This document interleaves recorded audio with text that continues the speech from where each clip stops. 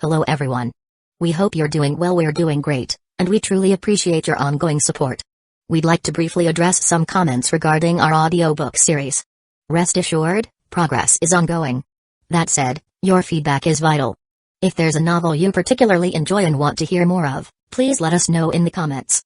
Each chapter requires a financial investment, so we can only continue series that receive strong audience interest. Although we retain core names and plot lines, we make significant editorial changes to enhance clarity, pacing, and immersion. These are not simple recitations. We work hard to deliver a polished, thoughtful listening experience. Without sufficient feedback or engagement, we may need to discontinue a series. So if you're enjoying something, don't stay silent. Your input truly matters. Note, our default audio speed is 3x. If that's too fast, let us know. We're happy to adjust it. Interested in early access to unreleased audiobooks? Visit our Patreon.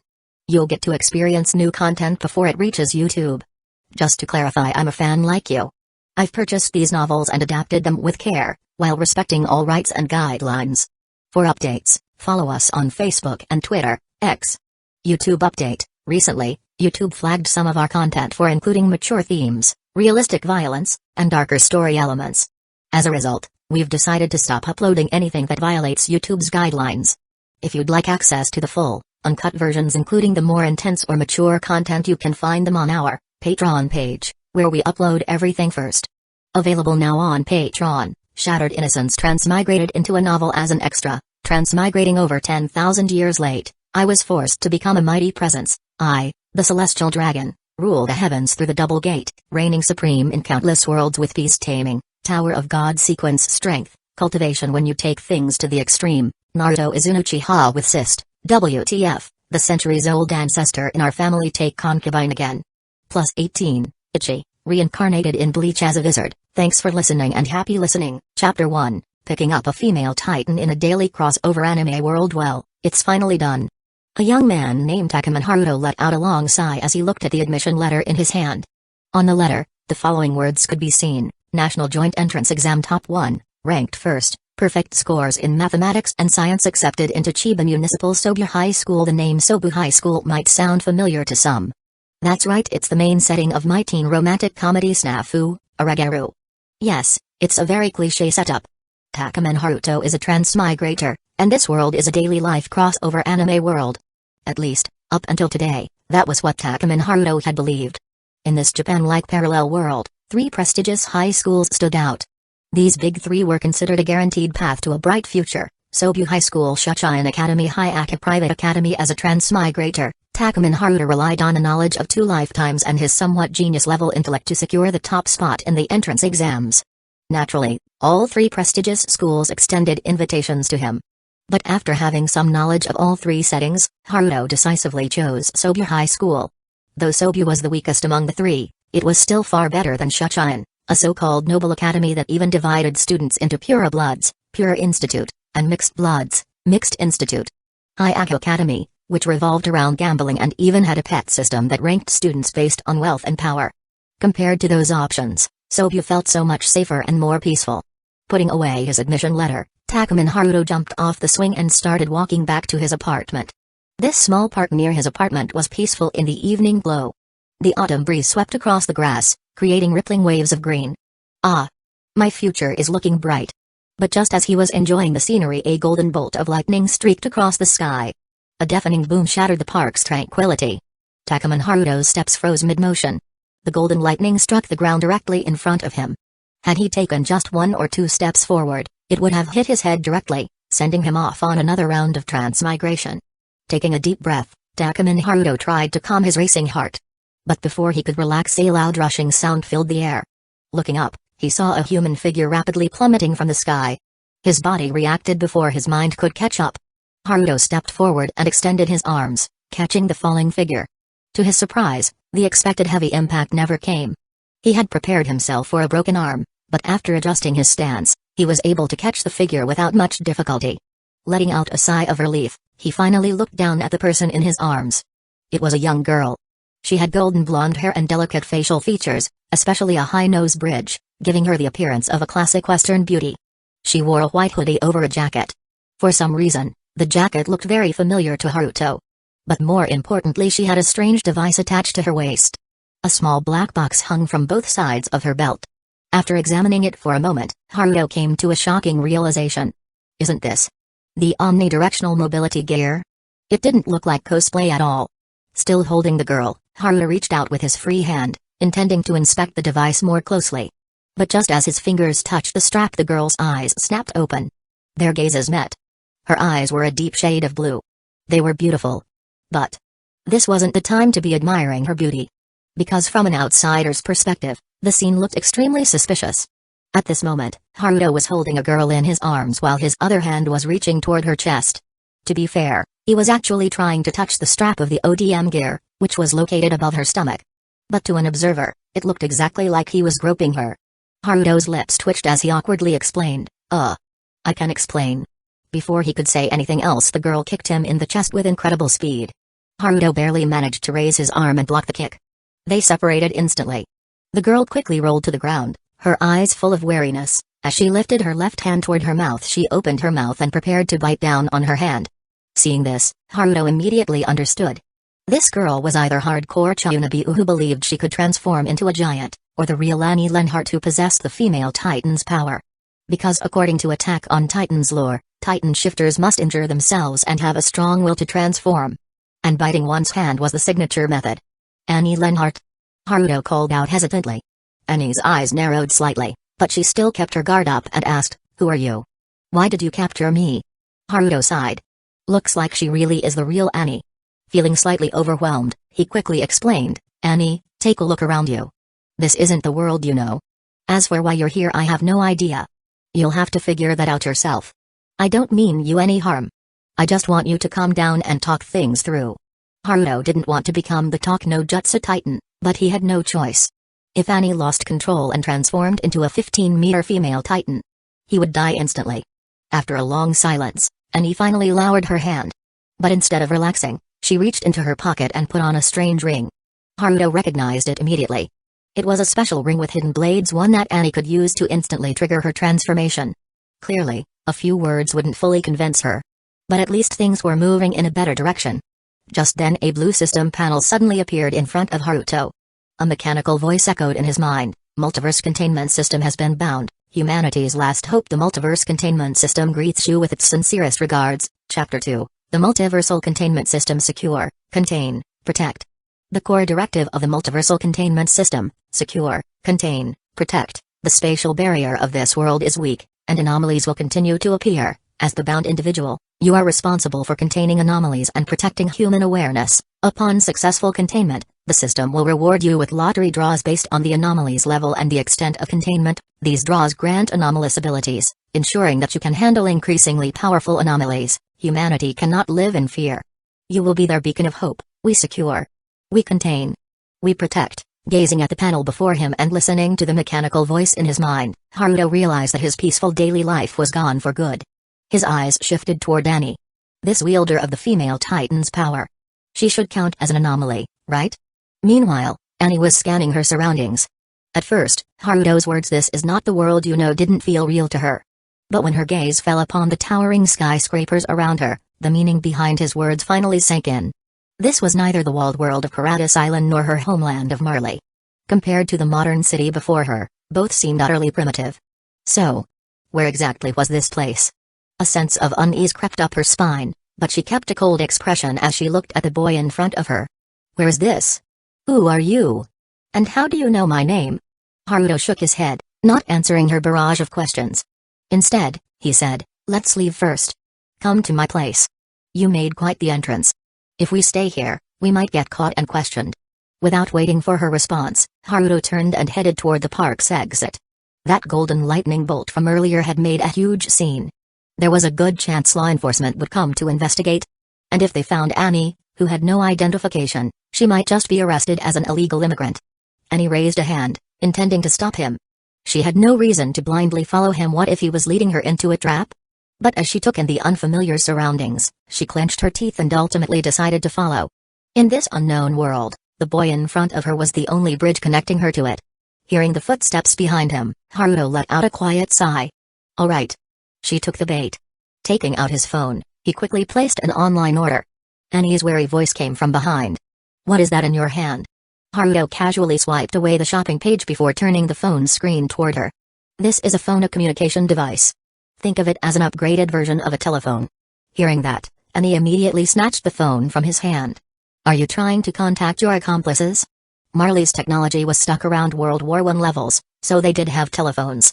But in this strange world, where the technology was clearly far more advanced, Annie forced herself to keep an open mind. However, poor Annie still assumed that phones required spoken conversation to function. She had no idea that Haruto had already taken care of some arrangements. Haruto shook his head. A phone has other functions beyond communication. It can help you understand this world faster. It's for you. Annie was momentarily stunned before falling silent. She didn't use the phone, just held it tightly in her hand.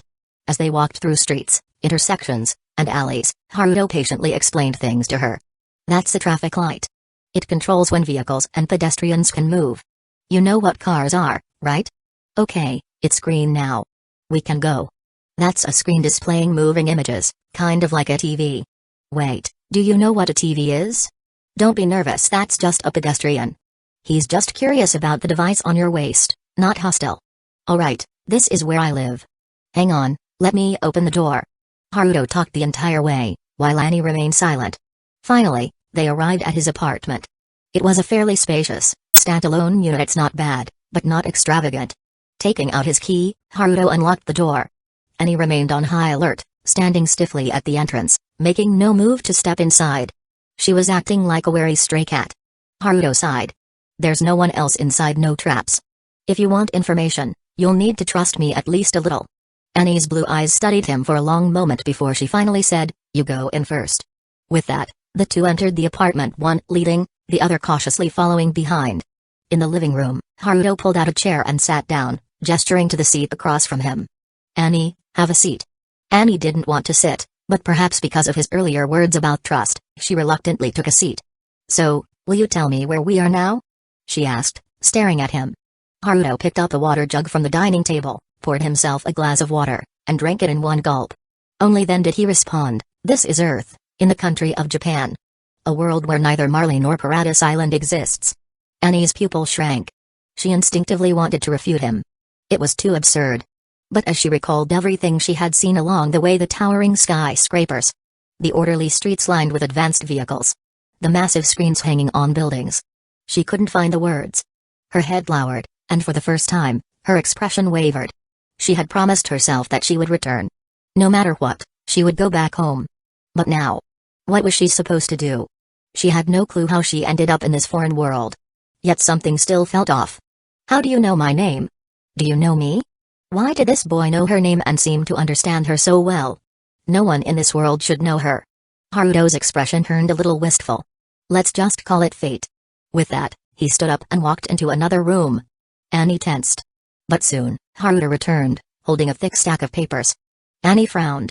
Haruto handed the stack to her. Still confused, she took it.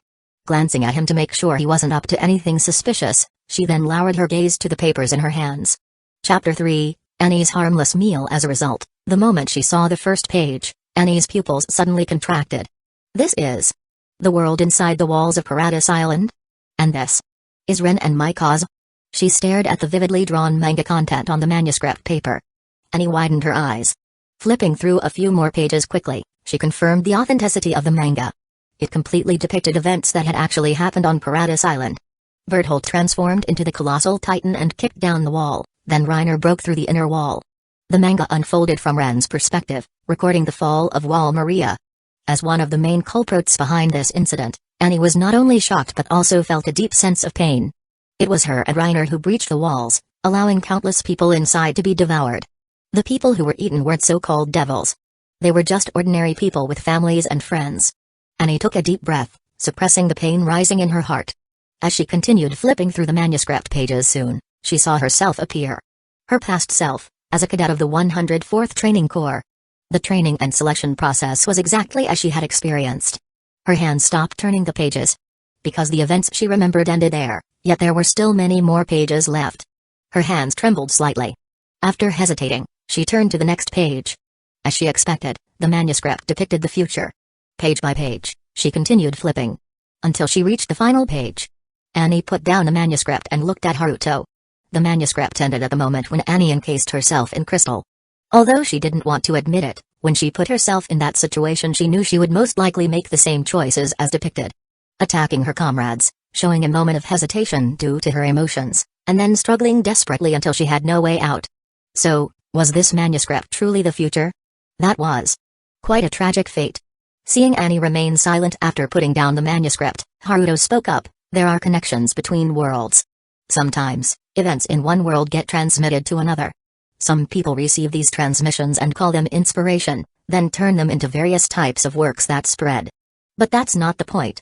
The point is you, Annie. You possess power beyond ordinary humans. This world has many anomalies that threaten human survival. I want to protect humanity. Annie, will you lend me your strength to contain these anomalies and protect mankind? Annie listened to his words and looked up to meet Haruto's gaze. At that moment, her mind was in complete turmoil. Traveling between worlds, an apparent predetermined future, everything made her feel lost.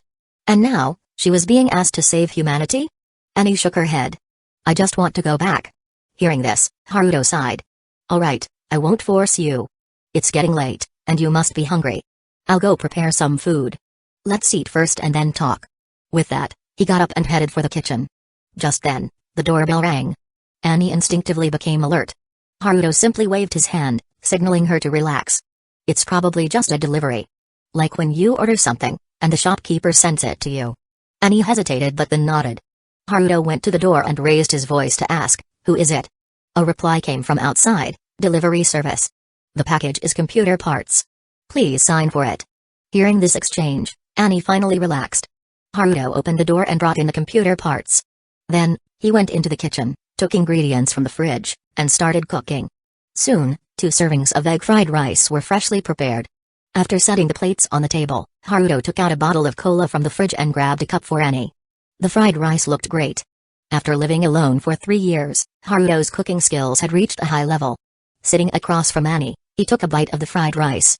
It was really good. Eat, Haruto urged Annie. Can I have yours instead? Annie asked in a low voice.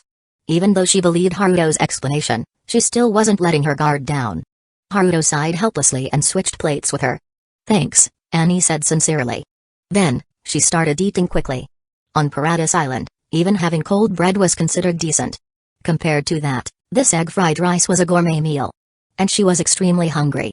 However, soon after eating too fast, Annie started choking. Haruto pointed at the cola. This is a drink called cola. It tastes great, give it a try. Annie shook her head and instead picked up the water jug on the table, pouring herself a glass. After taking a sip, she frowned. There was a strange taste. Was the water quality bad? As this thought surfaced, her vision began to blur. A spinning sensation overwhelmed her. Damn it. Annie immediately realized something was wrong. As she struggled to stay conscious, she reached for her special ring. A hidden metal spike popped out from the ring. Blood splattered. The last thing Annie saw before losing consciousness was Haruto grabbing her hand and completely covering the ring. Sleep, his voice echoed in her ears as she fell into complete darkness.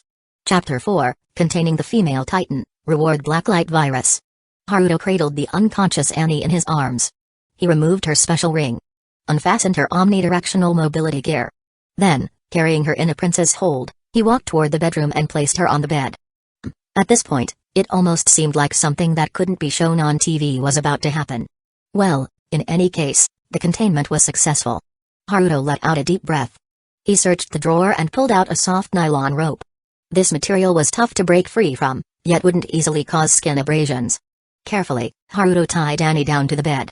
Her hands and feet were secured separately, with additional restraint bands around her legs, waist, and chest. He also made sure to put 3 layers of winter gloves on her hands. The feet were more challenging since he lacked toe-separated socks. Instead, he wrapped each of Annie's toes with cotton fabric. Finally, he secured a restraint band across her forehead. Then, he stuffed a handkerchief into her mouth and tied an elastic band around it. To be honest, this setup would be very uncomfortable. But there was no choice to prevent Annie from injuring herself and transforming into a Titan. He had to take these measures. After finishing everything, Haruto stepped back and admired his work.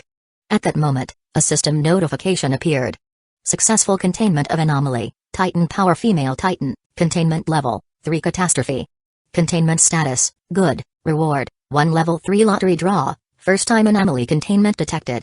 Reward, 1 beginner's tenfold lottery draw, containment levels from lowest to highest, 1 dangerous, 2 lethal, 3 catastrophe, 4 destruction, 5 apocalypse, 6 supreme divinity. Looking at the system panel, Haruto smiled in satisfaction. It was all worth it, scheming, and deceiving a girl's feelings. Let's start with a beginner's 10 pull to warm up the pool. A beginner's 10 pull interface popped up on the system panel. White rewards accounted for 40%, green for 30, blue for 20, and purple for 9. The chance of a golden legendary was only 1%. And the highest tier red reward? 0%. Takuman Haruto shook his head helplessly. As expected, beginner pulls rarely yielded anything good. As he pressed the 10 pull button, 10 streaks of light flashed across the panel. Takuman Haruto took a deep breath and widened his eyes. What did he just see? Golden legendary. 1% chance, and he actually pulled gold. Woo!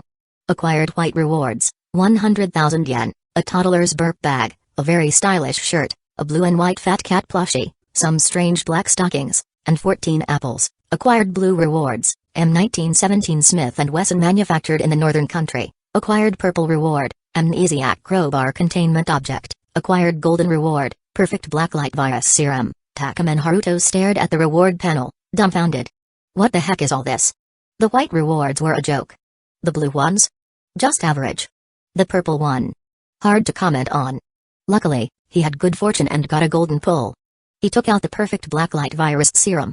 A transparent vial appeared in Haruto's hand. Inside, the liquid was in a stabilized genetic state. It was a deep red fluid, exuding a violent aura. Perfect blacklight virus serum grants the host the ability to devour any genes and evolve towards perfection. Without hesitation, Haruto unscrewed the cap and gulped it down. The deep red liquid surged down his throat. He instantly felt his body ignite, as if set ablaze. Staggering back 2 steps, he collapsed to the ground, gritting his teeth to endure the excruciating transformation. Time passed unknowably, until the pain finally receded like a tide. Haruto opened his eyes again. The world before him seemed different. His vision had reached the limits of human capability, as had his strength and speed.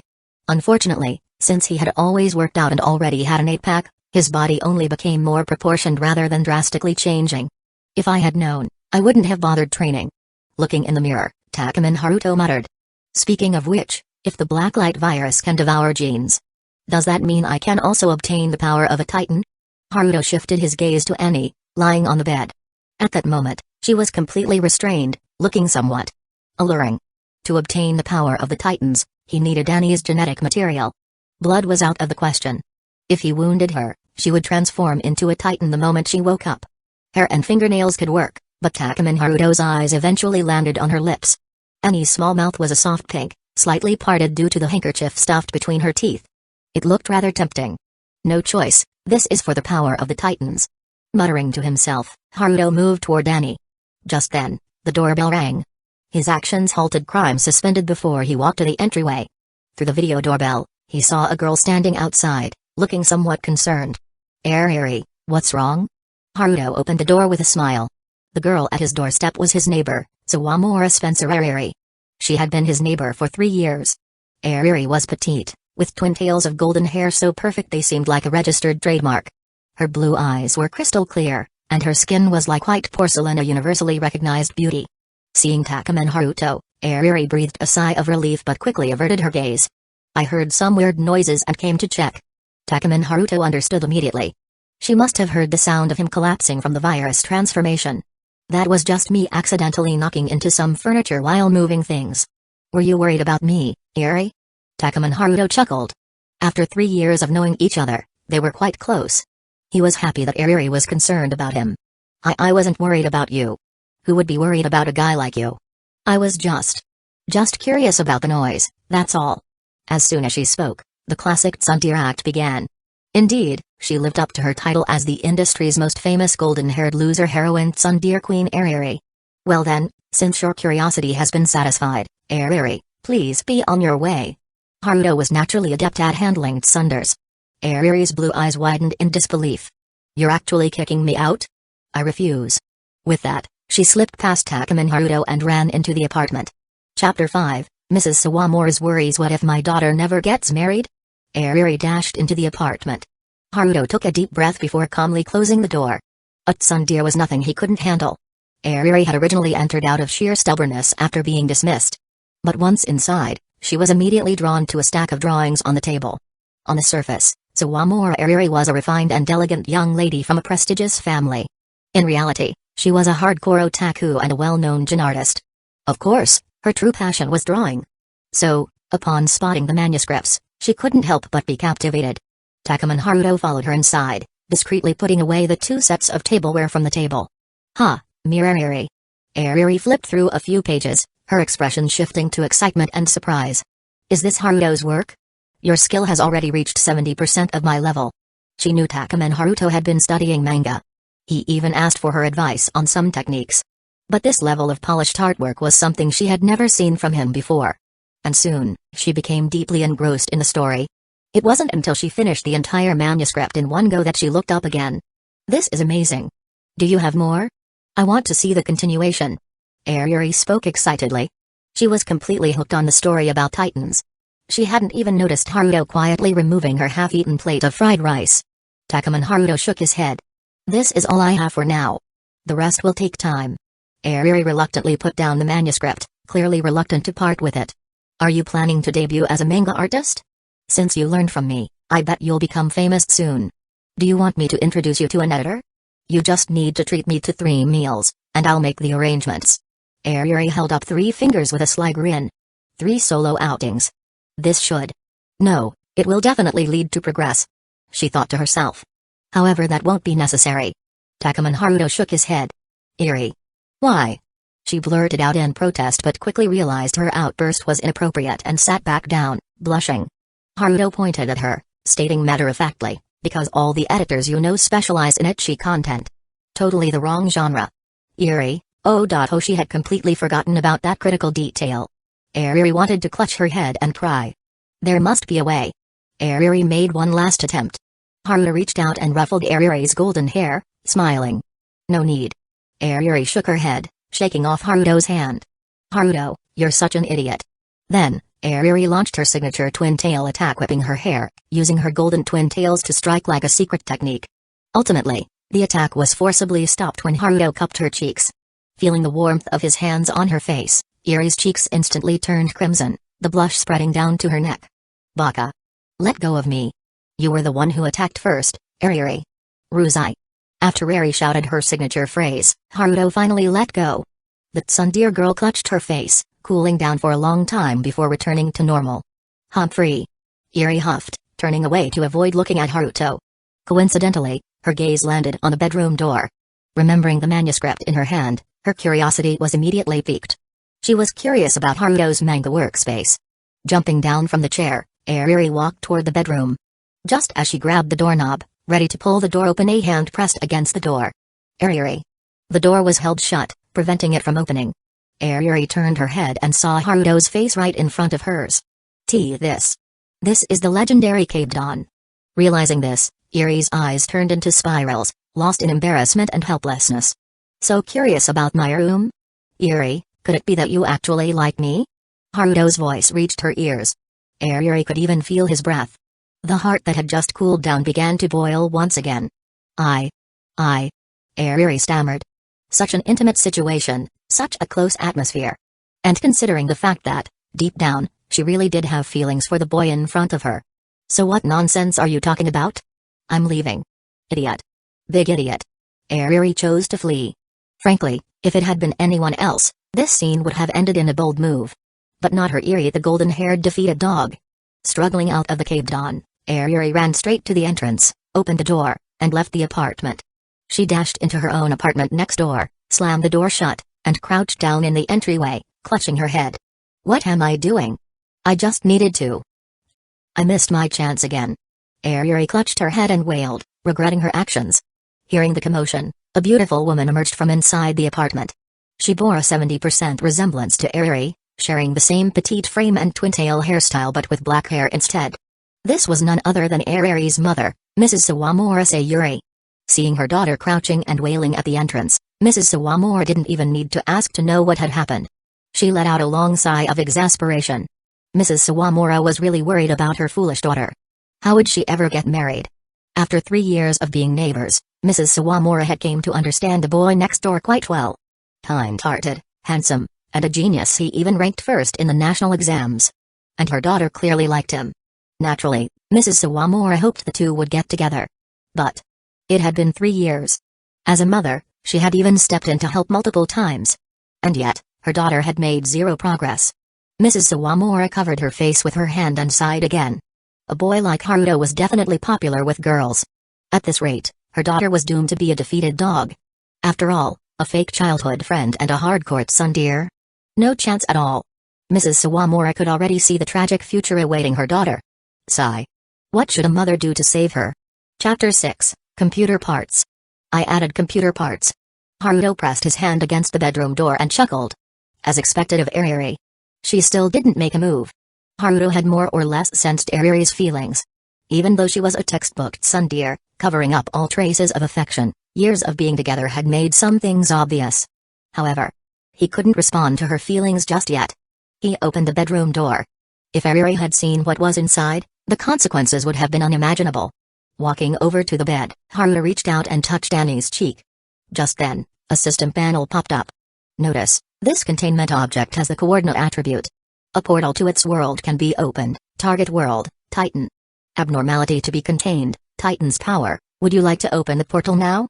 Haruto raised an eyebrow at the system panel. So he could go to the attack on Titan world? No. He declined. For now it wasn't the right time yet.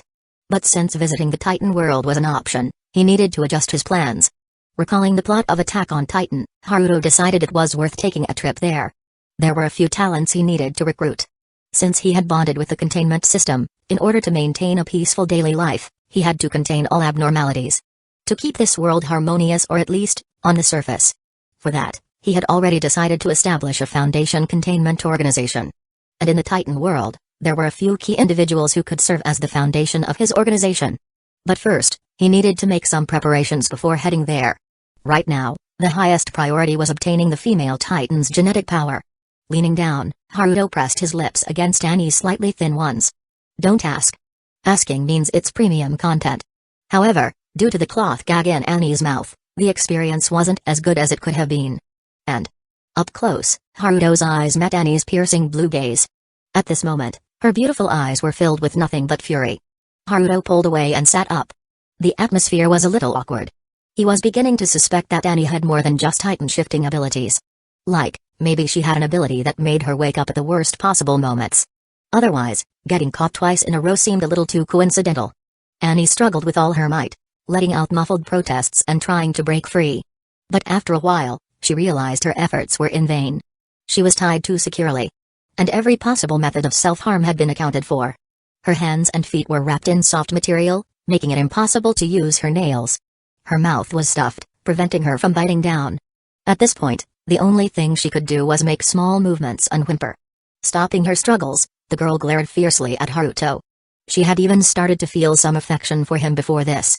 Looking back now, Annie could only feel that her brain must have been broken. She actually thought this guy was kind. Haruto cleared his throat, dispelling the awkwardness, and looked at Annie as he spoke. I know right now, you feel betrayed, you're furious to the extreme, and you want to kill me. But please, calm down and listen to what I'm about to say. Think carefully. After all, you have no other choice. As he spoke, Takumin Haruto picked up a glass from the table. Annie's pupil shrank. That was the glass she had just used to drink water. Now, there was a small bottle of pink liquid inside the glass. First of all, let me explain my little trick to you. This thing is a sedative, and for now, you wouldn't understand its composition. I initially used the water pitcher on the table to give you the illusion of safety. Then, I distracted you with drawings and shifted your vigilance to the drinks. You focused your guard on the liquid itself and chose the seemingly safe water pitcher on the table. But the problem was with the cup I handed you, so you still fell for it. Takumin Haruto casually set the glass aside. That sedative had been purchased from an underground trading platform. Yes, it was the same computer accessory delivered by the courier. I knocked you out and restrained you for a very simple reason: you are an anomaly. I've already said I want to protect humanity from anomalous threats. And you, who can transform into a Titan, are undoubtedly an anomaly that threatens humanity. Hearing this, Annie felt a wave of regret and bitterness in her heart. She hadn't noticed the deeper meaning hidden in his words earlier. And as for being a threat to humanity, Annie had long grown accustomed to being called that. It was the same in Marley, and the same on Paradise Island. But every time she heard it, it still left a bitter taste in her heart. Observing Annie's reaction, Haruto shifted his tone. But Annie, what threatens humanity is the power of the Titans, not you. Annie's eyes widened in surprise. Takeman Haruto continued, you and the female Titan are not the same thing. If possible, I would like to protect the girl named Annie Lenhart. But for that to happen, I need Annie Lenhart's cooperation. Annie, calm down and think carefully. The anger in Annie's eyes gradually faded. But it was clear she wouldn't submit so easily either. At that moment, Haruto threw out a bombshell. Annie, I have a way to send you back to that world, the world with Marley and Paradise Island. Annie's eyes widened instantly. She began struggling again, this time with even greater force than when she had first woken up. Stop! Haruto suddenly shouted. Annie's movements froze, and she finally stopped struggling, looking at him expectantly, waiting for what he would say next. Once Annie had calmed down, Takeman Haruto spoke again, I can create a portal that connects this world to yours. But on this condition, Annie, I need you to abandon any orders ingrained in your mind. Whether it's Marley's brainwashing, your mission, your stance, or racial divisions, set them all aside for now. This is a brand new choice, and also your last chance, Annie. Please, think carefully. Either remain controlled by the power of the Titans and be executed by me. Or escape. Chapter 7, A Kiss. What kiss? This is about collecting traits. Escape? Annie looked at the boy in front of her in confusion. What did he mean by escape? Where could she escape to? No. She could escape at least for now. Annie recalled the sights of this world. Peaceful streets, bustling traffic, people coming and going without fear or worry. There were no Titans here, no Marley, no Paradise Island. If this was the case, then escape was indeed an option. Observing Annie's expression, Haruto understood that she had figured some things out. I can open the portal and bring your father to this world. That way, you both will have escaped. Escaped from everything Titans, Marley, all of it can be left behind. After that, I'll find a way to strip you of your Titan powers. Once that's done, you'll be free. Annie was silent for a long moment. All she had ever longed for was to return, to go back home, back to her father. But now, a future 1,000 times better than her dreams was laid before her. A life she had never even dared to imagine was now within reach. It seemed. There was no reason to refuse. So Annie nodded slightly, indicating that she had made her decision. Takeman Haruto let out a long breath. At least Annie hadn't been completely brainwashed. If it were Gabi instead. Forget about Takeman Haruto. Even if it were the Attack Titan or Talk no Jutsu Naruto, they probably wouldn't be able to do anything about it. In the future, he would need Annie's cooperation for containing anomalies from the Titan world and recruiting talents. And truthfully, he didn't want to execute Annie either. Since you've made your choice, I'll release you now. No transforming into a Titan, got it? Takeman Haruto reminded her. Annie nodded slightly. Seeing her cooperation, Takeman Haruto reached out and first removed the elastic band binding her mouth. Then, he took out the handkerchief stuffed in her mouth. It was already soaked. Feeling a bit awkward, Haruto set the handkerchief aside. At the same time, he carefully observed Annie's actions. If she planned to transform and fight back, this would be her best opportunity. Biting her tongue would also create a wound, allowing her to transform. But Annie made no suspicious movements. She remained completely still. Only then did Takeman Haruto feel reassured enough to untie all of her restraints. Once freed, Annie sat up from the bed, rubbing the red marks left on her arms. I'm Takeman Haruto. From now on, let's work together. Takeman Haruto introduced himself and extended a friendly hand. Annie looked at the hand in front of her. She stood up, stretched her limbs and then delivered a swift, vicious kick toward Takeman Haruto's leg. Takeman Haruto. Thanks to the enhancements from the Blacklight virus, his reaction speed and perception far exceeded that of ordinary humans. For an average person, Annie's kick would be extremely fast, but to him, it wasn't hard to deal with. He leaped up, dodged the kick, and raised his hand to block Annie's follow-up strike. With a quick twist of her arm, he restrained her once again. Haruto sighed helplessly, didn't we agree on this? Annie, with her arm pinned behind her, still growled angrily, this is personal revenge. Takeman Haruto? What the hell were you just doing to me? Takeman Haruto. He coughed awkwardly and muttered, That was a necessary action for collecting traits. Clearly, that explanation wasn't convincing enough. I'll kill you. After being pinned down more than 10 times, Annie lay on the ground, out of energy. Takeman Haruto, on the other hand, wasn't even breathing hard. His body, modified by the Blacklight virus, was already far beyond human limits. Without her Titan powers, Annie was no match for him. Go take a shower. There are instructions for the water heater, read them yourself. There are clean towels in the cabinet. Wear my clothes for now, we'll get you new ones later. Me'll go prepare the guest room. You'll sleep there tonight, everything's clean. That's all for today. Tomorrow, I'll explain my plan for the Titan world. With that, Haruto left the room. Soon after, sounds of him organizing the guest room could be heard from the next room. Annie lay on her back, staring at the ceiling, her sapphire blue eyes filled with confusion. The ceiling was so ornate that it felt unreal. Just like that? The questions that had troubled her all her life, the pain she had endured until now, had they simply disappeared so easily? After a long pause, Annie finally got up from the floor and walked toward the bathroom. It was worth celebrating that Eldian and Japanese were the same language. Perhaps because both were island nations? Annie glanced at the instructions on the water heater and tried operating it. Hot water quickly sprayed from the showerhead. Caught off guard, Annie was drenched from head to toe, her clothes completely soaked. With no other choice, she removed her training uniform, which bore the crossed swords emblem, along with her hoodie. In fact, this was the first time Annie had ever taken a hot shower. Back in Marley, as an Eldian of low status, even having cold water to rinse off was a luxury. On Paradise Island, the situation was even worse. Compared to Marley, which had World War I leveled technology, Paradise, aside from its mysterious technologies, was mostly stuck in the medieval era. Closing her eyes, she tilted her face up, welcoming the perfectly warm stream of water. For once, the usually cold-faced Annie couldn't help but let a slight smile tug at her lips. Just as she was enjoying the warmth, a voice came from outside the bathroom. Annie instinctively crouched down, a rare moment of panic flashing across her face. However, the door didn't open. "Annie, there's shampoo and body wash, something like soap, it's on the rack. Just follow the instructions. Also, no offense, but you kind of smell." Annie. Even as a trained warrior, even with her usual icy demeanor, Annie was still only 15 or 16 years old.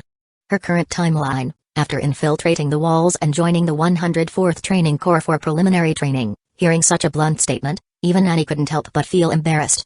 But she had to admit, he wasn't wrong. Hygiene was indeed somewhat neglected among the trainees on Paradise Island. Picking up the bottles on the shelf, Annie carefully read the labels. Half an hour later, Annie stepped out of the bathroom, wearing an oversized hoodie. Haruto only had his own clothes at home. Wearing his clothes, Annie looked as if she were in sleepwear. Come to think of it, Annie seemed to have a preference for hoodies. Most of her own clothes were hoodies as well. Chapter 8, Devouring the Titan Strait and Acquiring a Containment Object. Stepping out of the bathroom, Annie kept a straight face as she looked at Haruto, like a soldier awaiting the next order. Then Haruto grabbed her hand and pulled her back into the bathroom. "If you don't dry your hair after washing it, you'll get water everywhere, and you'll end up with a headache. Here, this is a hair dryer. Actually, never mind. I'll do it for you." Saying that, Haruto plugged in the hair dryer and began drying Annie's hair with practiced ease. Annie was a little stunned, unsure of how things had turned out this way. The boy behind her gently gathered her hair, carefully combing out the tangles, making it smooth. At the same time, he used the dryer to gradually remove the moisture. By the time Annie snapped out of her daze, her golden hair had become shinier and softer than ever before. She looked at her reflection in the mirror and blinked. A strange emotion welled up inside her. An emotion that had never surfaced in her previous world. Even if it had, it would have been buried under the weight of her mission. As her thoughts wandered, Haruto ruffled her hair. "All right, go get some rest." Through the mirror, Annie looked at Haruto, her heart filled with complicated emotions. Haruto, however, didn't seem to notice her strange reaction. Instead, he observed that Annie's movements seemed slightly awkward. Her actions were a bit stiff. His gaze drifted to Annie's prematurely developed chest. It was unsupported. That explained the awkwardness. But there wasn't much he could do about it. There was no way Haruto would have a brat home. He could ask Ariri from next door. But that kind of thing, yeah, probably not a good idea. Annie would have to manage for now. Besides, Ariri's size might not even be a good fit for her. Even though Ariri was a year or two older. That blonde's development was, frankly, a little disappointing. And her future prospects weren't looking too good either. After all, her mother, Mrs. Sawamura. Well, let's not go there. From a genetic perspective, Ariri's chances of further development were pretty slim. Cough. Annie keenly noticed Haruto's gaze. Recalling the scene she woke up to twice before, her emotions suddenly became much simpler. She crossed her arms and coldly stared at Haruto. "Then I'll take you shopping tomorrow," he said. "For now, just bear with it." Hearing those words, Annie froze in place. Is that all? Not good with words, she slinked back to the prepared room. Lying on the soft bed, she stared at the ceiling. Even now, it still doesn't feel real. Annie thought she wouldn't be able to sleep. But as soon as she lay down, exhaustion took over, and she quickly drifted off. Perhaps it was because she had finally let go of her burdens. A beautiful smile appeared on her sleeping face. Meanwhile, Haruto opened his system panel. He still had one remaining level 3 lottery draw. Now was the perfect time to use it. A spinning wheel for the level 3 lottery appeared on the system panel. The odds weren't great, only slightly better than the beginner's pool. The chance of drawing gold was 5%. And red? Still non-existent. In hindsight, the system's beginner's 10 pool had been quite generous. It had been somewhere between level 2 and level 3 in value. And only after taking Annie in had he earned this single level 3 draw. As he activated the draw, a golden streak flashed across the screen. Haruto's eyes widened instantly. A single pull for gold. I really am blessed by luck. A 5% chance and he struck gold. Congratulations. You have obtained a golden reward, Absolute Contract Codex. A golden tome appeared in Haruto's hands. The moment he touched it, he immediately understood its properties. Absolute Contract Codex. Any contract signed in this codex is absolute. The codex enforces the contract through a soul-bound restriction, compelling the signer to fulfill its terms. Unless the target possesses divine level resistance, once signed, they will be completely bound by the contract. Haruto nodded in satisfaction. With the Absolute Contract Codex, recruiting allies would be much easier. No need to worry about betrayal. Without hesitation, he drafted an extremely unfair contract in the codex. After reviewing and refining it multiple times to eliminate any loopholes, he finally put the codex away, feeling pleased. First thing in the morning, I'll have Annie sign it. Haruto grinned slyly. At this moment, the moonlight streamed through the window, casting its glow upon Haruto. Suddenly, steam rose from Haruto's palm. He froze for a moment. Then, he quickly realized his palm had been cut when he grabbed Annie's ring. Now, the wound was healing rapidly. It was the blacklight virus that had devoured the Titan's genetic material, evolving its regenerative ability. When he had just consumed Annie, Haruto had only obtained her memories and hadn't sensed any special powers. He had thought that Titan powers couldn't be acquired through genetic absorption. Turns out, he had simply been missing the activation conditions. Come to think of it, normal Titans required sunlight to function and were unable to move at night. So, were Titans actually a product of photosynthesis? Haruto wasn't sure. However, as soon as he was exposed to moonlight, he felt power surging through his body. Moonlight was, after all, reflected sunlight. At this moment, Haruto was like a charging phone, with all his functions gradually coming back online. His strength and speed improved in every aspect. His regenerative ability became downright ridiculous. At the same time, he gained a new ability, hardening. He could transform parts of his body into an incredibly tough crystalline material.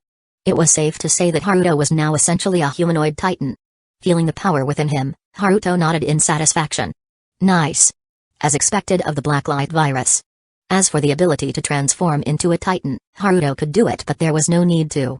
His current body was far stronger than any Titan form. Annie opened her eyes. Seeing the unfamiliar surroundings, she immediately sat up and assumed a defensive stance. A moment later, her memories came flooding back. She lowered her raised arms and sat back down on the bed. Annie stared blankly at the elegant room. She had actually fallen asleep so easily in such an unfamiliar place. Chapter 9, Shopping in the Modern World with Annie. A knock on the door snapped Annie out of her daze. She quickly tidied her clothes before opening the door. Standing at the entrance, naturally, was Haruto. Yo, looks like you slept well. Before Annie could say anything, she was pulled away. She was dragged to the dining table and pressed down onto a chair. Haruto brought over a mirror and placed it on the table. Then, he started brushing Annie's hair. After a night of sleep, Annie's golden hair had fluffed up into a messy tangle. A few stray strands of hair stubbornly stuck up, making her look unexpectedly cute. Annie ran her fingers along the hem of her hoodie. She didn't understand why Haruto was doing this for her. She should have refused. But being cared for like this made her heart feel inexplicably warm. Annie found herself unable to comprehend her own emotions. Meanwhile, Haruto secretly smirked as he observed Annie's reaction. Through the blacklight virus, he had gained access to Annie's memories. Naturally, he now understood her completely. This girl, though cold and distant on the surface, actually took every act of kindness to heart. She longed to be cared for. That was why she was so fixated on returning to her home in Marley to see her father. Even though that father of hers. Well, it was complicated. I can do it myself, Annie muttered with a cold expression. Her voice, however, was barely audible. Haruto completely ignored her, pretending not to hear, as he continued speaking. Regarding the world of Titans, my plan is as follows. But first, let me fill you in on some intelligence. As he braided Annie's golden hair, Haruto shared secret knowledge about the Titan world. Engrossed in the information, Annie let him do as he pleased. By the time he finished styling her hair, Haruto had also brought over breakfast. Only after they finished eating did Haruto finally wrap up his briefing and explain his plan. And that was just the short version. Many details that didn't concern Annie were left out entirely. After finishing his explanation, Haruto flipped his hand, producing the Absolute Contract Codex. He turned to the final page of the contract and placed it in front of Annie. The previous page was filled with unfair clauses. The signature line for the second party, however, was on the last page. The level of deviousness was evident. If you agree with this plan, sign your name here, Haruto said with a solemn expression. Then, let's work together for the future of humanity. Annie pondered in silence for a long time before nodding. Though Haruto's plan was terrifying, after careful consideration, it did seem feasible. She only needed to assist. Thus, Annie signed her name on the contract. Completely unaware that she had just sold herself to Haruto. Haruto stored away the codex, grinning in satisfaction. I'm heading out to buy clothes and daily necessities. Annie, want to come along? It's a good chance to properly explore this world. As he stood up, he extended the invitation. Hearing about buying clothes, Annie instinctively lowered her gaze. Since the hoodie was quite baggy, when she looked down, she could see a breathtaking view. Annie's face instantly turned red. Then, she nodded.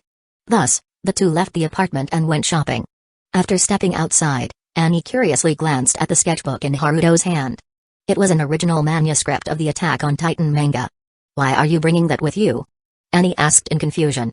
Following Annie's gaze, Haruto looked at the manuscript in his hand and replied, I'm going to submit it for publication. I need the manuscript fee to earn my first pot of gold, then I can use money to make more money. Annie's expression turned odd. To her, this was priceless intelligence. The future of her world. Haruto, however, simply chuckled and playfully tapped her head with the rolled-up manuscript. These events will all become the past. Your world is going to take a different course. If you want to make a change, you have to look forward and let go of useless relics. Annie said nothing more. The two walked forward together. Meanwhile, in the apartment next door in a second-floor room, Ariri was leaning against the window, eyes wide as she watched the scene. A girl? A girl just walked out of Haru's place? And they're talking and laughing, acting all close and intimate. Ariri let out a wail of despair. How could the world be so cruel? The pain. The pain was unbearable. Today's battle was Ariri's complete and utter defeat. Unaware of his so-called fake childhood friend's despair, Haruto continued chatting with Annie. They soon arrived at Chiba's busiest shopping district. Amidst the bustling crowd, Annie felt utterly out of place. For Annie, a large crowd of pedestrians was dangerous. Due to her wariness of the people around her, Annie gradually lagged behind, nearly losing contact with Haruto as the crowd threatened to separate them. Haruto turned back and noticed Annie's uneasy state. But he also understood that this kind of vigilance wasn't something that could be abandoned overnight. So, to avoid losing Annie, Haruto proactively reached out and held her hand. Surprisingly, Annie's palm was small and soft. It wasn't covered in calluses from extensive training. Perhaps this was one of the benefits of a Titan's regenerative abilities. Annie's hand was grabbed, and she instinctively tried to struggle free. She pulled twice but couldn't break free. Looking ahead at Haruto, Annie suddenly stopped resisting. Their fingers interlocked as they walked through the bustling streets, looking just like a couple. There were many clothing stores in Chiba. Haruto pulled Annie into a well-known women's clothing shop. A female store clerk quickly approached with a welcoming smile. Hello, how may I assist you? Haruto gently pushed Annie forward. Please help this girl pick out 2 to 3 outfits. The store clerk immediately nodded with a smile. Annie looked at the various outfits in the store, feeling a mix of curiosity and hesitation. Shopping wasn't something she had ever done before. Fortunately, the store clerk guided her through it. Meanwhile, Haruto watched Annie's reactions with amusement. Why did he suddenly feel the strange joy of raising a daughter? But at that moment, Haruto suddenly sensed that someone was watching him. He glanced toward the source of the gaze. It was a blonde girl with a single ponytail tied to one side, wearing a cute outfit. Chapter 10, A Chance Encounter with Ai Asaka. Born in the main residence of the Shinomiya family, she had received elite training and officially became Shinomiya Kaguya's attendant at the age of 7. A perfect maid with 1/4 Irish ancestry. She was also Kaguya's most capable assistant and closest confidant. And now, Ai Asaka was spying on Takemin Haruto. She knew who he was. In fact, she knew him inside and out. Because recently, Her young lady, Shinomiya Kaguya, had been harboring a slight grudge against this particular individual. As an all-purpose maid, Hayasaka had been tasked with investigating Takam and Haruto. The Shinomiya family was one of the 4 major financial conglomerates in Japan, and as their young lady, Kaguya usually got whatever she wanted. With her genius intellect, she had consistently ranked first in every major academic exam. But in the most crucial high school entrance exam, she had been surpassed by a completely unknown commoner named Takam and Haruto. And after looking into his background, Kaguya's sense of defeat only deepened. She had lost to an obscure nobody. As a lady of the Shinomiya family, her immediate thought was, recruit this talent into my ranks. That way, she could easily dominate him while also reaping substantial benefits. Quite fitting for a financial conglomerate's heiress. After all, at this stage, Kaguya was still the Ice Queen and had yet to become the goofy girl we all know. Thus, Hayasaka was given the mission of recruiting Haruto. Now that she had encountered him by chance, Hayasaka naturally paid close attention. However, he noticed me? Hayasaka was surprised. Her surveillance skills had been professionally trained. According to his file, Haruto was just an ordinary student with exceptional intelligence. But now, Hayasaka felt that things might not be as simple as they seemed on paper. Something was off, extremely off. Since she had been discovered, Hayasaka decided to approach directly. Are you out shopping with your little sister? Would you like a guide? My name is Smith A. Hayasaka, and I'm quite skilled in fashion coordination. Hayasaka walked up to Haruto with a bright smile. Her cheerful expression, paired with her JK-style school outfit, exuded an irresistible gyre-like charm. Most boys would have a hard time resisting such an approach from a beautiful girl. And yet, Hayasaka received this response, "You're lying." Haruto stated indifferently. Hayasaka's smile froze for a split second but quickly recovered as she tilted her head playfully. I'm not lying. I really am good at fashion coordination. Haruto shook his head. I meant your name. Busted. Hayasaka let out a small chuckle. Alright, fine. My real name is Hayasaka. Hee. She attempted to brush it off casually. Haruto acknowledged with a simple "oh," then proceeded to ignore her. Hayasaka, feeling a bit anxious, quickly said, but my name really is Hayasaka. Haruto remained indifferent. Oh. But that has nothing to do with me. Sorry, I don't need your help. Hayasaka lowered her head dejectedly and ran off. But once she was out of Haruto's sight, her expression immediately returned to normal. Everything she had just done was an act. He saw through my fake name, and even after I told him the real one, I still couldn't make any progress. No choice. I'll end this encounter here. If I push further, it'll only create hostility. Hayasaka concluded. She quickly furrowed her brows again. He's a strange guy. Very different from what's on paper. I'll have to follow him and gather more intel. She was particularly invested in Haruto. Because her young lady, Shinomiya Kaguya, had personally ordered his recruitment. If he turned out to be dangerous and she failed to recognize the threat, resulting in harm to Kaguya, that would be her failure as a maid. Meanwhile, Haruto, after brushing off Hayasaka, didn't think much of it. He didn't recognize her. Yeah, he had never watched Kaguya-sama, Love is War, however, his observational skills were practically inhuman, and he could tell that Hayasaka wasn't normal. Her acting, physical coordination, everything about her was off. She was clearly a professionally trained individual from a financial conglomerate. Unfortunately, Haruto had no interest in interacting with such organizations right now. He hadn't yet acquired the absolute power he desired. So, it was best to just brush them off. At that moment, Annie emerged from the fitting room. She had rejected the store clerk's recommendation of a dress. Instead, she had chosen a sporty outfit. It suited Annie perfectly. You look great. If you were in a school setting, I bet you'd get tons of admirers. Haruto teased with a smile. Annie, unsure how to respond, simply remained silent. Haruto didn't mind. That was just Annie's personality. If she had responded with something like "thank you for your compliment," that would have been truly unnatural, just a forced response. After purchasing 3 outfits, they left the store. Annie was finally starting to resemble a modern teenage girl. Afterward, they went to buy bras and panties. The process was rather dull. Annie kept a cold expression the entire time, her gaze sharp enough to kill. Even the store clerks were too intimidated to approach. Haruto could only shake his head helplessly. Chapter 11, The Offensive from Senior Kazumi. If I joke about Annie at this moment, I'll get an elbow strike. And her favorability will drop. So, Haruto obediently went through this phase. Afterward, the two of them went to the largest manga and light novel publishing company in Chiba, Shueisha. Shueisha was a well-known giant in the industry. Normally, it was very difficult for newcomers to meet Yeshushi's famous editors when submitting a manuscript. But the receptionist was a young lady. And Haruto was not only handsome but also had an impeccable height and physique. A refreshing type super pretty boy. So, in exchange for adding each other online, Haruto managed to get the location of a senior editor's office. And coincidentally, that senior editor was coming downstairs at that moment. The receptionist whispered to Haruto, "That's editor Furukawa Ami, responsible for romance light novels and weekly shonen jump." After thanking her, Haruto shifted his gaze to the editor. However, the editor was not alone. She was escorting a black-haired, long-haired girl out. Haruto narrowed his eyes slightly.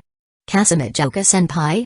The black-haired, long-haired girl heard someone call her and looked over with a puzzled expression. When she saw the young man who had called her, she found it a little strange. "Are you talking to me? I don't think we know each other." Kusagakure Uchiha, a super beautiful girl with long, straight black hair. Haruto nodded. "We don't know each other, but I've heard about you from a friend." Kusagakure Uchiha frowned. Because that kind of answer sounded like a cliché pickup line.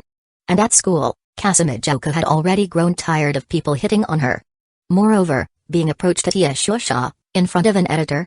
"Oh? Then may I ask the name of this friend?" Kusagakure Uchiha decided that if the boy gave a vague answer or made up a random name, she would show him the power of her sharp tongue. "Sawamura Spencer Ariri." Haruto answered truthfully. Humphrey. The prepared sarcasm was swallowed back. Because Kusagakure did, in fact, know Ariri. Although they weren't in the same grade, they had attended the same junior high school. They were known as the two great beauties of Toya Inazaki Private Academy. Editor Furukawa saw the two chatting well, at least they seemed to be chatting, and decided to excuse herself. "Kusagakure-sensei, I'll be heading back now. There's still work to do at the office." Kusagakure Uchiha nodded. But at that moment, Haruto spoke up, "Editor Furukawa, please wait. My name is Takumin Haruto, and I'm a newcomer submitting a manuscript to Yeshusha." Editor Furukawa stopped and looked at Haruto with surprise. Haruto handed over his Attack on Titan manuscript. With an attitude of just taking a glance, Editor Furukawa skimmed the pages. Then, her eyes widened. This level of artwork. Wow. It didn't look like the work of a newcomer at all. Are all so-called newcomers actually monsters? Editor Furukawa muttered to herself. Then, her expression turned serious as she carefully reviewed the manuscript. Kusagakure Uchiha, hearing the editor's rare praise, was surprised. This editor Furukawa was known in the industry for her high standards. Yet, she had actually complimented a newcomer's work. Out of curiosity, Kusagakure also wanted to take a look at the manuscript. But, out of politeness, she asked Haruto first, "Would it be alright if I read it too?" Haruto gestured for her to go ahead. And so, Kusagakure leaned in to read. Even though she wasn't an expert in manga, she was still shocked by the high level of detail and refinement in the manuscript. Editor Furukawa read about 1/3 of the manuscript before finally looking up. "Haruto-sensei, this manga is absolutely. Anyway, please come with me. We need to discuss its serialization." She had started addressing him as sensei. That alone showed how much respect she now had for him. Haruto smiled and nodded. Kusagakure also looked away from the manuscript. Although she preferred romance stories, she couldn't help but be drawn into this intense and gripping plot. Combined with the extraordinary artwork, the action and characters felt incredibly vivid. It was impossible not to love. "Kusagakure-senpai. That's what you called me, right? Does that mean you got into Sobu High?" Kusagakure was a year ahead of Haruto and currently attended Sobu High. Haruto nodded. Kusagakure took out her phone. "Let's exchange line contacts. During the new school year, I can be your guide." Kusagakure smiled. Haruto's appearance and talent had piqued her interest. She was not like Ariri, the eternal loser in love.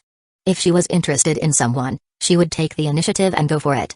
Haruto chuckled and accepted the exchange. After that, Kusagakure said goodbye and left.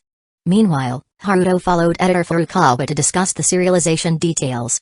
The Attack on Titan manuscript was so well done that it could be published immediately. Even the story didn't require any changes. For the contract, editor Furukawa offered an incredibly generous deal. Haruto happily accepted. "Haruto-sensei, do you have a pen name for your debut?" Editor Furukawa was curious. This young man acted very mature. But his pen name? Would it be something over the top and edgy? She was really looking forward to it. After thinking for a moment, Haruto smirked. "Let's go with Dagetsuki Izumi." A little joke of his own. Editor Furukawa was slightly disappointed. Just a normal pen name. Not edgy at all.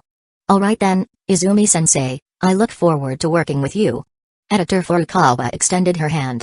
They shook hands, sealing their official collaboration. With the manga settled, Haruto left Ishosha with Annie. As they walked back toward their apartment, Annie glanced behind them and whispered, "Someone's following us." Haruto hummed softly, signaling that he already knew. He had sensed it for a while. It was probably that Hayasaka-ai. Should he catch her and train her into his little servant, making her regret ever spying on him? Haruto pondered, his dark sense of humor kicking in. Meanwhile, far behind them, Hayasaka-ai had no idea she'd already been discovered. So, he went to Ishosha. To publish a work? So, that thing in his hands was a manga manuscript? Chapter 12, Charlotte and the D-Class Memory Erasure Method. Hayasaka-ai diligently recorded the gathered intelligence. After thinking for a moment, Haruto decided. Anyway, I'll give her a little lesson first. With that, Haruto led Annie toward a secluded alleyway. Stopping beside an almost abandoned warehouse, Haruto prepared to smirk coldly before capturing Hayasaka-ai. However, just at that moment, an anomaly has been detected nearby. Please proceed with containment, a system panel popped up. A red dot on the panel indicated that something was moving rapidly toward them. Haruto frowned. Anomalies take priority. Annie, prepare for battle, Haruto ordered. Annie immediately tensed, ready for combat at any moment. As the anomaly's red dot drew closer, Haruto finally saw its full form. It was a white-haired girl dressed in what resembled a hospital gown. "Help me. Call the police." The moment she saw Haruto and Annie, the girl shouted desperately. Annie turned to look at Haruto. Haruto nodded, giving the signal. In the next instant, Annie swiftly dashed forward. The moment she reached the girl, she grabbed her arm and easily took her down. Then, with a precise joint lock, Annie completely subdued her. The girl barely had time to let out a whimper before she was rendered immobile. Successfully contained. Adolescent syndrome, visual distortion, containment level 1, dangerous. Containment status, stable, reward, 1 level 1 lottery draw. The system notification appeared. Haruto nodded in satisfaction. It seemed that even if his subordinates contained an anomaly, the system still awarded rewards. And containment simply required ensuring that the anomaly couldn't escape. Just then, a series of hurried footsteps sounded from ahead. A group of fully armed individuals wielding rifles rushed over. "Hey! Who are you? Hand her over immediately, or else," the squad leader shouted as he raised his rifle toward the trio. But before he could finish his sentence, he saw the distant young man suddenly vanish. The next thing he knew, a black blur flashed before his eyes. A sensation like being hit by a truck overwhelmed him. His vision went dark as he was sent flying, dead on the spot. The others hadn't even registered what happened. Annie, who had been ready to assist, widened her eyes in shock. This level of speed and strength. It was comparable to or even exceeded her Titan form. Haruto tore through the squad like a tiger among sheep, slaughtering them effortlessly. Under normal circumstances, he wouldn't have acted so ruthlessly. But they were armed. Although their weapons posed no threat to him, they could harm Annie. These weren't simple muskets or flintlocks. So, without hesitation, Haruto acted first, nipping the threat in the bud. In the span of less than 3 minutes, the fully armed squad was wiped out. Their rifles had barely fired a few shots, most missing their mark. Haruto finally stopped. Not a single enemy was left alive. Annie and the subdued girl were utterly dumbfounded. Equally shocked was Hayasaka-ai.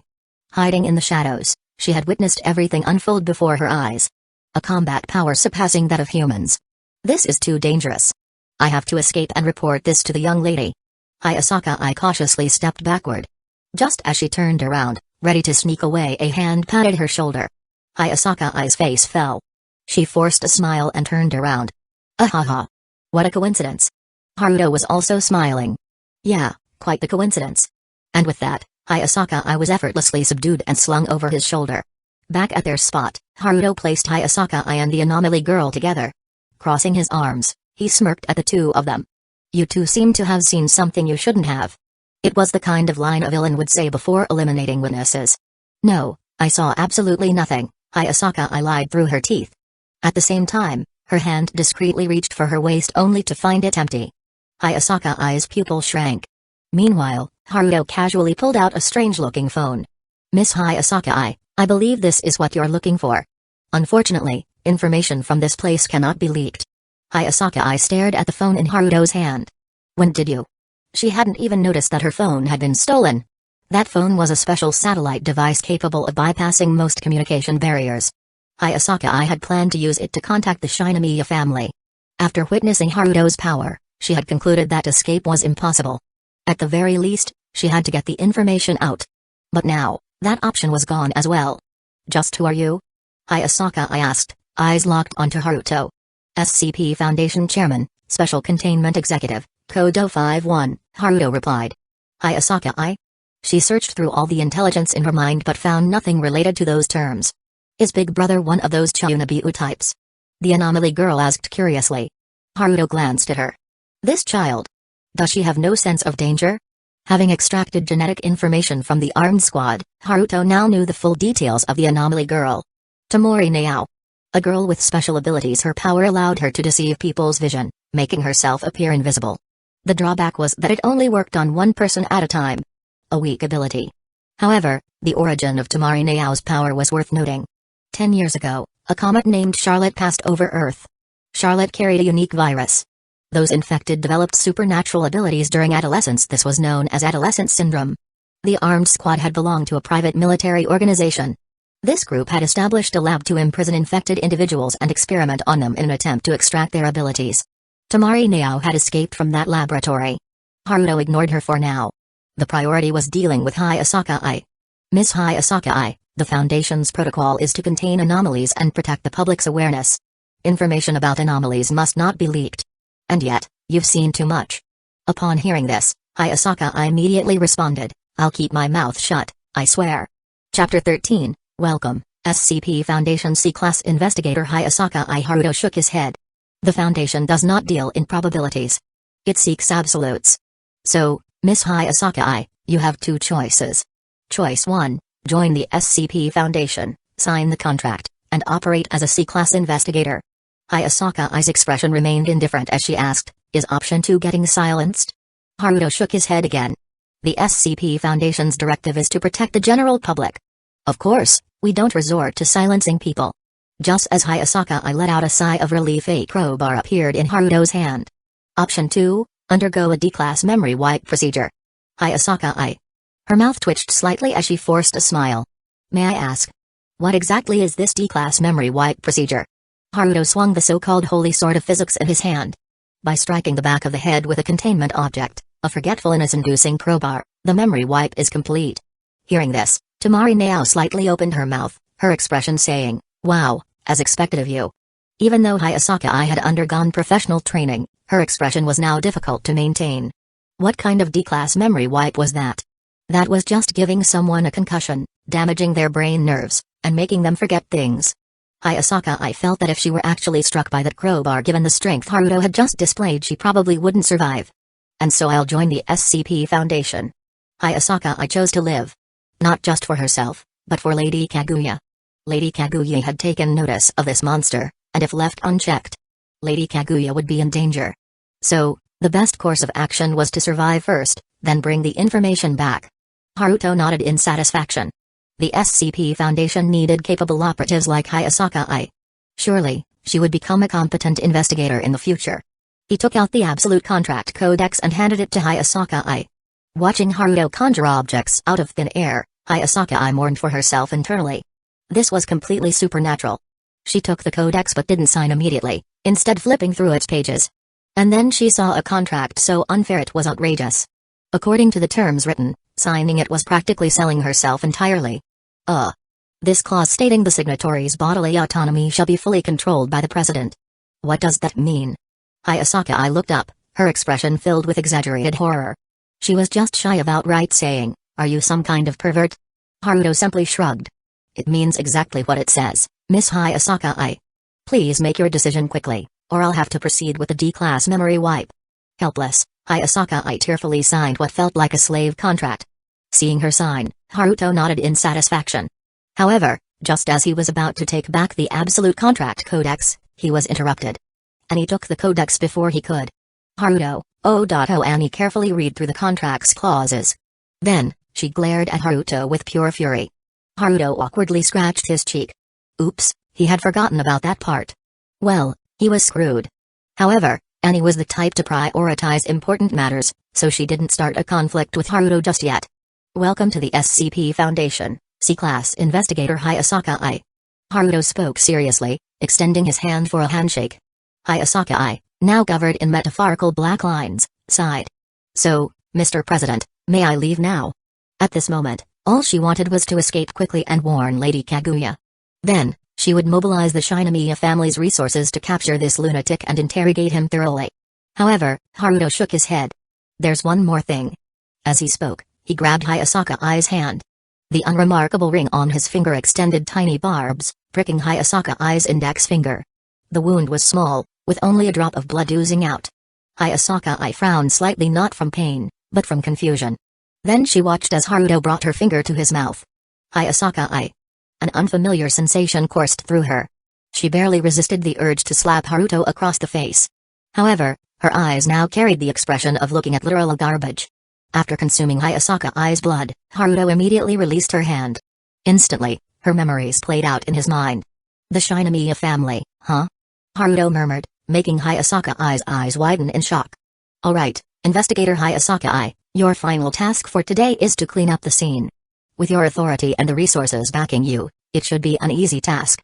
With that, Haruto signaled Danny to move out with Tamari now. Only after the three of them had left did Hayasaka Ai snap out of her shock. Dangerous. This guy is way too dangerous. He's a monster. Lowering her gaze, Hayasaka Ai saw that her satellite phone had been returned. She picked it up and dialed a special contact number. After a brief tone, the call connected. Hayasaka? What's the matter? From the other end of the line, Shinomiya Kaguya's voice came through. My lady, the man named Takeman Haruto you asked me to investigate and recruit. His true identity is Hayasaka Ai's anxious voice suddenly cut off. It was as if an invisible force had gripped her throat, preventing her from speaking. Shinomiya Kaguya waited for a moment, but the rest of the sentence never came. What do you mean? What's his true identity? Kaguya asked, puzzled. Nothing, Hayasaka Ai replied. A brief silence followed.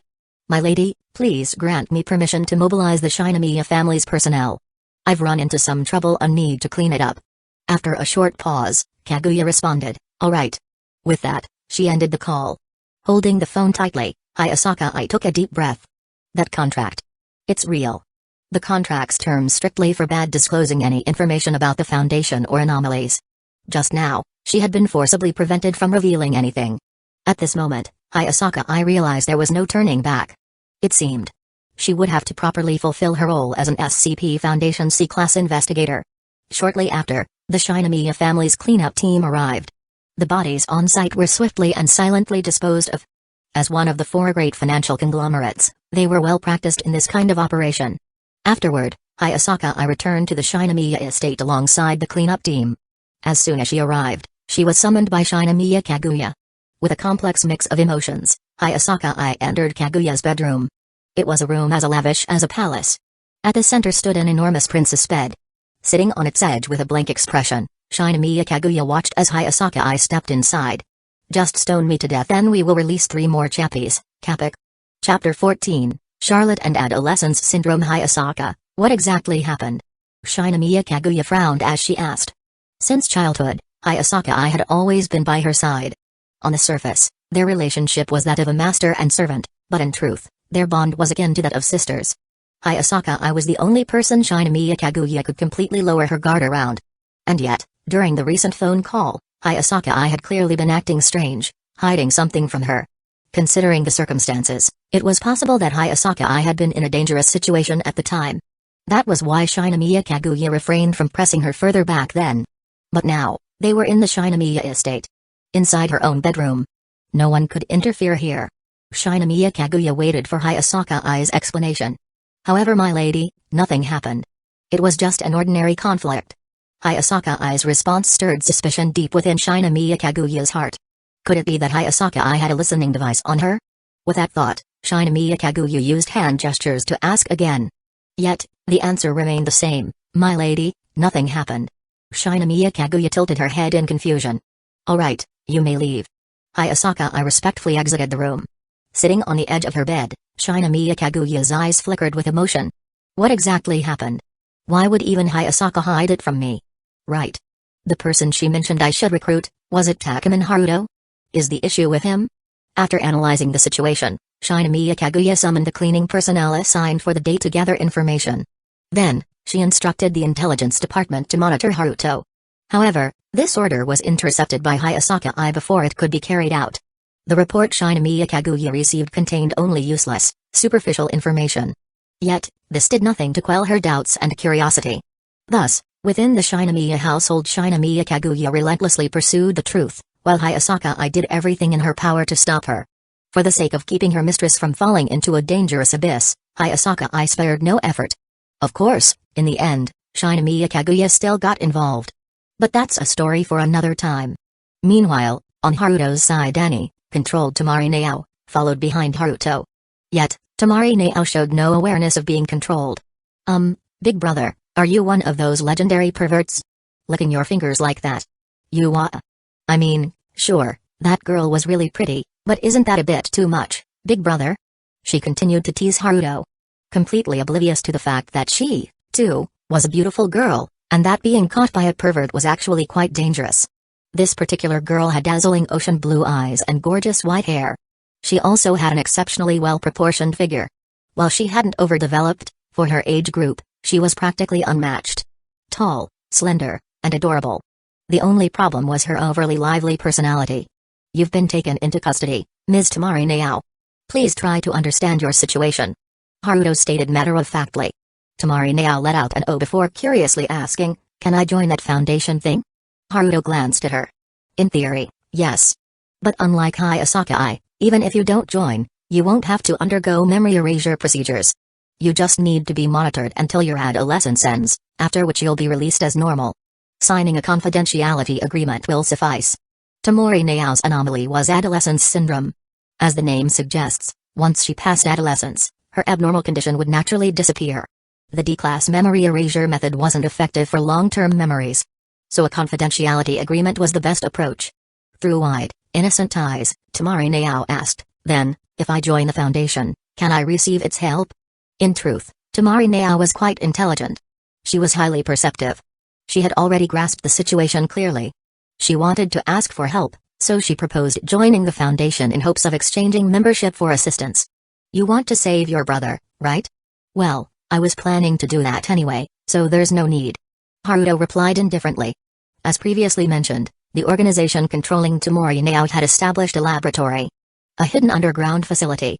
Inside, many others with adolescence syndrome anomalies were imprisoned. Having read the memories of the armed squad, Haruto naturally knew the laboratory's location, entry points, and other details. Right now, he was heading there. Containing anomalies. That was the Foundation's duty. At the same time, Haruto found this underground lab quite interesting. Might as well seize it and turn it into a branch facility for the Foundation's containment operations. Haruto had been troubled by the issue of where to hold anomalies after capturing them. And now, here was a perfect solution. Like a pillow delivered right when he needed a nap. Temari Nao's ocean blue eyes widened in surprise. Big brother, you seem to know everything. So, what's the plan? Having been imprisoned for so long, only barely managing to escape with the help of her allies, Temari Nao knew just how powerful the lab's armed forces were. So powerful that she had no idea how to take it down. Haruto's response was simple. We just walk in, enter the facility, find the top officials, and make them sign a contract. If anyone resists, we execute them on the spot. Temari Nao's eyes widened further. Big brother, you're not joking, right? Haruto didn't reply. There was no need to. Because the laboratory entrance was already in sight.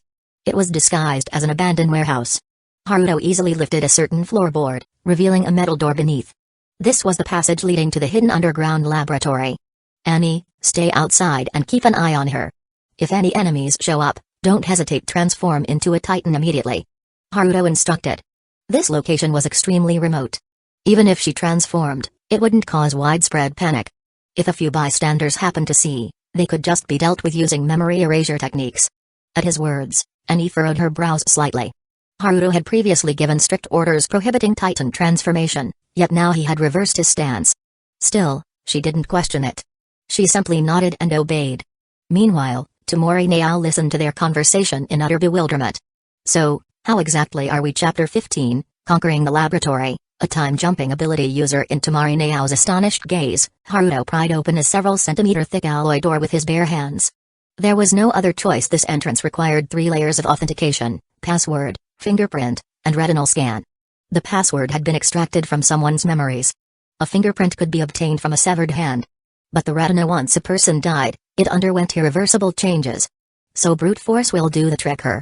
Tamari now watched Haruto's actions in disbelief. Wow, big brother, you're practically not human. She sighed in amazement. Black lines appeared on Haruto's forehead. But there was no time to correct this kid's choice of words. The entire underground laboratory erupted with alarm sirens. Like an arrow leaving the bowstring, Haruto shot through the broken entrance. Hurry, we have an intruder. The main gate has been breached. Move, move. It's likely an attack from another organization. Weapons ready, all units equip semi-automatic rifles. Shoot on sight, no hesitation. Shouts echoed throughout the underground lab. The sci-fi-styled facility, surrounded by alloy walls, was bathed in flashing red lights. The alarm was deafening. Children who had been outside for a meal were now being roughly shoved back into their cells. Taking advantage of the chaos, a boy named Takehido Kumagami rushed into the deepest part of the underground lab, a specially reinforced alloy prison cell. With the help of a companion's face-through ability, Takehido successfully entered the cell. Shunai. Takehido called out. Inside the cell, a person was tightly restrained. Their hands and feet were locked onto a metal bed, their limbs tightly bound, unable to move in the slightest. Have you ever heard of an Elizabethan collar? This person had something similar on them. Bound up like a dumpling. Even when Haruto tied up Annie back then, it wasn't this ridiculous. Additionally, the person's face was covered by a half-mask helmet, and beneath it was a thick blindfold. This was Shunsuke Osaka, a victim of adolescence syndrome. The most terrifying ability user in this underground lab without question. Shunsuke Osaka's ability was time-space leap. The activation condition, as long as he could see an object and focus on a point, he could distort space-time and jump back into the past. The side effect, the more he used his power, the closer he edged toward blindness. Takehido removed Shunsuke Osaka's helmet and yanked off the blindfold. Hurry, Shunai. Use your ability. Takehido urged anxiously. He had came to free Shunsuke amid the chaos. If Shunsuke used his power, this tragic reality could be rewritten. However, instead of immediately activating his ability, Shunsuke asked, "What's happening outside?" Takehido froze, then explained, "I'm not sure, only that the lab is under attack. Maybe it's a battle between different organizations." Shunsuke nodded. "Release me first. We need more intel to properly alter the future." Takehido suddenly realized, as expected of Shunai. If we don't know the enemy's details, jumping back recklessly won't change anything. I was thinking too shallowly. Then, Takehido freed Shunsuke. Just as they were about to sneak out and assess the situation, the alarm stopped. The shouting, gunfire, and explosions outside, everything fell silent. Takehido looked at Shunsuke in fear. Shunsuke also frowned. That was too fast. Did the attack fail? Takehido guessed. After all, it shouldn't be possible to breach this facility in such a short time. This underground lab had immense firepower. After all, it was built to suppress ability users like them. Shunsuke thought the same. Cautiously, the two stepped out of the underground prison. If the facility hadn't fallen, they could at least gather more intel. Shunsuke's ability was almost instantaneous. As long as he could see, he could activate it anytime, anywhere. So even if the lab personnel spotted them, it wouldn't matter, he'd just use his power. However, the once heavily guarded underground sector was now empty. The armed personnel, who were everywhere just moments ago, had all vanished. Takehido stared at the empty hallway, confused. Shunsuke scanned the surroundings, deep in thought. It seems the lab wasn't victorious after all. To have conquered this facility in such a short time. Shunsuke grew wary of the intruder's strength. Just then, footsteps echoed from the end of the alloy hallway. Shunsuke and Takehido tensed up and looked over. Then, they saw a blood-soaked youth walking toward them, dragging several high-ranking lab officials in his hands. "Shunai, activate your ability. This guy is dangerous," Takehido shouted, fearlessly charging forward to buy time. But Shunsuke grabbed his arm. "Who are you?" The newcomer was, of course, Haruto. He gazed at Shunsuke, pondering for a moment before deciding to stabilize him with words first. From the high-ranking official's memories, Haruto had already learned about Shunsuke Tosuke's ability and activation conditions. It was, admittedly, difficult to counter. However, if the other party was stubborn and refused containment or cooperation, Haruto had a solution. By exerting his full strength, he could throw a hidden barbed ring concealed in his palm. Before Shunsuke could activate his ability, he'd disable one of his eyes. Of course, that was the last resort. For now, diplomacy came first. "You're Shunsuke Osaka, right? I was entrusted by a girl named Naotomori to rescue you all." Haruto stated a half-truth. Hearing Naotomori's name, both Shunsuke and Takehido relaxed slightly. This facility has been completely overrun. The high-ranking officials are captured. Please, Don't be alarmed, you won't suffer inhuman abuse anymore," Haruto assured them. Shunsuke observed Haruto for a long moment before finally stepping forward. Takedo tried to hold him back, but Shunsuke refused. "May I ask for your name?" Shunsuke asked respectfully. "Takemin Haruto. Nice to meet you." Haruto smiled harmlessly. Takedo followed cautiously, still on guard against Haruto. Haruto, however, didn't mind in the slightest. Chapter 16, Establishing the SCP Foundation Containment Facility. After bringing Naotomori and Annie from the surface into the lab, Haruto arranged for Naotomori and Shunsuke to meet. Meanwhile, he went to deal with the lab's high-ranking officials. The high-rankers were absolutely terrified of Haruto. After all, this man had stormed the facility alone. Every soldier they sent his way was wiped out instantly. Even semi-automatic rifles couldn't stop him. Worse yet, when the high-rankers saw Haruto rampage through surveillance, they tried to flee. But in the next moment, they saw Haruto charging straight toward their location. It was as if he knew the underground lab like the back of his hand, where to go, which paths were the fastest. They had no way of comprehending the power of the blacklight virus. Just by coming into contact with someone's blood, Haruto could absorb their genes, acquire their memories, and even disguise himself as them. All he needed was to break into the lab. Kill a squad leader, then he'd know where the captain was. Kill the captain, then he'd know where the executives were. Now, the high-ranking officials knelt in a row, awaiting Haruto's judgment. "All of you are wealthy and powerful people. Surely, you don't wish to die so young?" Haruto smiled. But to the executives, that smile belonged to the devil himself. "From now on, follow my instructions and swear allegiance to the SCP Foundation. That way, you can survive. Perhaps, you may even gain greater power. And fighting for the future of humanity is far more noble than what you're doing now. How about it? The conditions are quite generous, aren't they?" To everyone present, this sounded like the whisper of a devil. However, at this moment, they had no other choice. In the end, 80% of the high-ranking officials chose to sign the unfair agreement and pledge their loyalty to the SCP Foundation. The remaining 20% were executed on the spot. Moreover, all assets of the executed individuals were confiscated and transferred to the Foundation for future use.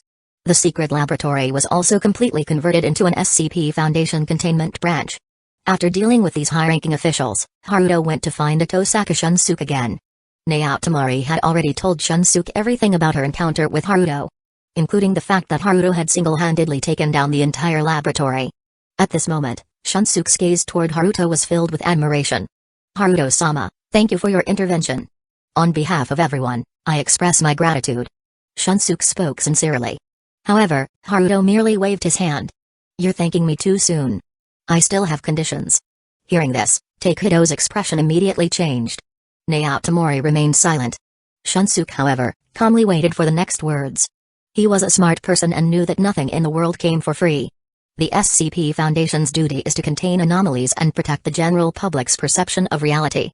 And you all are anomalies. Haruto spoke calmly. Takedo was about to refute immediately. After all, it wasn't as if they had chosen to awaken their abilities. Shunsuke held him back, signaling him not to be impulsive. Haruto continued, "But your anomalies are time-limited. Once adolescence ends, they will disappear. My request is that you all temporarily stay in the laboratory for a while. Later, I will establish a campus in the outside world where you can operate freely. Until adolescence ends, please remain under monitoring and refrain from using your abilities in front of ordinary people. After adolescence, you will be free. Of course, Foundation intelligence must remain confidential." After finishing, Haruto awaited their response. If they refused, Haruto was confident that, at this close distance, he could instantly destroy Atosaka Shunai's eyes, preventing him from using his abilities. Aside from Shunsuke, everyone else in the lab was controllable. Shunsuke didn't take long to think before smiling and saying, "Compared to our past lives, the conditions you've offered are like heaven. I understand. We accept the conditions. This is also for the sake of keeping everyone safe. Haruto-sama, please accept my sincerest gratitude." Saying that, Shunsuke bowed deeply. Haruto immediately helped him up. "It's great that you're willing to cooperate. Everything is for humanity. Shunsuke, are you interested in joining the SCP Foundation? You have the talent to protect humanity." Shunsuke nodded. "Please allow me to join." Haruto smiled and took out the Absolute Contract Codex. Without hesitation, Atosaka Shunsuke signed it without even checking the contents. Afterward, Haruto assigned the management of the lab's puberty syndrome patients to Shunsuke. He then took on the role of a hands-off supervisor and left. Once Haruto was gone, Takedo approached with a frown and asked, "Shunai, Why did you join that foundation? Shunsuke smiled bitterly and shook his head. I had no choice. Haven't you realized? I'm the only unstable factor here. That man is confident he can stop me before I activate my ability. I had no right to refuse. Takedo immediately became enraged. But Shunsuke shook his head again. That man truly saved us and gave us a relatively free life. No matter what his intentions are, what matters is what he did, Takedo. After that, Shunsuke went to reassure the others. At the same time, he explained Haruto's rules clearly, instructing everyone to follow them. Since the people in the lab had always followed Shunsuke, and since they no longer had to endure daily torment, they were naturally more than willing to comply. Puberty syndrome individuals contained, 1,397. Since the contained individuals share the same origin, the reward has been consolidated into a level 4 draw opportunity. Looking at the system panel that popped up, Haruto smiled. A smart man. Why are you still following me?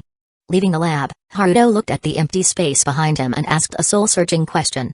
Naotomori revealed herself and stuck out her tongue. Ah, you noticed. Haruto had no words. His perception was beyond human limits, visual distortion alone couldn't deceive him. Not to mention, he also had Annie with him. Naotomori's ability could only hide from one person. Chapter 17, but I have nowhere to go. Seeing that she couldn't get away with it, Naotomori lowered her head and asked softly, can you save my brother? Naotomori's brother was also a puberty syndrome patient. After being subjected to countless cruel experiments in the lab, he had completely lost his sanity. Even though the lab was now liberated, he was still insane. Haruto shook his head. Sorry, I currently don't have any abilities related to consciousness. If I acquire one in the future, I'll help him. Hearing this, Naotomori lowered her eyes in disappointment. But as Haruto continued walking, she followed him again. Why are you still following me? Haruto asked without looking back. You saved me, and you saved my brother. I want to repay you, so I'm following you. Naotomori said firmly. Haruto held his forehead in exasperation. But I'm going home now. Naotomori nodded. Please take me with you. I can cook, clean, and even warm your bed. Haruto shook his head. Not necessary. Naotomori was silent for a moment before saying, I have nowhere else to go. Haruto was momentarily speechless. Until they reached his apartment, he turned to Naotomori with a helpless expression. I'm not letting you in. Naotomori nodded. I'll stay outside. If anyone passes by, I'll use my ability so I don't cause trouble for you. The silver-haired girl said. Haruto sighed. Opening the apartment door, he casually tossed Naotomori inside. I can come in? Big brother is really kind. Thank you so much. Naotomori, after being thrown in, looked delighted. Annie, watching from the side, had a complicated expression. It felt like seeing a reflection of himself. This person is really kind. But soon, the warm atmosphere was interrupted. Welcome home, Haru. Ariri jumped out from the living room. But halfway through her greeting, she froze. She pointed at Annie and Naotomori, eyes widening. A girl. 2 girls. The numbers are increasing. Ariri let out a wailing sound of despair. Haruto only felt a headache coming on. Ariri, why are you at my house? Ariri took out a key and confidently replied, because Yuon always leaves the spare key under the flower pot by the door. A fake childhood friend also has its advantages, okay. Her answer didn't quite match the question. But she couldn't exactly say that she came rushing over after seeing another woman, as if catching him in the act. She had no right to say that at all. Naotomori, watching from the side, looked extremely excited. Whoa, is this the legendary use and discard scenario? Is this what they call losing interest in the old and chasing the new? Ariri instantly exploded. It's not like that at all. Haruto and I have been neighbors for 3 years, we're important friends. Haruto would never abandon me. After saying that, Ariri was the first to break her own composure. Her face turned bright red, and she started stammering. Nao clenched her right fist and lightly struck her palm. I see, so this is a battle between the childhood friend and the sudden love interest. Which one does Big Brother prefer? Usually, it's the sudden love interest, right? Or does Big Brother want both? Haruto's mouth twitched. Then, he naturally turned to Ariri and introduced the others. This is Annie Lenhart, and this is Naotomori. They are my friends and are temporarily staying at my place. Ariri. Temporarily staying? That sounds way too suspicious. But before she could react, Haruto continued the introductions. This is Ariri Spencer Sawamura, my neighbor for 3 years. She's a bit dumb, but she's a good person. Nao was the first to react. She extended a hand toward Ariri. Nice to meet you. Please take care of me. Ariri, eh? Out of her well-mannered upbringing, Ariri instinctively shook Nao's hand and gave a polite smile. It wasn't until after she smiled that she realized why was she shaking hands with a suspected love rival? And what did he mean by a bit dumb? Sawamura-san, I will cheer for you. Nao whispered while shaking Ariri's hand enthusiastically. Haruto finally couldn't hold back and flicked Nao's forehead. Where did this shipper come from? Nao clutched her forehead and crouched down, letting out a cute whimper. Annie didn't say anything, just nodded at Ariri in a friendly manner. After all, she wasn't great at socializing. Especially in such a chaotic atmosphere. Alright, everyone is getting along well. I'm going to cook now. Ariri, do you want to stay for dinner? Haruto clapped his hands, trying to brush past the situation. If it were Annie or Nao, this trick probably wouldn't work. But with Ariri, it was incredibly effective. Since you're inviting me so enthusiastically, I guess I'll stay. Ariri activated her tsundere mode, raising her head proudly as she spoke. Haruto smiled and walked toward the kitchen. Nao stood up, looked at Ariri, and showed a gaze filled with concern. As expected, just like Big Brother said, this childhood friend is a bit dumb. Even though your chances aren't great, I'll still cheer for you, Sawamura-san. Nao said seriously. Ariri? At the dinner table the atmosphere was incredibly awkward. And he wasn't the talkative type. Nao was a little reserved since it was her first time dining at a strange man's house and even staying over. As for Ariri, she spent the entire meal glaring at Haruto, puffing out her cheeks, and eating with excessive force. After the awkward dinner ended, Haruto ruffled Ariri's blonde hair. It's getting late. Aren't you going home, Ariri? Mrs. Sawamura will be worried, right? Mrs. Sawamura, no, she won't. Please make sure my daughter stays over, Ariri pouted and shook her head. I'm staying over too. Haruto looked troubled. Seeing his reaction, Ariri suddenly felt a wave of grievance rise in her heart. What the heck? Other girls could stay over without any issue. But she, after knowing him for 3 years more than just friends, but not quite lovers, was somehow a problem? Her eyes shimmered with unshed tears. She lowered her head, preparing to shout, I'm just joking. I'm leaving now. But just as she was about to, she heard Haruto say, Chapter 18, Reward, Double Eternal Mangekyo Sharingan, Kami, but all the rooms are full. If you want to stay over, Ariri, why not just share a room with me? Don't worry, the master bedroom's bed is quite big. Hearing these outrageous words, the grievance in Ariri's heart instantly vanished like a receding tide. What replaced it was intense embarrassment. From her pale neck upward, a soft pink spread across her face, even reaching the tips of her ears. Why you? What are you saying? Hentai? Baka? Who would sleep in the same bed with you? I'm going home. Ariri stammered, then yelled the last sentence before dashing away. The apartment door creaked open, then slammed shut with a loud bang. Haruto chuckled. Sigh, Ariri was still too innocent. However, when he turned around, he was met with 2 pairs of not-so-friendly eyes. Whoa, big brother, that was way too evil. You're practically a scumbag. Nao commented. Scumbag. Annie's response was short and sharp. The way she looked at Haruto was filled with those 2 words. Haruto simply rolled his eyes. After that, the 3 of them went to their respective rooms. System activation. Haruto opened the system panel.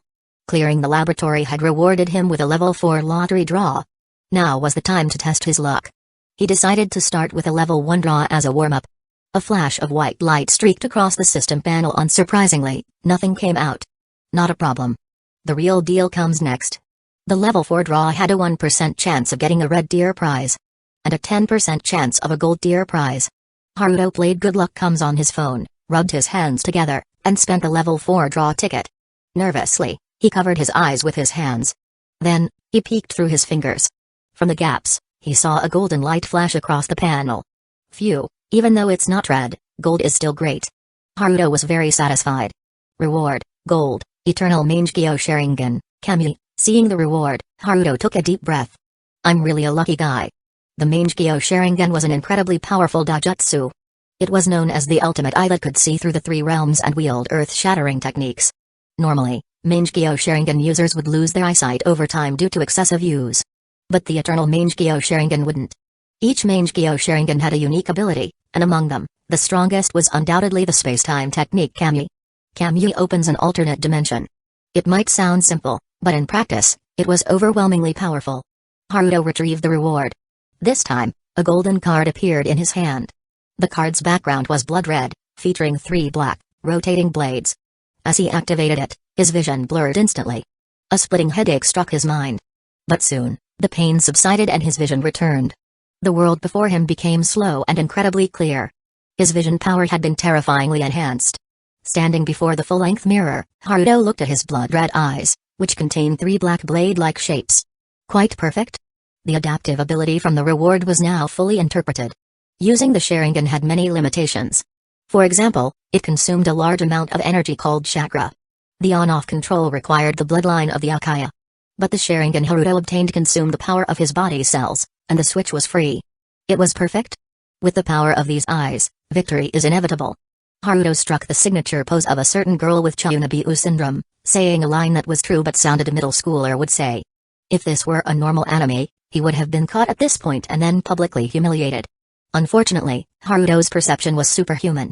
Sensing someone approaching, Haruto lowered his hand, and his eyes returned to their normal black. A gentle knock came from the door. Haruto opened the bedroom door. Standing outside was Annie.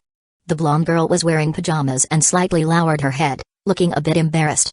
Under the dim atmosphere of the corridor, the girl's posture seemed somewhat ambiguous. Night raid? Haruto asked curiously.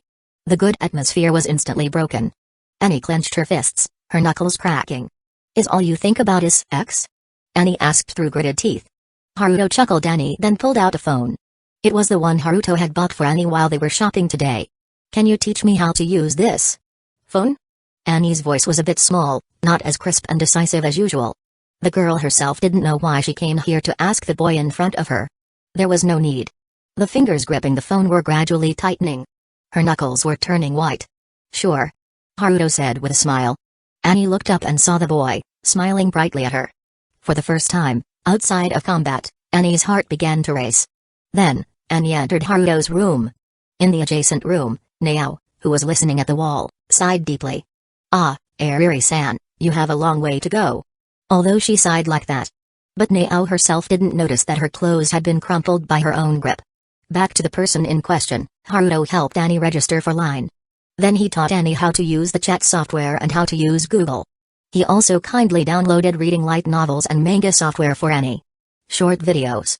Forget it. It wasn't a good thing to expose Annie to the dark side of this online world too early. It was better not to break the girl's beautiful reverence for the world. Incidentally, Haruto put Annie's phone in kid mode. After all, Japan is a very developed country when it comes to certain things. And those things were too early for Annie. At least that's what Haruto thought. After getting a basic understanding of how to use the phone, Annie seemed very interested. Everyone has curiosity. Although Annie wasn't the curious type. But a whole new world unfolding before her eyes would definitely make anyone interested. Fiddling with the phone, Annie inadvertently smiled. Click. The sound of the camera shutter caught Annie's attention. Chapter 19, the containment site is built and the 4 big conglomerates delete it. Impossible, such a treasure, I will cherish it with gratitude for the rest of my life. Annie glared at Haruto, using joint techniques to try to grab the phone and delete the photo, but unfortunately, the difference in their physical strength was not something Annie could make up for with skill. Haruto even managed to deal with her while checking the photo he had taken. The photo showed Annie holding the phone, her eyes filled with curiosity, and a cute smile on her face. It was a beautiful photo that could be used as wallpaper. It was a masterpiece of a girl's unintentional moment, the most natural and the most touching. It was clearly a masterpiece. But she wanted to destroy it. In the end, Annie didn't succeed. She bit her lip and glared at Haruto angrily. However, because of Annie's beauty, this scene didn't feel oppressive, but rather cute. So, Haruto took another picture. Annie. The night passed without incident. Time passed quickly after that. Haruto continued to contain more anomalies, filling the newly built containment site. Like a toaster that couldn't be described by a third person. A fortune cookie that could predict fate. A fizzy drink that could significantly increase physical strength after drinking 5 milliliters. And a super cute mascot. A giant peanut butter. It was eventually named the Tickle Monster. Peanut butter isn't very accurate, it's a giant, irregular, sticky, orange-yellow translucent viscous object. Its density is roughly equivalent to peanut butter. It's 2 meters wide, 1 meter high, and weighs 120 pounds. Have you seen those giant beanbag chairs? The Tickle Monster is roughly like that. It gets very excited when it gets close to living things, like a dog. It will wriggle to the person's side and then jump on them. It will hug its subject with both hands and also rub its face with its third hand. Contact with the Tickle Monster will make people feel happy. This was the first time Haruto had encountered a Level 0 anomaly. Level 0 anomaly, safe? This mascot wasn't locked up, but was running around the newly built SCP containment site. At first, the staff at the containment site were a bit worried and afraid. But after a few days of getting along, they were completely conquered by this mascot. Speaking of the SCP containment site, at Haruto's kind request, the original upper management of the Youth Syndrome Laboratory heavily invested in the containment site. They also recruited a number of talented scientists. The containment site had now taken shape. The current Foundation containment site is structured as follows: surface, living, research, light containment, heavy containment. In that order, from top to bottom.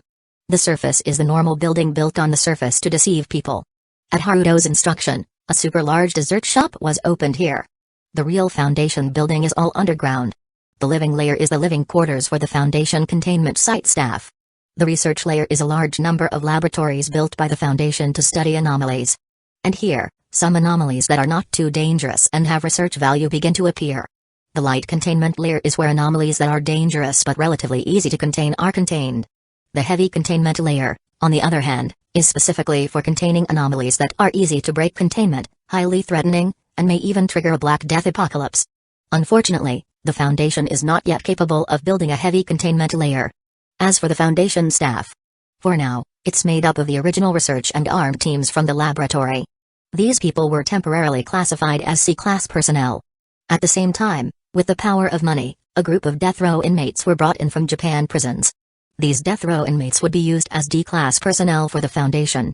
They were expendable consumables, readily available for containment, testing, and other processes. In short, it was about making these people's deaths slightly meaningful. It sounded inhumane, but that was the Foundation's way of doing things.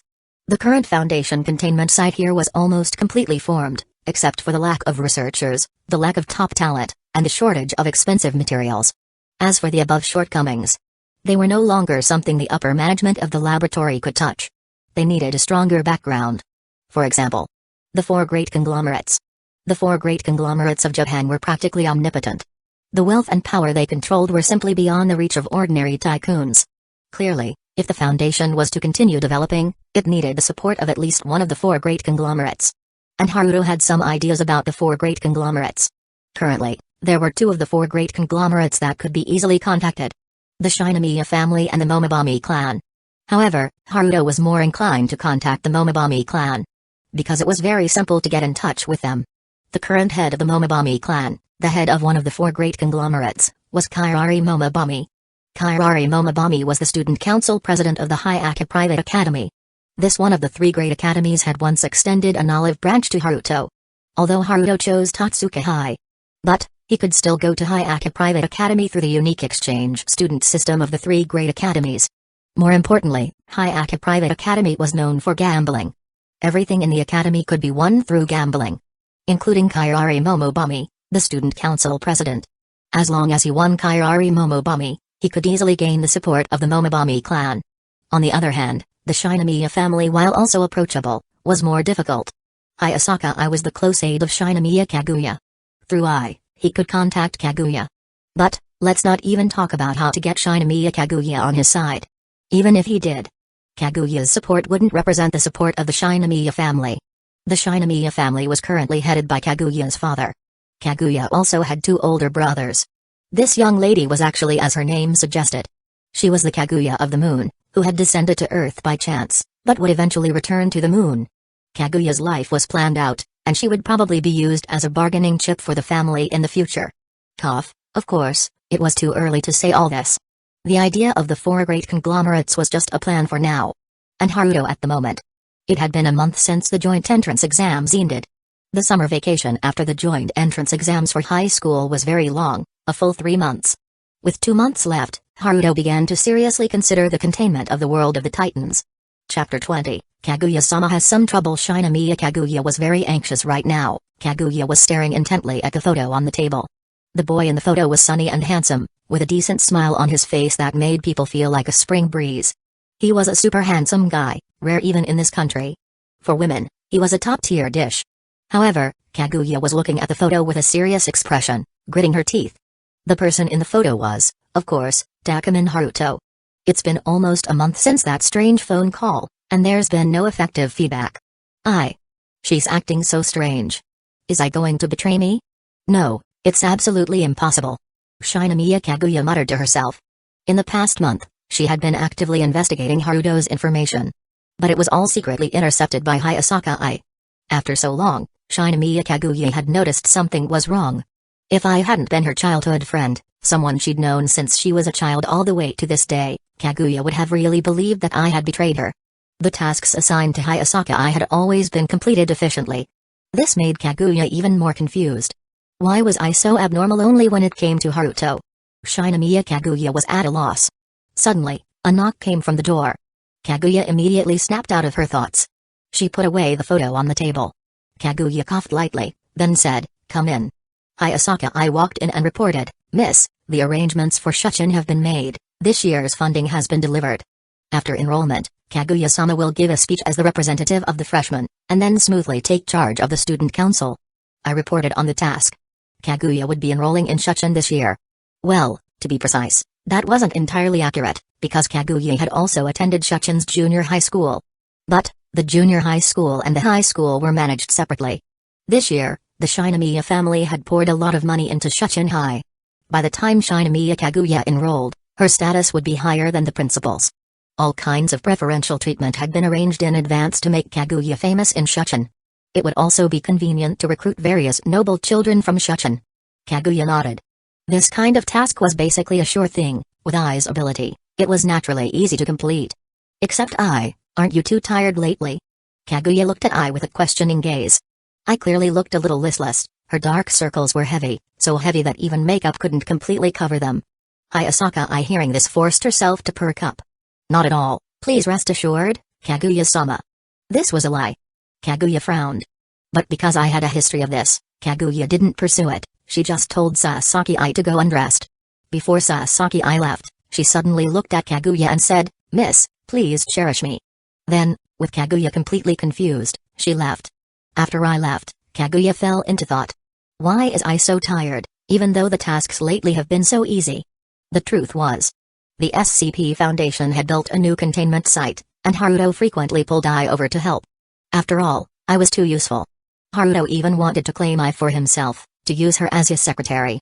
At the same time, although the tasks at the Shinomiya family were usually easy, but Kaguya frequently tried to investigate Haruto. For Ms. Kaguya's safety, Sasaki defended her with all her might. She was completely exhausted, so I would burst out with complaints like "Please cherish me." However, Kaguya naturally didn't understand this.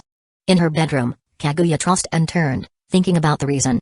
Normal people would choose to Google it at this point. But, Kaguya couldn't. As mentioned earlier, Shinomiya Kaguya, like Kaguya Hime, was the canary of the Shinomiya family. Since she was a canary, she naturally had to be restricted, confined to a cage. The Shinomiya family also had similar restrictions. This was reflected in the fact that Kaguya could not access the internet. This young lady's phone was still a backward flip phone that could only make calls and send emails. This move was equivalent to limiting Shinomiya Kaguya's eyes and ears. So, at this time, the young lady could only think for herself. Suddenly, Kaguya Shinomiya recalled the discussions among her classmates during her school days. There was a kind of feeling between a man and a woman, something called love. Once you fall into the abyss called love, it will change your actions and make you secretive. I remember, they said that girls who fall in love sometimes get tired because of the man's demands. But what kind of demands? Money? Or time? No, that's not what I should be thinking about now. Anyway, the way Hayasaka is acting now looks like she's fallen in love. As Kaguya Shinomiya muttered to herself, she felt that her analysis was very accurate. Getting out of bed, Kaguya quickly walked to her desk and took out a photo from the drawer. Well, in terms of appearance, he is indeed very attractive. Is Hayasaka really in love? If so, I must win Hayasaka back, Kaguya Shinomiya said firmly. However, the young lady soon became troubled. But how?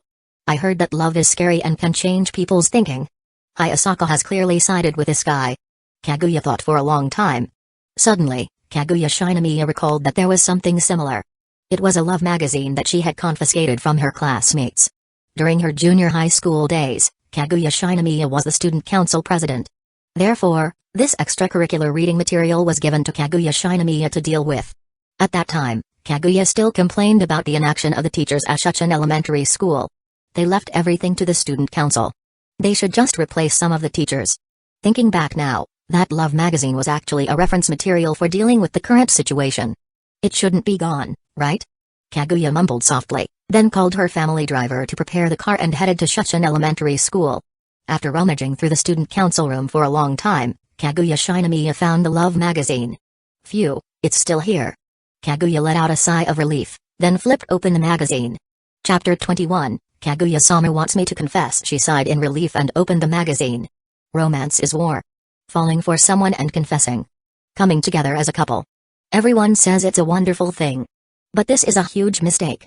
Even between lovers, a clear power dynamic exists. Exploitation and being exploited.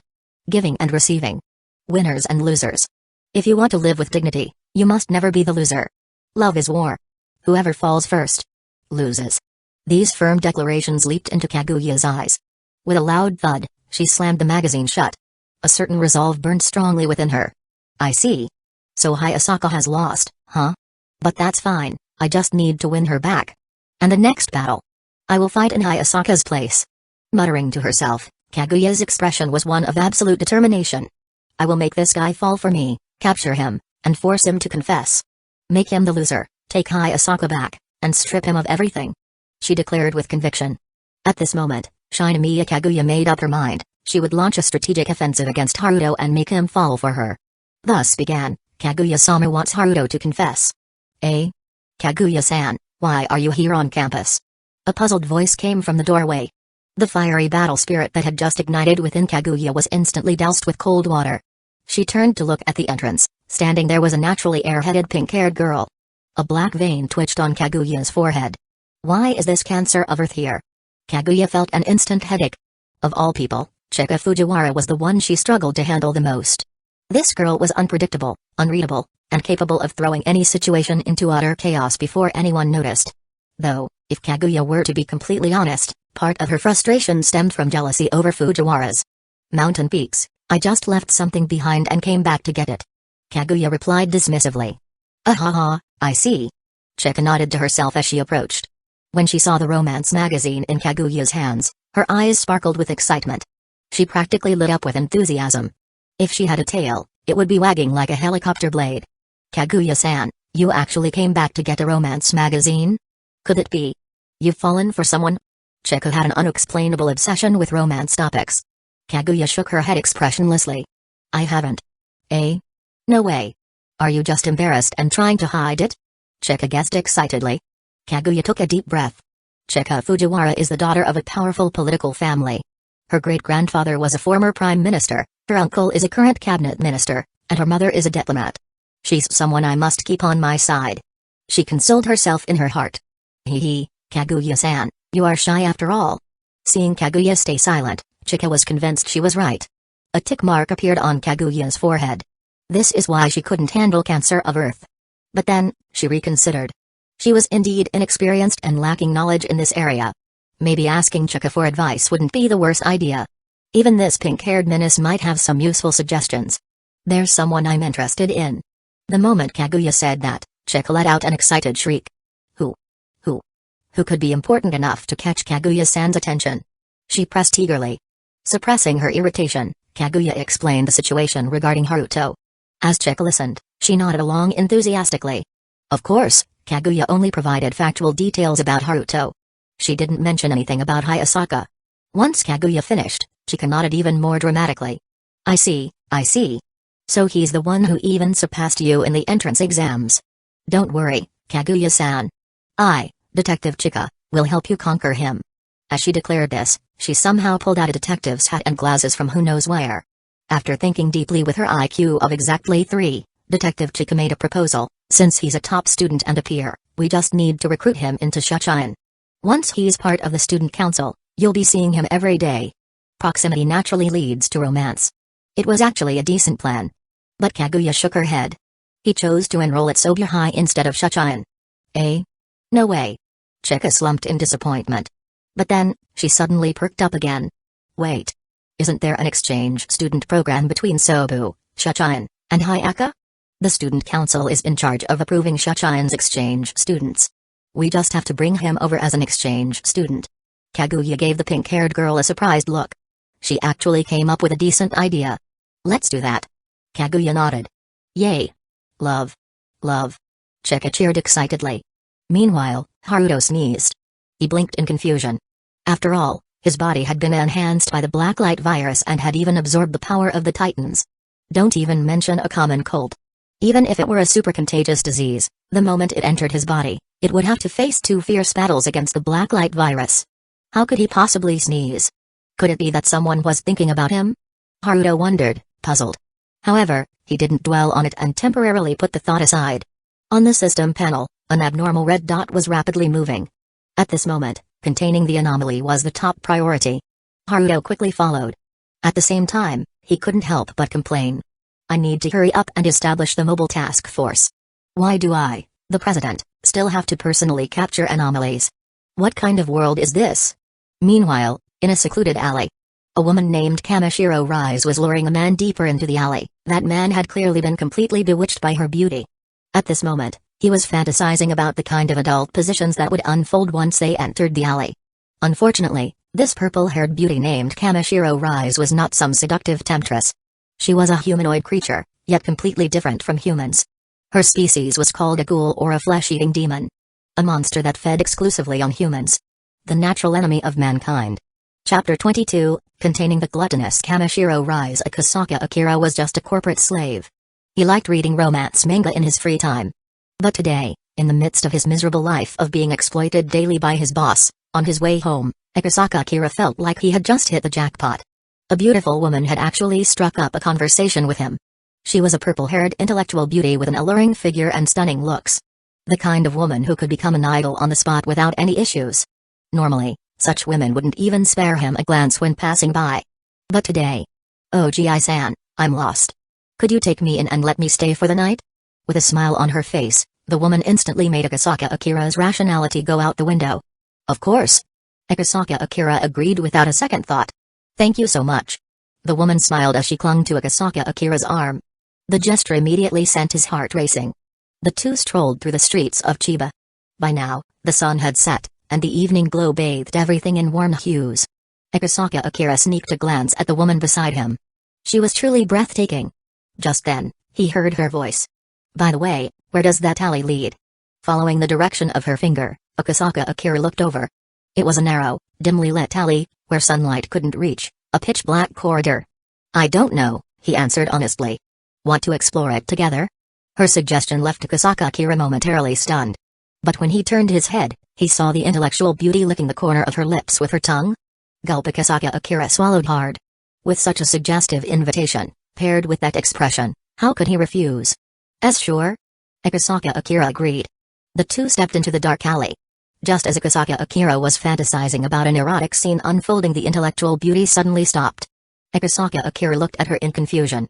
Then, from the darkness, a pair of blood-red eyes lit up, sending a chill down his spine. His eyes widened, but before he could react, his entire body jolted violently. Looking down, he saw an unknown tentacle piercing through his chest. The tentacle-like appendage extended from the base of the woman's spine. A monster. Kusagakure screamed in agony. But it was already too late. Moments later, he was torn apart alive. Literally. He was eaten. Blood splattered throughout the alley. The intellectual beauty devoured his body with large, ravenous bites. Her eyes gleamed a deep crimson. Footsteps approached from behind. The intellectual beauty paused her feast, lifted her head, and sniffed the air. So sweet. Such a marvelous scent. I've never smelled anything so divine in my life. This must be my lucky day. Kamishiro Rise turned around. Standing in the darkness of the alley behind her was a black-haired, black-eyed young man. He was strikingly handsome, with a perfectly proportioned physique. Even his skin, just at a glance, made the ghoul's appetite surge. Someone like him must taste absolutely exquisite. Based on her experience, Kamishiro Rise was certain of it. Could you not cause me trouble like this? Cleaning up is such a hassle. Naturally, the one who had arrived was Haruto. Looking at the blood-soaked alley, he complained.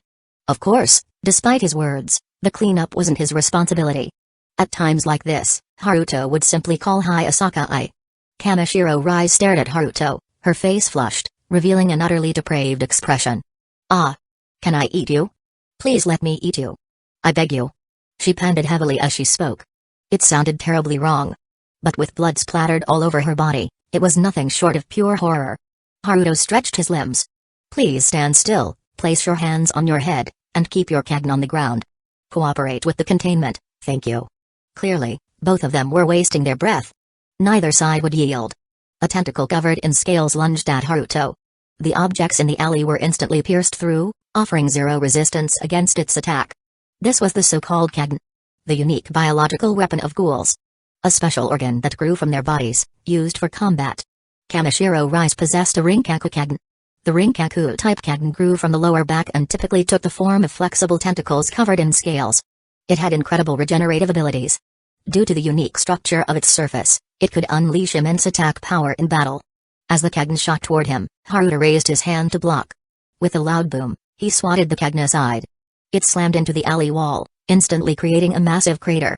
Retracting her Kagen, Kamishiro Rise remarked in surprise, such strength. Are you a dove? Do doves exist in this world? Doves were the ghoul world's term for anti-ghoul investigators. After arriving in this world, Kamishiro Rise had carefully investigated and found no organization similar to the doves. As a result, she had been acting recklessly, openly dragging people away to eat. Licking the blood from her Kagen, Kamishiro Rise's expression became even more ecstatic. So delicious. There's actually someone this tasty in the world. Why? Why didn't I meet you sooner? Haruto glanced at his now bloodied hand. His strength and speed had improved, but his defense was still lacking. However, if he got serious, she wouldn't even get the chance to graze his clothes. Steam rose from Haruto's palm, and in the blink of an eye, his wound was completely healed. Chapter 23, Haruto, Run. Cute little witness cat Kamishiro Rise was shocked, but she then laughed wildly. It's great. You can recover so quickly, I can savor you thoroughly when eating. Great. Great. Haruto merely glanced at Rise. It was just a test of a ghoul's power. Now there is no need to prolong this battle. A white longsword appeared in Haruto's hand, the Dawn Divine Sword. The next moment, Haruto's figure disappeared in a flash, leaving a blur of shadow in place. Rise's eyes widened for a moment, but she then launched her Kagens at him. But the cold white blade easily severed Kamishiro Rise's Kagen. The intense pain caused Rise to hesitate for a moment. In an instant, Haruto's figure appeared before her. With a simple, unadorned punch, he struck forward. Although Rinkaku Kagen regenerated quickly, it still took a few seconds to grow back. Rise had no choice but to raise her arms to defend. However, the force behind this punch was beyond her imagination. Her arm fractured instantly. Her entire body was sent flying by the overwhelming force, crashing into a nearby wall. With a loud bang, the cement and brick wall was smashed open, leaving a hole. Kamishiro Rise's head was instantly bloodied. Haruto, however, had no intention of showing mercy. He grabbed both of her arms and exerted sudden force. With a crisp snapping sound, Kamishiro Rise's arms twisted unnaturally, clearly broken and in an extremely severe manner. With a swift kick, he also disabled her legs. At this moment, Rise's Kagen once again surged from her tailbone. But with a simple swing of the Dawn Divine Sword, Haruto easily severed them. At some point, Haruto's eyes had turned blood red. Under the gaze of his Sharingan, the movements of the Kagen seemed as slow as a snail. Kamishiro Rise let out a scream of agony. Pointing the Dawn Divine Sword at Rise's lower back, he decisively stabbed down. Then, he cut open the skin and muscles. From within, Haruto located Rise's Kaku and extracted it. Kamishiro Rise let out a heart-wrenching wail. Clearly, the pain of having her Kaku removed far exceeded the pain of broken limbs. Before long, Rise ceased all resistance and fell unconscious. The Kaku was the essence of a ghoul's power. It would not regenerate in a short period. Storing the Kaku away, this object held immense research value. Haruto casually sat on Kamishiro Rise's body, took out his phone, and made a call. Send a team of armed personnel to my location for containment. Hello, Miss Hayasaka, please come to my location to handle the scene. After making the two calls, Haruto let out a breath. He lifted the Dawn Divine Sword. Its blade was stained with Kamishiro Rise's fresh blood. Ghouls had the restriction of only being able to consume human flesh. However, Haruto did not believe that the Blacklight virus would inherit such a limitation after assimilating ghoul genes. The essence of the Blacklight virus was evolution, not simply absorbing all genetic traits. Thus, Haruto prepared to devour the ghoul genes. At that moment, Haruto's movements suddenly halted. He raised his head and looked toward the far end of the alley. There, a girl was peeking out. A girl with long, straight black hair. Their eyes met. Haruto felt an intense headache. Why would there be a witness in a place like this? Half an hour earlier, Yukino Shita Yukino, the eldest daughter of the Yukino Shita family. Although the Yukinoshita family was not among the 4 great conglomerates, it was still a prestigious household in Japan. Born into such a family, Yukinoshita Yukino possessed both the intellect and appearance befitting a high-class young lady. She had a refined face, flawless white skin, long black hair draping over her shoulders, and a face so cute it felt criminal. Though her chest was as flat as the Kanto plane, she had slender and well-proportioned limbs, a delicate waist, and a perfect figure. Her gently flowing black hair, her translucent, exquisite skin, her bright eyes, and her thin cherry-colored lips just like her name, she was as unattainable as the snow beneath the sky, an existence only worthy of admiration. Today, Yukinoshita Yukino wore a black evening gown. The outfit accentuated her slender, well-proportioned figure, making her an absolute sight to behold. Coincidentally, Yukinoshita Yukino had just entered a prestigious high school this year. She was in Chiba to attend a gathering of elite students to establish connections for her time at Sobu High. However, Yukinoshita Yukino struggled with social interactions.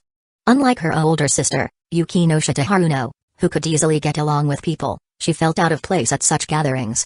Feeling overwhelmed, she eventually slipped away from the event without anyone noticing. As she wandered through the streets of Chiba, she spotted a white cat near a small alley. Known as the Cat Encyclopedia and a cat lover extraordinaire, Yukinoshita Yukino was easily drawn to adorable felines. After all, she was an extreme cat enthusiast. Due to family restrictions, she couldn't keep a cat at home. So, she often spent time at pet shops playing with cats. Now, seeing an adorable cat by the roadside, Yukinoshita Yukino couldn't resist. Meow, meow, meow. She tried to coax the white cat, attempting to get closer. However, the cat seemed wary and darted into the alley. Yukinoshita Yukino followed after it. Eventually, she caught the white cat in the alley and held it in her arms. Just as she was happily playing with the cat, a loud noise erupted from deep within the alley. At the same time, a woman's wail echoed. The cat in her arms instantly fluffed up in alarm. As if something terrifying lurked in the depths of the alley. Yukinoshita Yukino herself also grew wary, glancing toward the alley's depths. After a moment of hesitation, she decided to check out the situation. Maybe someone needed help. She would just take a quick look. If she stayed quiet, she wouldn't be noticed. Holding the cat, she tiptoed toward the alley's depths. Eventually, as she peeked around a corner, she was greeted by a horrifying scene. A young man was sitting on top of a purple-haired woman, bringing a sharp weapon to his lips. The purple-haired woman lay on the ground, her limbs twisted, her life or death unknown. Not far away, a half-eaten corpse lay in a gruesome state, as if devoured by an unknown creature. Blood splattered the alley, the scene chaotic and monstrous. This sight immediately reminded Yukinoshita Yukino of a deranged cannibal. That young man looked like a real-life Hannibal Lecter. No, he was even more terrifying. What made Yukinoshita Yukino feel suffocated was the moment the young man lifted his head, locking eyes with her. His eyes were a deep, bloodthirsty crimson. Faced with this situation, Yukinoshita Yukino didn't hesitate. She turned and sprinted away with all her might. She absolutely could not let herself be caught by a cannibal. Chapter 24, Bamboozled Hayasaka and the other party. Was currently running away at full speed. The first thing she would probably do after escaping was report to the police. Haruto temporarily put away the Dawn Divine Sword and swiftly followed. With his speed, it took no more than 4 or 5 seconds to intercept the girl. Then, Haruto was momentarily stunned. Yukinoshita Yukino? The protagonist of Sobu High School. Having watched my teen romantic comedy Snafu, Haruto naturally recognized Yukinoshita Yukino. Yukinoshita Yukino was already panicking due to Haruto's terrifying speed. When she suddenly heard him call her name, she became even more frightened. Since when had this cannibal set his sights on her? Don't come any closer. I've already called the police. Yukinoshita Yukino held a cat in one arm and clutched her phone with the other, speaking nervously. Haruto rubbed his forehead. You probably didn't have time to make the call, right? Please don't add extra work for me. Canceling a police report is quite troublesome. Yukinoshita Yukino's eyes widened in shock. This guy. He's absolutely lawless. If you kill me, the Yukinoshita family will hunt you down and make you pay the price. With no other choice, Yukinoshita Yukino resorted to using her family's influence in an attempt to intimidate him. Haruto shook his head. Why would I kill you? Yukinoshita Yukino was momentarily stunned. Aren't you a cannibal? You ate half a person and brutalized that woman. Haruto rubbed his forehead again. First of all, I'm not a cannibal. Secondly, the one eating people was that woman. I am a special executive officer of the SCP Foundation. Containing anomalies is my duty. That wasn't brutality, it was containment. Upon hearing this, Yukino Shitayukino showed a confused expression. This explanation sounded somewhat plausible. But, what was the SCP Foundation? She had never heard of it. Do you have a way to prove your claim? Yukino Shitayukino stared at Haruto and questioned him. However, no need. I just explained out of habit. Whether you believe it or not doesn't matter, because you won't remember it anyway. Those words made Yukino Shitayukino furious. His attitude was simply too arrogant. But what did he mean by saying she wouldn't remember? The next moment, Yukino Shitayukino saw that he now held a crowbar in his hand. Yukino Shitayukino. Just as she was about to continue running and scream for help, her vision went black. Yukino Shitayukino lost consciousness. Haruto reached out and caught the girl with the cat in her arms, bared its teeth at Haruto. But after a single glare from him, it quickly fled. Holding Yukino Shitayukino, Haruto let out a long sigh. We'll most likely meet again at Sobu High. That'll be troublesome. But she won't remember, anyway. At this moment, Hayasaka stepped out from behind Haruto. Her gaze toward him contained both surprise and resentment. She had seen everything. Haruto had simply moved behind Yukino Shitayukino and lightly tapped her head with a crowbar, then she fainted. It was clear that Haruto had used no real force. Which meant that completely unreliable-sounding D-class memory clearance method was actually real. After working with the SCP Foundation for a month, Hayasaka had learned what an anomaly was. Obviously, the crowbar in Haruto's hand was a containment object with anomalous properties. If she had known earlier, she would have chosen memory clearance. At least she wouldn't have to be exhausted every day working for him. Right now, Hayasaka's resentment was probably heavier than that of a vengeful spirit. Why not bring her into the Foundation as well? Her background would be useful, right? Hayasaka asked. Haruto shook his head. Her personality isn't suited for the Foundation. There are too many things she wouldn't be able to accept. I twitched the corner of her mouth. Then what about me? I'm not suited either. Haruto looked at her. Miss Hayasaka, you're super useful. Please, no matter what, stay with the Foundation. If not for the contract binding her, Hayasaka would have already climbed onto Haruto's shoulders and twisted his head with her thighs. I didn't work this hard just to be used by you. Hayasaka complained bitterly. Haruto gave a sheepish smile before speaking seriously. You've worked hard during this time. I'll find a way to ease your workload in the future. In return, if you ever run into trouble in the future, please seek help from the Foundation. These words surprised Hayasaka. She had always thought Haruto was just an exploitative boss. But now, he actually seemed to be a kind person. Some might think Hayasaka was gullible and easily deceived. But that wasn't the case. She had weighed the situation before coming to this conclusion. Since she had signed the contract, even if Haruto didn't promise her anything, she would still have to work for the Foundation. Moreover, his words weren't baseless. The Foundation was indeed struggling in its early stages, which was why she had to work so hard. Hayasaka understood all this. She simply let out an "oh" and said no more, going off to arrange the site cleanup. The Foundation's armed personnel had also arrived. They secured Rise's hands and feet with high-strength alloy restraints. Then they dressed her in a flexible fiber containment suit. After that, they injected her with a large dose of sedatives. No matter how pitiful Rise looked, no one sympathized with her or lowered their guard. This was the basic conduct of Foundation personnel. Seeing this, Haruto felt quite satisfied. The Foundation's team was finally taking shape. He also ordered them to retrieve several Kegen and the Kukuo as well. These were valuable research materials. Successfully contained anomaly, ghoulish power, gourmet, containment level, hazard 3. Containment status, stable, reward, level 3 lottery draw. Seeing the system prompt, Haruto nodded in satisfaction. He then arranged for Yukino Shitayukino to be sent back to her family. Regarding Yukino Shitayukino, Haruto had mixed feelings. But in any case, he wouldn't see her again before the school term started. Chapter 25, Stop Being a Nani-chan. After containing Kamishiro Rise, the ghoul, Haruto was in a great mood. The system rewards were secondary, the real excitement came from the immense research value of ghouls. These humanoid creatures bore an extremely high resemblance to humans. However, their bodies were impervious to ordinary weapons, regular bullets could hardly harm them. They also possessed extraordinary regenerative abilities. For high-level ghouls, regrowing severed limbs was as quick as a blink of an eye. Not to mention, their Kegen provided exceptional combat capabilities. If these traits could be replicated through experimentation and applied to the human body, then, the Foundation's armed forces and medical advancements would skyrocket to an entirely new level. The kind that would put them a full century ahead of the rest of the world.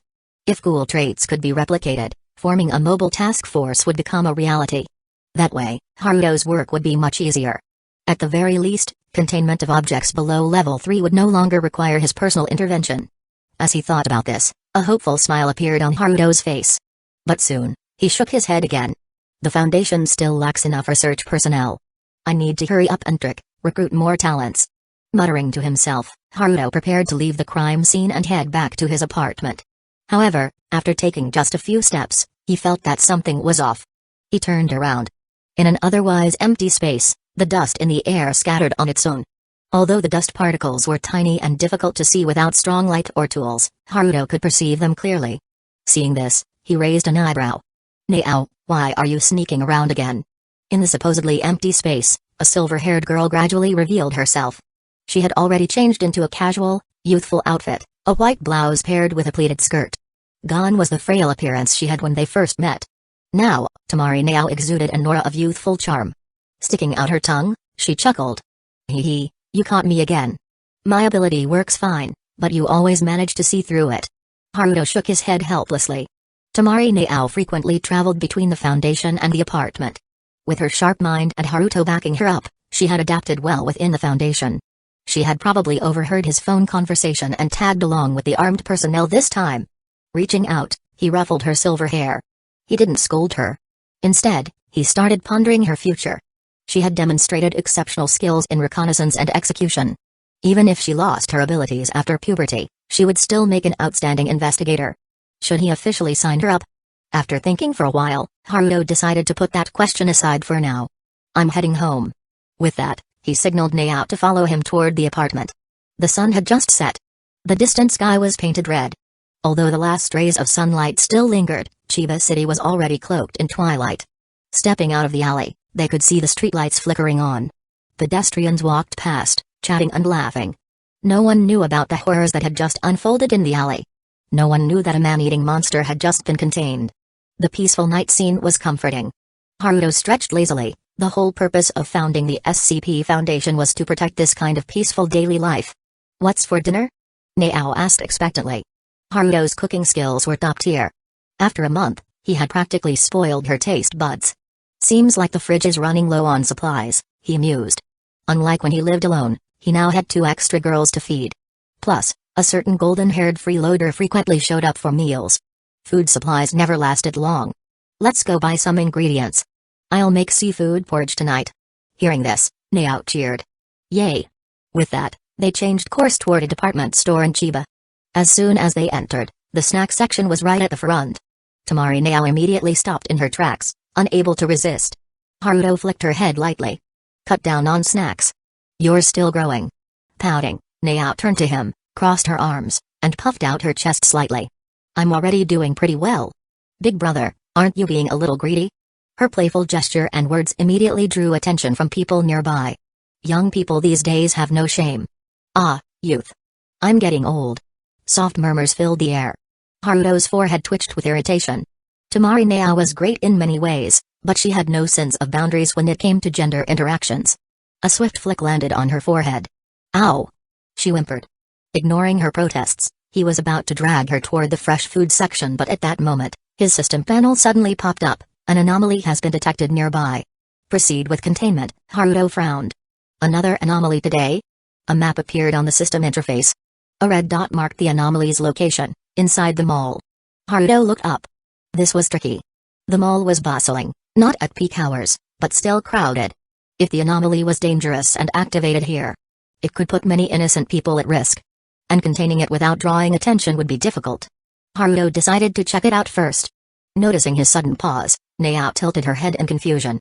Then, she watched as he casually strolled into the snack aisle. Even more confused, she followed along. Picking up a shopping basket, they grabbed a few snacks and walked further inside at a leisurely pace. Soon, Haruto spotted the targets. 2 girls. One had black hair and seemed around his age. The other had long, pinkish-white hair and looked like a middle schooler. They appeared to be sisters. One of them was the anomaly. Yet, even with Haruto's keen perception, he sensed nothing unusual. Rise was also a humanoid anomaly, but Haruto could feel the bloodthirst and surging power within her.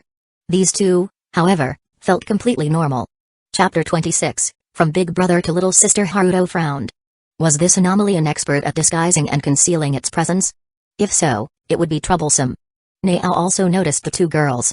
She glanced at him, then at the adorable pair ahead. Wait. Is Big Brother finally giving in to his primal instincts and planning to make a move on some random sisters? She whispered teasingly into his ear. Haruto rolled his eyes. Judging by your reaction, that's not it. So, they're the anomaly. Nao quickly connected the dots. Without making a scene, she continued acting naturally, accompanying Haruto on their casual stroll. Meanwhile, the two girls chatted and laughed softly. Their voices were low, almost impossible to hear unless one was close. But for Haruto's sharp ears, it was no problem. The following conversation reached his ears. You can't replace meals with snacks, Onii-chan. Eh? What's the difference? Food is food. It's fine. No problem, no problem. Too much sugar is bad for girls. Plus, Onii-chan, your body is still in its growth phase. Minor eye, please. No way. Why are you being so mean? The dialogue was adorable, radiating the cozy atmosphere of a slice-of-life scene. However, Onii-chan? Haruto's frown deepened. That older girl called a middle school-aged girl brother? How could that not seem strange? Regardless of age or gender, it didn't make sense at all. Unless the two were playing some kind of bizarre role-playing game. Haruto thought of a certain possibility. Considering the words they had exchanged, such as this current body. An idea formed in Haruto's mind. Could it be that the pink white-haired girl was not originally a girl? However, as Haruto carefully observed the other party's every move, her behavioral patterns, manner of speaking, and even subtle gestures, she was entirely a cute girl. Haruto found himself in a state of confusion. Thus, he and his companion continued tailing the two sisters as they wandered around the mall. Along the way, he also managed to buy the seafood ingredients he needed for making kanji. But despite all his observations, apart from their conversation, he couldn't find anything truly abnormal. So, Haruto decided to ask directly. Neither of the two exhibited any dangerous traits. Although, typically, such initial contact should have been handled by D-class personnel. But there was no time for that now. Both groups left the mall one after another. Haruto gave a glance to Nao. She immediately took the shopping bags and turned to leave. Seeing that the timing was right, Haruto quickly walked up to the two sisters. Hello, may I trouble you for a moment? Haruto's voice was particularly captivating. It was a clear and refreshing young man's tone, making people feel as if they were basking in a cool spring breeze. The two sisters turned their heads in unison. The older, black-haired girl looked a little puzzled. The younger, pink-white-haired girl, however, hid behind the black-haired girl in a flustered manner. Who? A pickup artist? Her reaction was just like a shy little girl afraid of strangers. And you are? The black-haired girl asked in confusion. Haruto casually flipped open an ID and held it out in front of them. I'm a JC from the Chiba Metropolitan Police Department. I'd like to ask you two a few questions. Would you have some time to spare? The ID was real. Through the Foundation's financial maneuvers, Haruto had secured an official title at the Chiba Police Department. This made interactions with civilians much easier in situations like this. The two girls exchanged glances. The young man before them didn't look old enough to be employed. But his etiquette was impeccable, and his words were sincere, making it hard to feel any dislike toward him. Thus, the black-haired girl nodded. That's fine, but what do you need to ask about? Haruto put away his ID and smiled. Thank you for your cooperation. This way, please. I'd like to treat you both to some desserts. Not far away, there was a dessert shop called Umbrella. Huh, really? That's quite generous of you. The black-haired girl responded with a smile. The pink-white-haired girl, on the other hand, remained hidden behind her, peeking out with a pair of bright, beautiful eyes, an absolutely adorable sight. At the same time, Nao stepped into the Umbrella dessert shop. She gestured toward the staff. The employees immediately understood. One by one, they began politely ushering out the other customers in the store. By offering large discount vouchers and claiming that they were closing soon, the customers left without much complaint. Then, from the back of the store, several people dressed as regular patrons emerged one after another. They took their seats, ordered desserts and drinks, and engaged in casual conversation while secretly keeping a close eye on the entrance. That's right. This Umbrella dessert shop was actually an SCP Foundation establishment. A branch location, to be precise. Through clever marketing strategies, Umbrella had quickly taken Japan by storm. Branches were opening all over the country. Many of these locations also served as hidden Foundation outposts. The largest Umbrella flagship store even had an SCP containment facility beneath it. And these staff members were, in fact, armed operatives in disguise, ready to act at any moment. Haruto led the two girls inside Umbrella with a smile. Wow, it's Umbrella. This place is so popular lately, I've been wanting to come here. The pink-white-haired girl, now more at ease after some interaction, no longer seemed as shy. She looked around at the unique desserts and decorations with excitement. Haruto truly had an incredibly deceptive appearance. His looks alone were enough to put people at ease and draw them in. Even a seasoned warrior like Annie had been fooled by him before. "You're being very generous," the black-haired girl said a bit apologetically. Haruto waved his hand dismissively. After seating the two and ordering desserts and drinks, he sat across from them and smiled. "This is our first time meeting. My name is Dakeman Haruto. May I ask how I should address you?" "I'm Oyama Mori, and this is my younger sister, Oyama Mahiro." The black-haired girl introduced them. Chapter 27, The Genius Girl Who Handcrafted Anomalous Drugs. Oyama Mihari, Oyama Mahiro, such beautiful names. I'll remember them. Haruto nodded. His serious compliment made both girls blush a little. So what exactly did you want to ask us about?" Mihari changed the subject. And Haruto's demeanor shifted drastically with his eyes becoming sharp. "Oyama Mahiro-san. You weren't originally female, were you? No beating around the bush. Straight to the point." This was Foundation territory. And with his combat strength, there was no need for indirect intimidation. It was better to be direct and observe their reactions. Mahiro. Mihari. Both were utterly shocked. This was supposed to be a secret, known only to the two of them. Haruto carefully watched for any subtle reactions. But all he saw was shock and confusion. No signs of rage, impulsiveness, malice, nor did Miro's head suddenly transform into a monster or sprout tentacles from her back. Haruto was now completely certain, these two were not a threat. And the anomaly detected on his display was likely the younger sister, Oyama Mahiro. Or rather, the person who was currently a girl. After their initial shock, the two girls reacted differently.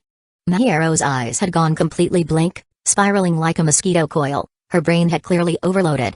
Meanwhile, Mihari took a deep breath. "May I ask? Is there a problem with that?" "It doesn't seem to be a crime." Haruto suddenly chuckled. The sharp pressure in the air vanished instantly. He waved his hand. "Of course not. This is just a routine inquiry. My approach was a bit harsh, force of habit, sorry about that." Hearing this, the sisters both breathed a sigh of relief. Taking advantage of the moment, Haruto pressed on. "May I ask what caused the change?" Having just calmed down, the girls didn't overthink why the police would be curious about how someone became a girl. "Actually, it was a drug I developed," Mihari said shyly. Haruto raised an eyebrow. "A drug? That was unexpected. May I take a look at the general information about the drug?" Haruto tentatively asked. Mihari rummaged through her shoulder bag and pulled out a tablet and a bottle of pink liquid. "This contains the drug's components, a brief description of its effects, and some experimental records." Mihari looked a little nervous. After all, the drug she had developed was still in its clinical stage. It had only undergone live animal testing and had no authorization for human trials. Regulations on drugs were quite strict. Even if it was used on her own brother, she might still face punishment.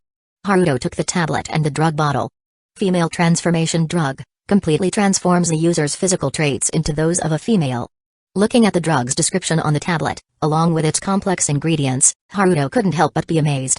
He opened the experiment records at the back. After skimming through the live animal experiments, Haruto found the only recorded human trial. It was none other than Mahiro Oyama. According to the information on the tablet, this Mahiro Oyama was originally Mihari Oyama's older brother. A proper, biological male. Though he was a bit of a shut-in, a bit useless, and a bit beyond saving. He was undeniably male. Haruto put down the tablet and looked at Mahiro again. And the pink-haired girl in front of him. Whether it was her physical features, mannerisms, or expressions, Haruto couldn't find a single trace of masculinity. She was completely and utterly a cute girl. Haruto let out a long breath. All he could say was that this girl named Mihari was a true genius. Perhaps even genius wasn't enough to describe her. To create a drug classified as an anomaly using normal materials. This kind of talent was simply unheard of. The two girls looked at Haruto nervously, waiting for his response. However, at that moment, Haruto stood up. He clapped his hands. "All right, project containment is terminated," Haruto announced loudly. The two girls looked confused. But in the next instant, the entire shop fell into complete silence. All the customers in the dessert shop stood up at the same time and began walking toward the back kitchen in an orderly manner. Their movements were disciplined, clearly well-trained. Several employees behind the counter stood up and carefully stored their firearms inside the counter. This scene left the two girls utterly shocked. "Whoa. Who are you? Are you some kind of secret organization leader like in manga?" Mahiro asked, her mouth agape in disbelief. Mihari also widened her eyes, completely at a loss. Haruto sat back down, cleared his throat, and smiled. Apologies, but I lied earlier. However, it was a necessary precaution to determine whether you posed a threat. Let's introduce ourselves properly. My name is Takemin Haruto, Special Executive Officer of the SCP Foundation, designation 051. The two girls were utterly dumbfounded.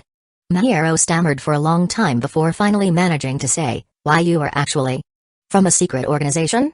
Haruto nodded with a smile. Upon receiving confirmation, Mahiro's eyes sparkled with excitement. Meanwhile, Mihari looked more cautious, staring at Haruto warily as she asked, "Then, what is your true purpose in bringing us here?" Haruto waved his hand dismissively, signaling Mihari to remain calm.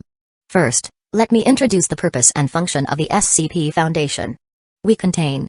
Haruto proceeded to explain the general information about the Foundation to the two of them.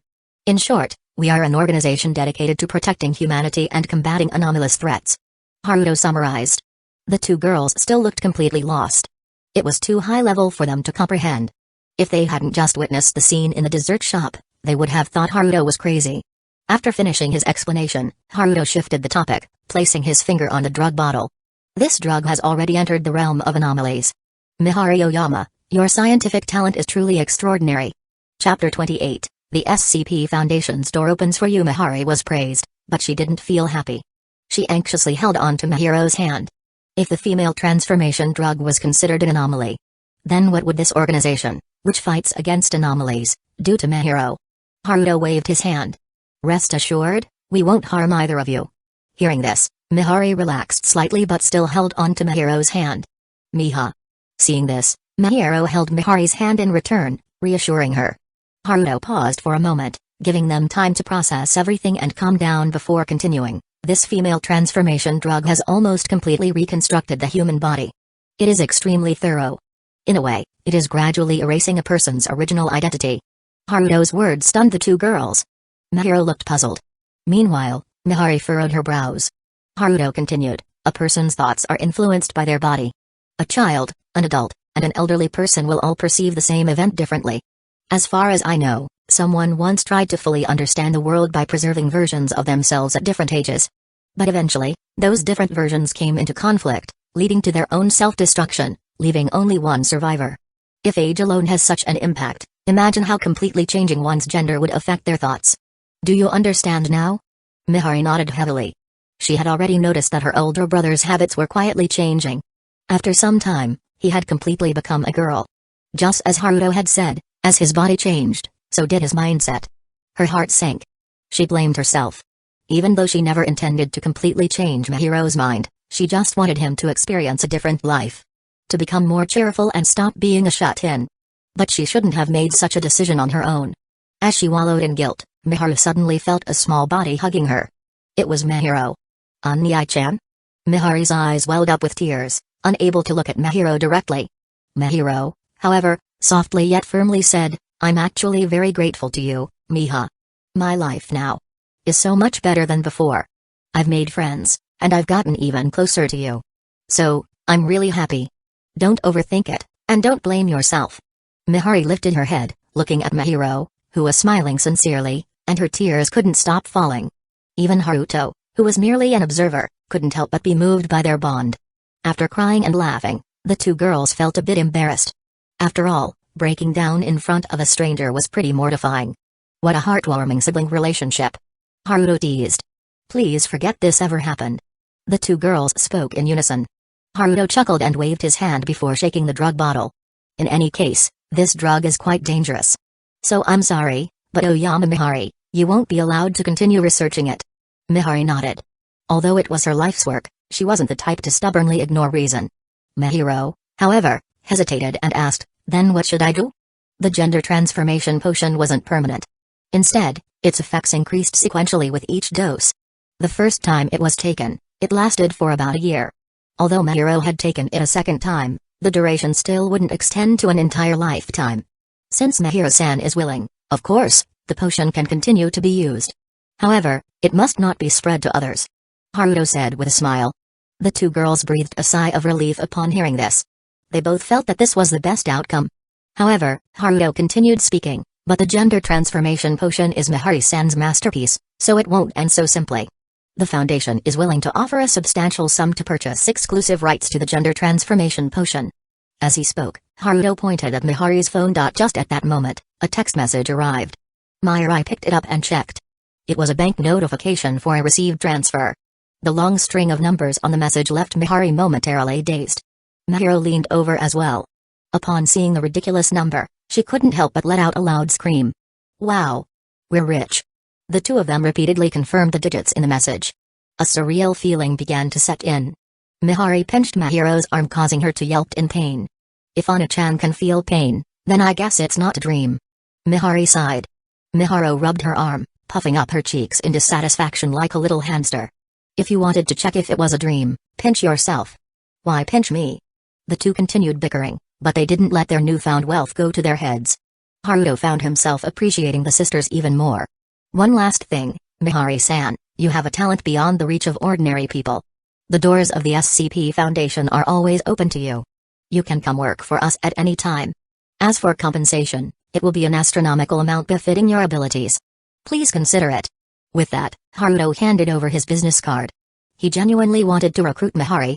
If the Foundation could gain such a genius who could craft anomalous potions by hand, their research progress would skyrocket. Mihari took the business card. It had Haruto's private contact information as well as the Foundation's contact details. I'll seriously consider it, she said earnestly. In truth, she was quite inclined to join the SCP Foundation. After all, it was an organization dedicated to protecting humanity. Moreover, the SCP Foundation personnel she had interacted with, Haruto had left a very good impression on her. Currently, Mihari was in the final stages of her doctoral studies. She had skipped multiple grades from middle school straight to a PhD, making her status as a genius undeniable. At the moment, Mihari hadn't found a job that truly interested her. And now, a position at the SCP Foundation was right in front of her. Of course, that was a decision for later. After chatting for a while longer, the two sisters stood up to leave. Before they left, Haruto casually added, if you ever encounter anomalies or dangers, you can always reach out to the Foundation. We'll deploy rescue immediately. The sisters nodded, showing that they took his word seriously. Chapter 29, Ariri. There are still so many things left to do. Watching the two girls leave, chatting and laughing, Haruto glanced at the potion bottle in his hand. For a moment, he couldn't help but shiver. This thing was terrifying. It could turn someone into a little girl. He wondered if it worked on cats. Maybe the Foundation should mass-produce a batch based on the formula and run some tests. She's a total genius, developing an anomalous-level potion. I hope she willingly joins the Foundation. Otherwise, I'll have to find a way to trick her into signing with the Absolute Contract Codex. He sighed. Just as he was talking to himself, Naao suddenly jumped out from behind, trying to startle him. Haruto turned his head. They stared at each other for 2 seconds. The atmosphere turned awkward. Then, Haruto stiffly let out an ah, clutching his chest and taking 2 steps back. That was such bad acting. Naao complained. Haruto just chuckled. Nao's attention was soon drawn to the potion bottle. So this is the potion that turns people into girls? Whoa, no surgery required, seems pretty convenient. Nao commented sarcastically. Haruto shook his head. This is much scarier than surgery. It's a complete transformation in every way. Except for the genetic structure, it's essentially giving someone a brand new body. Otherwise, it wouldn't be considered an anomaly. Upon hearing that, Nao's mouth slightly dropped open. Whoa. Then, she turned to Haruto. Big bro, wanna try it? He shivered for no reason. Absolutely not. Nao, however, seemed quite excited. Try it. Wouldn't it be fun? In response, she received a flick to the forehead. After carefully storing the gender transformation potion, Haruto swore that this potion must be strictly controlled. It must never fall into the hands of certain mischief makers. Alright, let's go home. If we don't hurry, Annie is going to starve. With that, Haruto walked out of the dessert shop. Nao grabbed the groceries and followed. The journey home was uneventful. When they opened the apartment door, Haruto noticed an extra pair of women's shoes at the entrance. And they looked very familiar. Ariri's here too. Nao kicked off her shoes and excitedly ran into the living room. He shook his head helplessly and neatly placed her discarded shoes at the entrance. Walking into the living room, he saw Ariri and Annie sitting across from each other at the dining table with Nao had already plopped down beside Ariri. After a month of interactions, the two had clearly grown closer. I'm making seafood porridge tonight. Sorry for the wait, I'll start preparing it now. With that, Haruto headed toward the kitchen. Luckily, all the seafood they had bought at the market had been cleaned on site. Otherwise, he'd have to spend extra time dealing with that. Although he was skilled at handling ingredients, it was still time-consuming. Taking out a traditional clay pot from China, he placed it on the stove and began cooking the porridge. The sweet aroma of seafood slowly spread through the air. The three girls sitting at the table instinctively swallowed a mouthful of saliva. Even Annie was no exception this time. If she had never eaten high-quality food before, she might have remained indifferent. But after a month of Haruto's cooking, Annie had gained a little weight. Her cheeks now had a slight baby fat. After a bit of waiting, he carried the entire pot over to the table. He placed a mat underneath to prevent the heat from damaging the table. Then, he lifted the lid. A rich fragrance filled the room. Various seafood pieces were hidden within the creamy white porridge, their combined aroma making it irresistibly appetizing. He picked up each person's bowl and served them one by one. Try it. This is a traditional dish from China. You'll be able to taste the natural sweetness of the seafood. Haruto smiled as he spoke. The three of them couldn't wait to pick up their utensils and start tasting. Ariri was the most impatient, so she burned her mouth. However, after blowing on it for a while, she buried herself back into the battle with the porridge. Haruto also served himself a bowl and slowly drank it. In reality, his body no longer needed food at all. With the transformation from the Blacklight virus and the assimilation of Titan genes, Haruto could survive entirely through photosynthesis. Once he absorbed the ghoul genes later, he would probably become even more terrifying. But if he were to stop eating altogether, he would lose a lot of enjoyment. Both cooking and eating were pleasures. The atmosphere at the dining table was warm and pleasant. Then I'm going back to China for a while. The statement was abrupt. As soon as Haruto said it, the atmosphere at the table froze. The previous harmony vanished. Ariri's eyes widened as she looked at Haruto. As a childhood friend in name, Ariri naturally knew that Haruto was actually from China. It seemed he had drifted overseas. An orphan. In their first year of knowing each other, Ariri had gradually developed feelings for this boy. At that time, she had often worried, what if he suddenly returned to his home country? But after 3 years, there had never been any sign of it happening. So Ariri had relaxed. But now, her greatest fear had come true. Ariri's eyes instantly turned red. Why? She asked, puzzled. There were still so many things left undone. She hadn't confessed yet. Was this how it would end? Would her daily life with Haru come to an end just like that? There were still so many things she wanted to do together. At that thought, Ariri felt a sharp pain in her chest. But Haruto mercilessly nodded. Plop, a teardrop fell onto the table, shattering into several droplets that splashed outward. Ariri lowered her head. Ariri. This might be your last chance. What are you doing? Go and tell him how you feel. Inside her mind, she screamed at herself. But her body wouldn't move. Sadness had taken over. Ariri, why are you crying? Haruto's confused voice reached her. Ariri? She lifted her head in confusion. Tears still clung to the corners of her eyes and cheeks. Because I have to say goodbye to Haru. As she spoke, she sniffled. Clearly, she had cried a lot.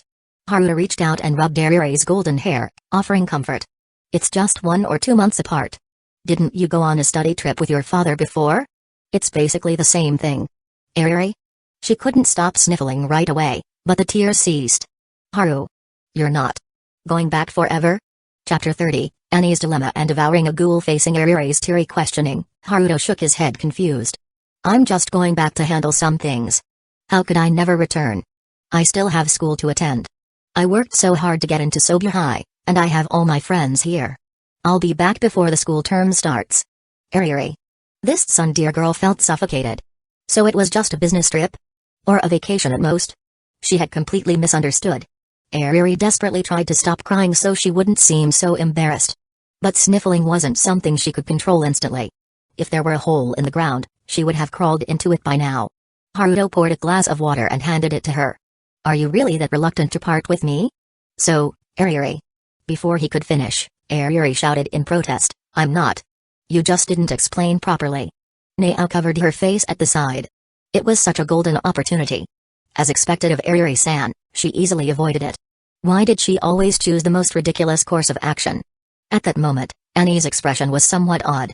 She looked at Haruto, wanting to confirm her suspicions. Seeing him give her a slight nod, it was clear just as she had guessed. The so-called going abroad was actually a journey to her world. To the Titan world.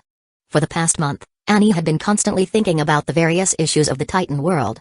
After stepping out of her previous mindset and learning more information, she had formed new opinions about both Marley and Paradise Island.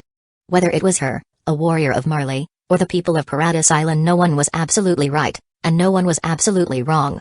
Between black and white, everyone was a shade of gray. It was all just a matter of differing standpoints and conflicting interests. Once Annie realized this, she no longer felt the urge to return to that world. Compared to her former desire to return home, she no longer felt that same urgency.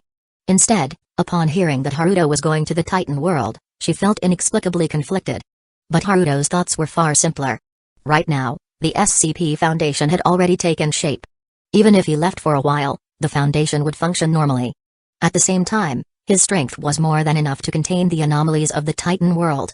Once he secured the Titan world, the Foundation would gain an enormous influx of talent and unimaginable resources. That was an entire world, after all. Especially on Paradise Island, where there existed a unique energy mineral called Ice-Burst Stone. The very black-tech energy source that powered the omnidirectional mobility gear. If he could obtain it, it would be a huge boon for the SCP Foundation's development. He could even establish a massive containment facility in the Titan world, transferring some of the more troublesome anomalies from the main world there. So, securing the Titan world had to be put on the agenda. And he had to complete this grand task before the new school term began. The commotion at the dinner table finally settled down. Under Haruto's teasing, Ariri fled back to her apartment in embarrassment.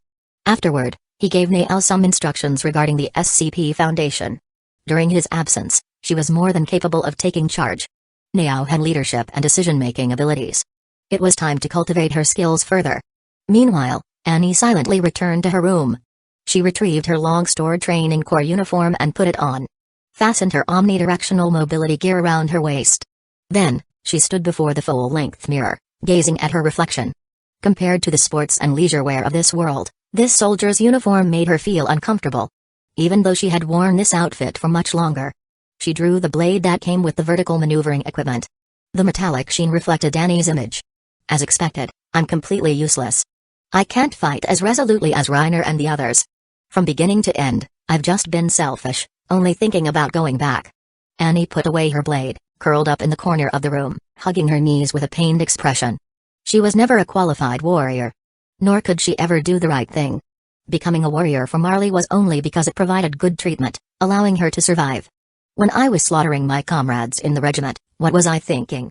Annie curled herself into a ball, murmuring to herself. Scenes from the manga played out in Annie's mind. When she killed the comrades she had trained with for 3 years, when she killed the senior members of the Wings of Freedom. I probably wouldn't think of anything at all. I'd empty my mind completely, so I wouldn't hear the wails. After all, I've been this selfish from the very beginning. Compared to Reiner's way of thinking and Bertolt's determination, she would probably just give up thinking altogether.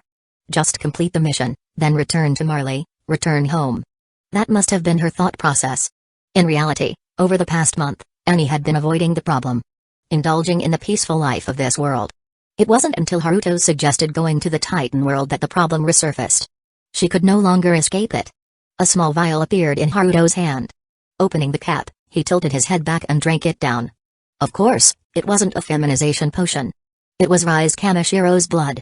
Before she was taken away, Haruto had collected a small vial for the Blacklight virus to devour its genes. The blood flowed down his throat. He furrowed his brows. His body began to transform. Rise's memories surfaced in his mind, but Haruto discarded them casually. He had no interest in understanding the memories of a monster obsessed with eating humans. Besides, he had watched the Tokyo Ghoul anime. The foundation of a ghoul's power actually lay in something called RC cells. RC cells, compared to normal cells, could store more energy, change shape, and had enhanced regenerative abilities. The higher the RC cell content in the body, the better the physical abilities. And Kagen were simply the transformed products of RC cells. The reason ghouls could only eat humans or resort to cannibalism was because it provided them with more energy. After the Blacklight virus devoured the RC cells, it fed back some of their traits to Haruto.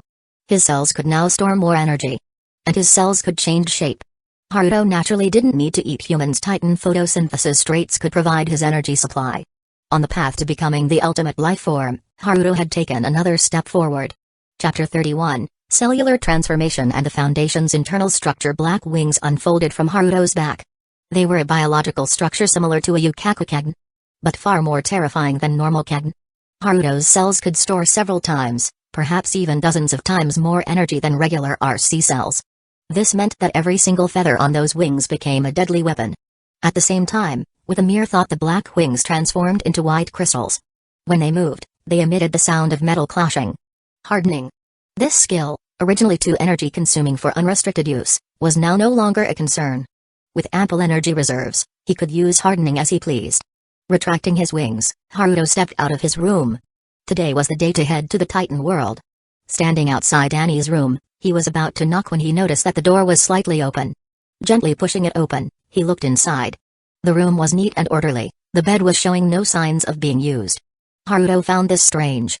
Taking a few steps further inside, he spotted Annie in the corner. At that moment, Annie was curled up against the wall, hugging her knees tightly. She was wearing the same outfit from when they first met.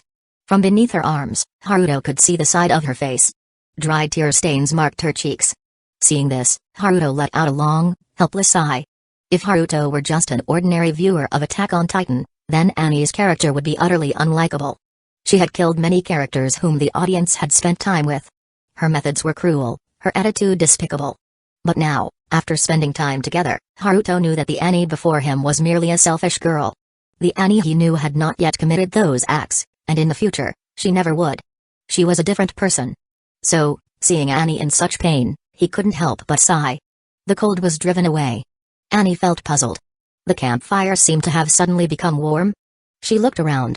The faces of her companions were blurry. Whether it was Reiner or Mikasa, she couldn't see them clearly. At that moment, someone walked over and pulled her into an embrace. It was someone who shouldn't have been there. Only his face was perfectly clear.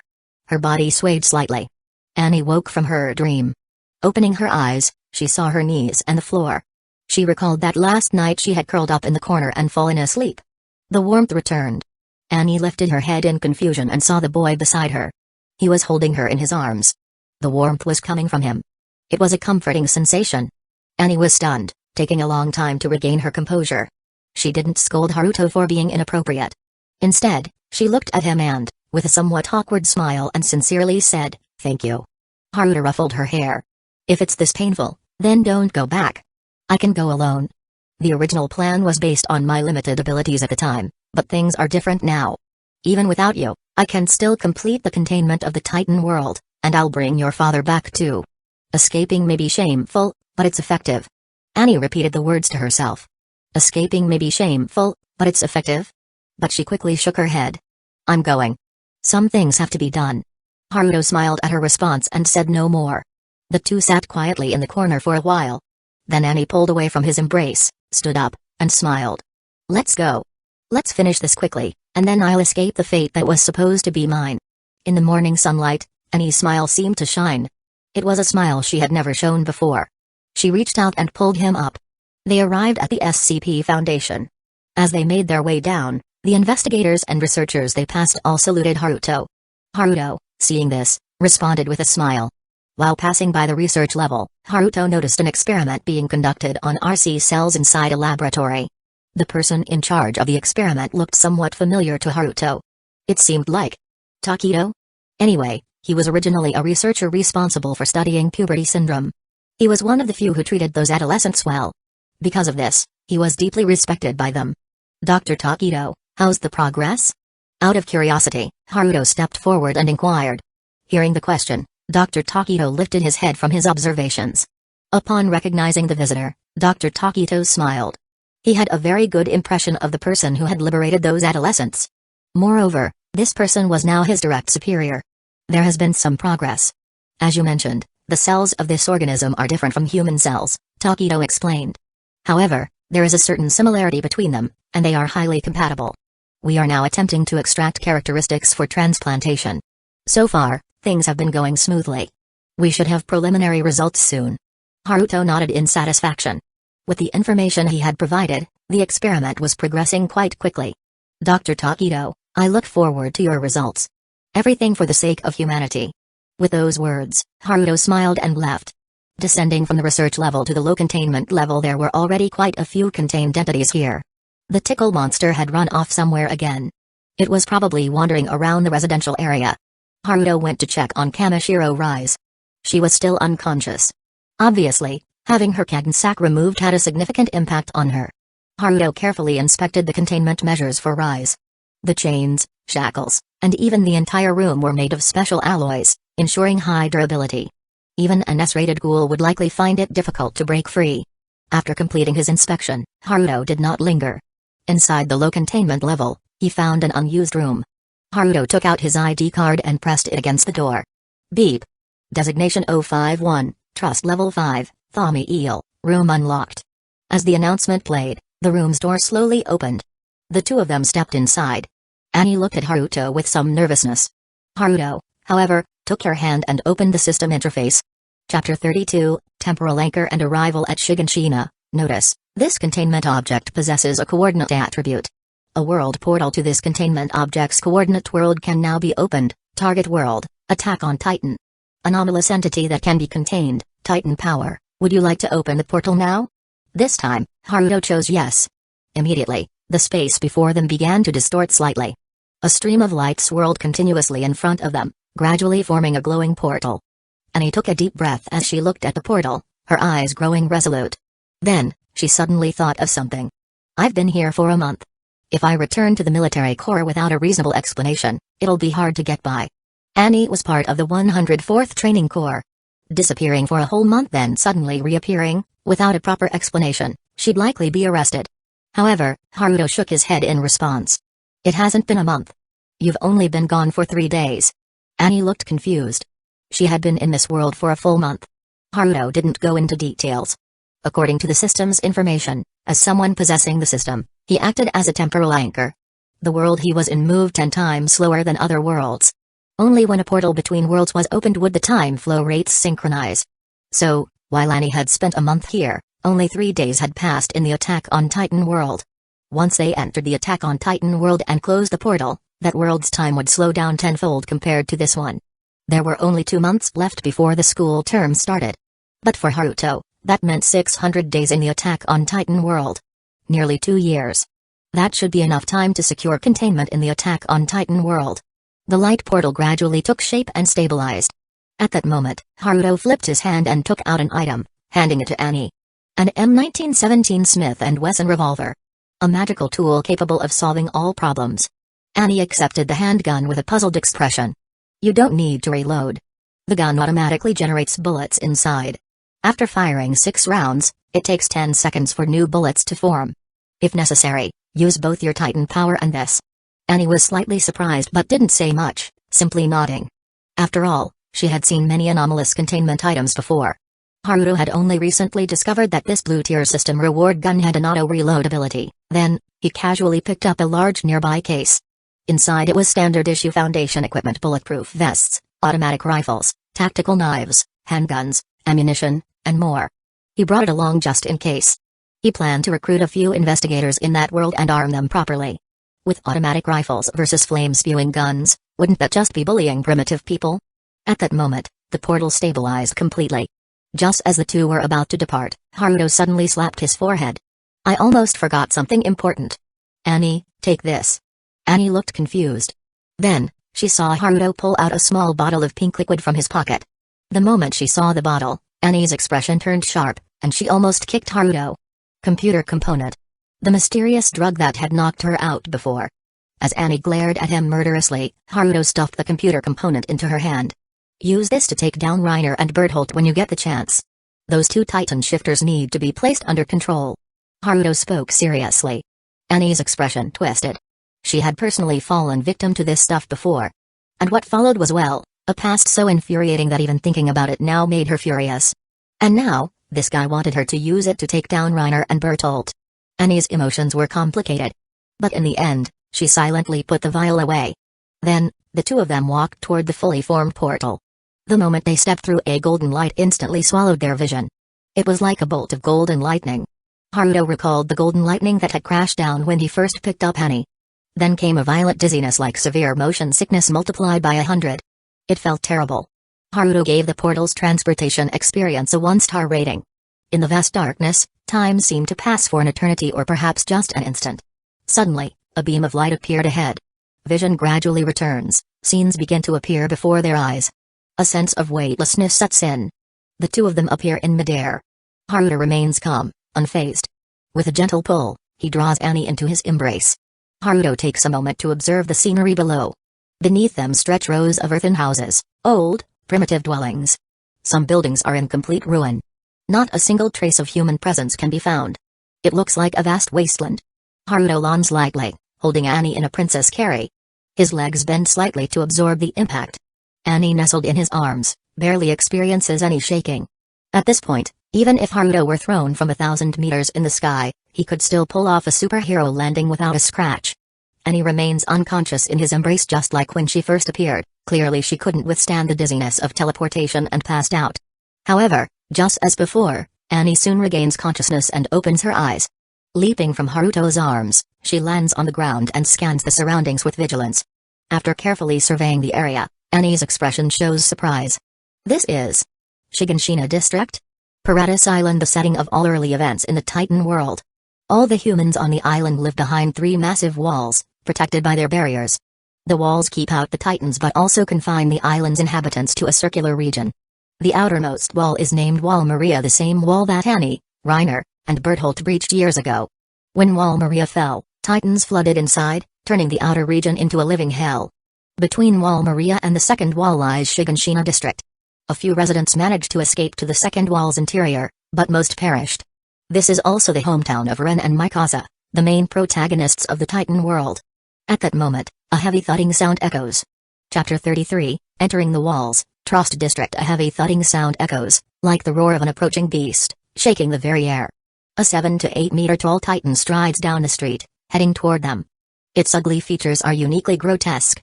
It wears no clothing, yet lacks any reproductive organs. Haruto had seen Titans countless times in the manga and anime. But seeing one in person. Truly, an ugliness that's oddly fascinating. He comments casually. Annie, standing beside him, has already drawn the blades from her waist. The weapons paired with the omnidirectional mobility gear are long, segmented swords, similar to oversized box cutter blades. They are designed to be quickly replaced after repeated strikes dull their edges. Haruto reaches out and stops Annie, who has tensed for battle. Watching the approaching Titan, he casually picks up a brick from the ground.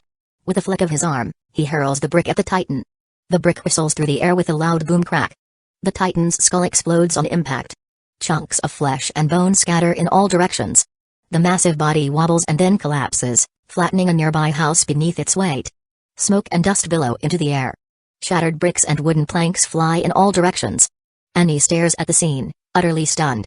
She turns to Haruto, disbelief written all over her face. Just like that? A 7-meter Titan obliterated in an instant? Annie had seen the Cervicore cannons in action. Even those artillery shells weren't as devastating as Haruto's casual throw. Not to mention, his accuracy far surpasses any cannon. Steam rises from the Titan's mangled corpse, its blood and flesh evaporating into the air. Titan's weak point is their nape. If it isn't destroyed, they can regenerate, even if decapitated or dismembered. Annie instinctively moves to finish off the Titan, but Haruto stops her once again. Don't kill it.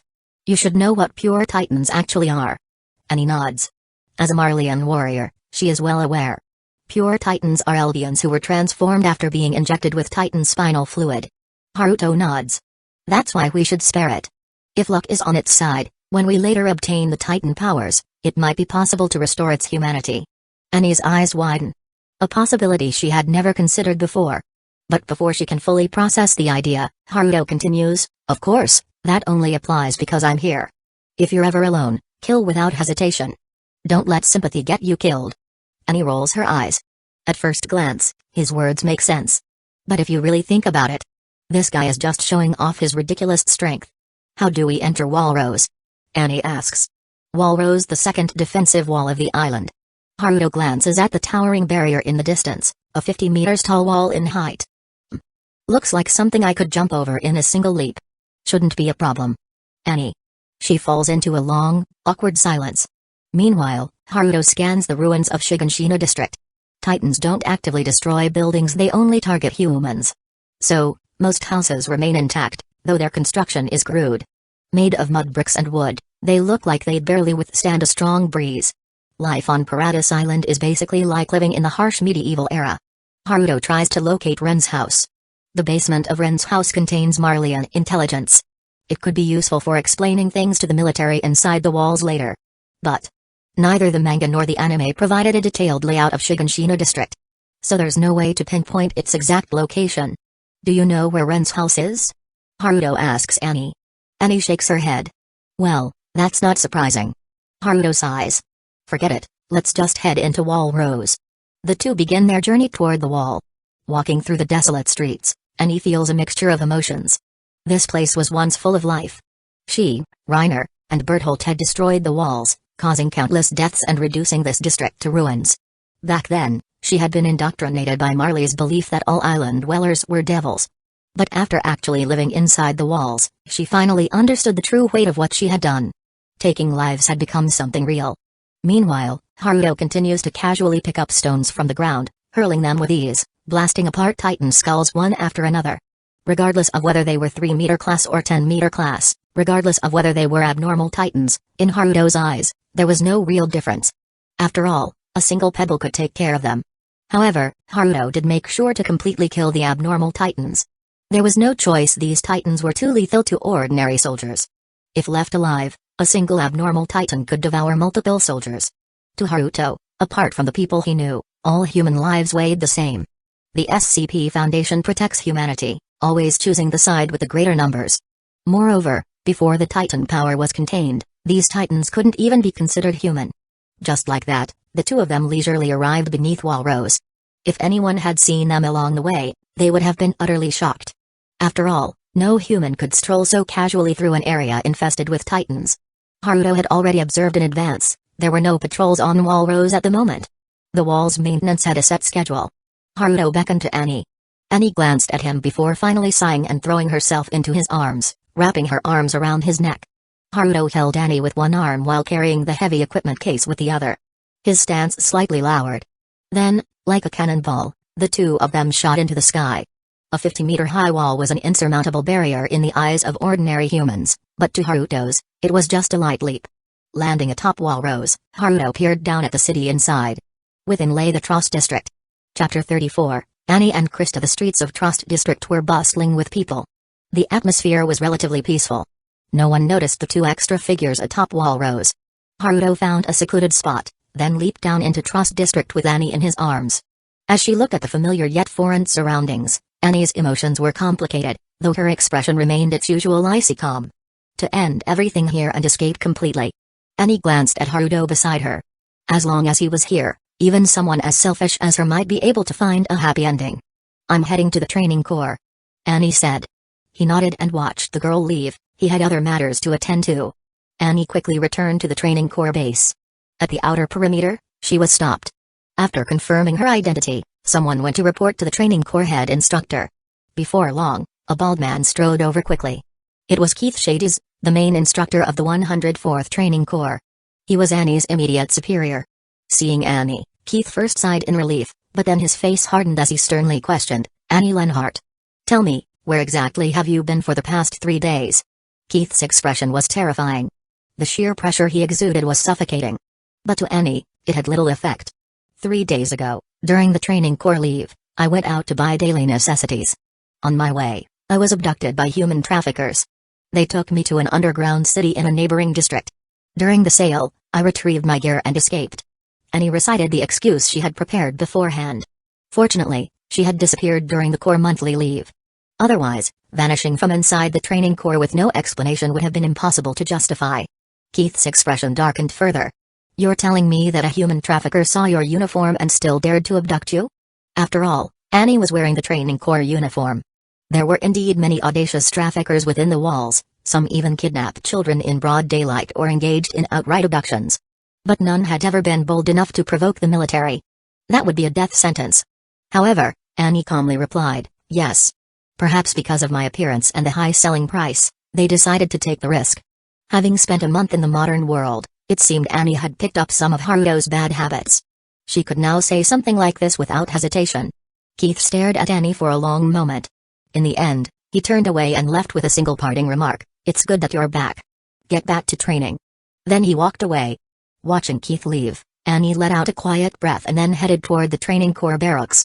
Calling it a barracks was generous, it was actually just a massive wooden lodge. One room for the boys, another for the girls. Everyone lived together, with only thin partitions between them. Hygiene was poor, and privacy was non-existent. Haruto and Annie had arrived very early. It was still dawn. Training hadn't started yet. The 104th trainees were still resting inside the barracks. Just as Annie reached the entrance, about to step in, a girl pushed open the door. The two collided. The petite girl fell backward, landing on the ground, but before Annie could react, the girl was the first to apologize. Sorry. Annie looked at the similarly blonde-haired girl with a complex expression. She reached out and helped her up. Thank you. The girl hadn't even looked clearly before expressing her gratitude. It was obvious, she was an extremely kind-hearted person. Krista. Her real name was Historia Rice. Annie, who knew the story of the Titans, recognized the girl's true identity. She was of Eldian royal blood. Pushing unnecessary thoughts from her mind, Annie stopped overthinking. What she needed to do now was help Haruto contain the Titan power and then escape from here. At that moment, Historia finally got a clear look at who had bumped into her. Her eyes widened in surprise, and then, overjoyed, she grabbed Annie's hands. Annie. You're finally back. Everyone was so worried about you, you were missing for 3 whole days. Are you okay? Faced with Historia's concern, Annie coldly shook her head. I was kidnapped by traffickers but just managed to escape. Annie's cold demeanor didn't surprise Historia. After all, Annie had always been like this. However, hearing Annie's words, Historia's eyes widened in shock. Kidnapped by traffickers? Historia instinctively wanted to offer comfort but didn't know what to say. The conversation at the door woke up the others in the barracks. A few trainees came out and, seeing Annie, froze for a moment. Then they immediately gathered around her with concern, asking what had happened. Listening to her comrades' worried inquiries, Annie felt an overwhelming sense of gratitude. She was lucky to have met that person. She had another choice, she wouldn't have to harm them like in her original fate. Historia, ever observant, noticed Annie's emotional turmoil. With her small frame, she gently pushed the crowd aside. Everyone, Annie just got back and needs rest. Let's not bombard her with questions for now. Hearing this, the others nodded in agreement. Annie looked at Historia. Historia smiled at her warmly. Such a gentle person. But remembering Historia's past suffering and the cruel fate that once awaited her, Annie once again felt how merciless this world truly was. After that, Annie joined the others as they headed to the training grounds.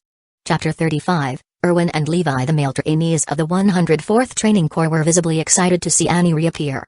Among them, 2 in particular let out a sigh of relief upon seeing her. Reiner and Bertolt found it difficult to maintain their composure when they saw Annie again. The 3 of them were spies sent by Marley to Paradis Island, each possessing the power of the Special Titans. Their mission was to locate the legendary power of the Founding Titan and bring it back to Marley.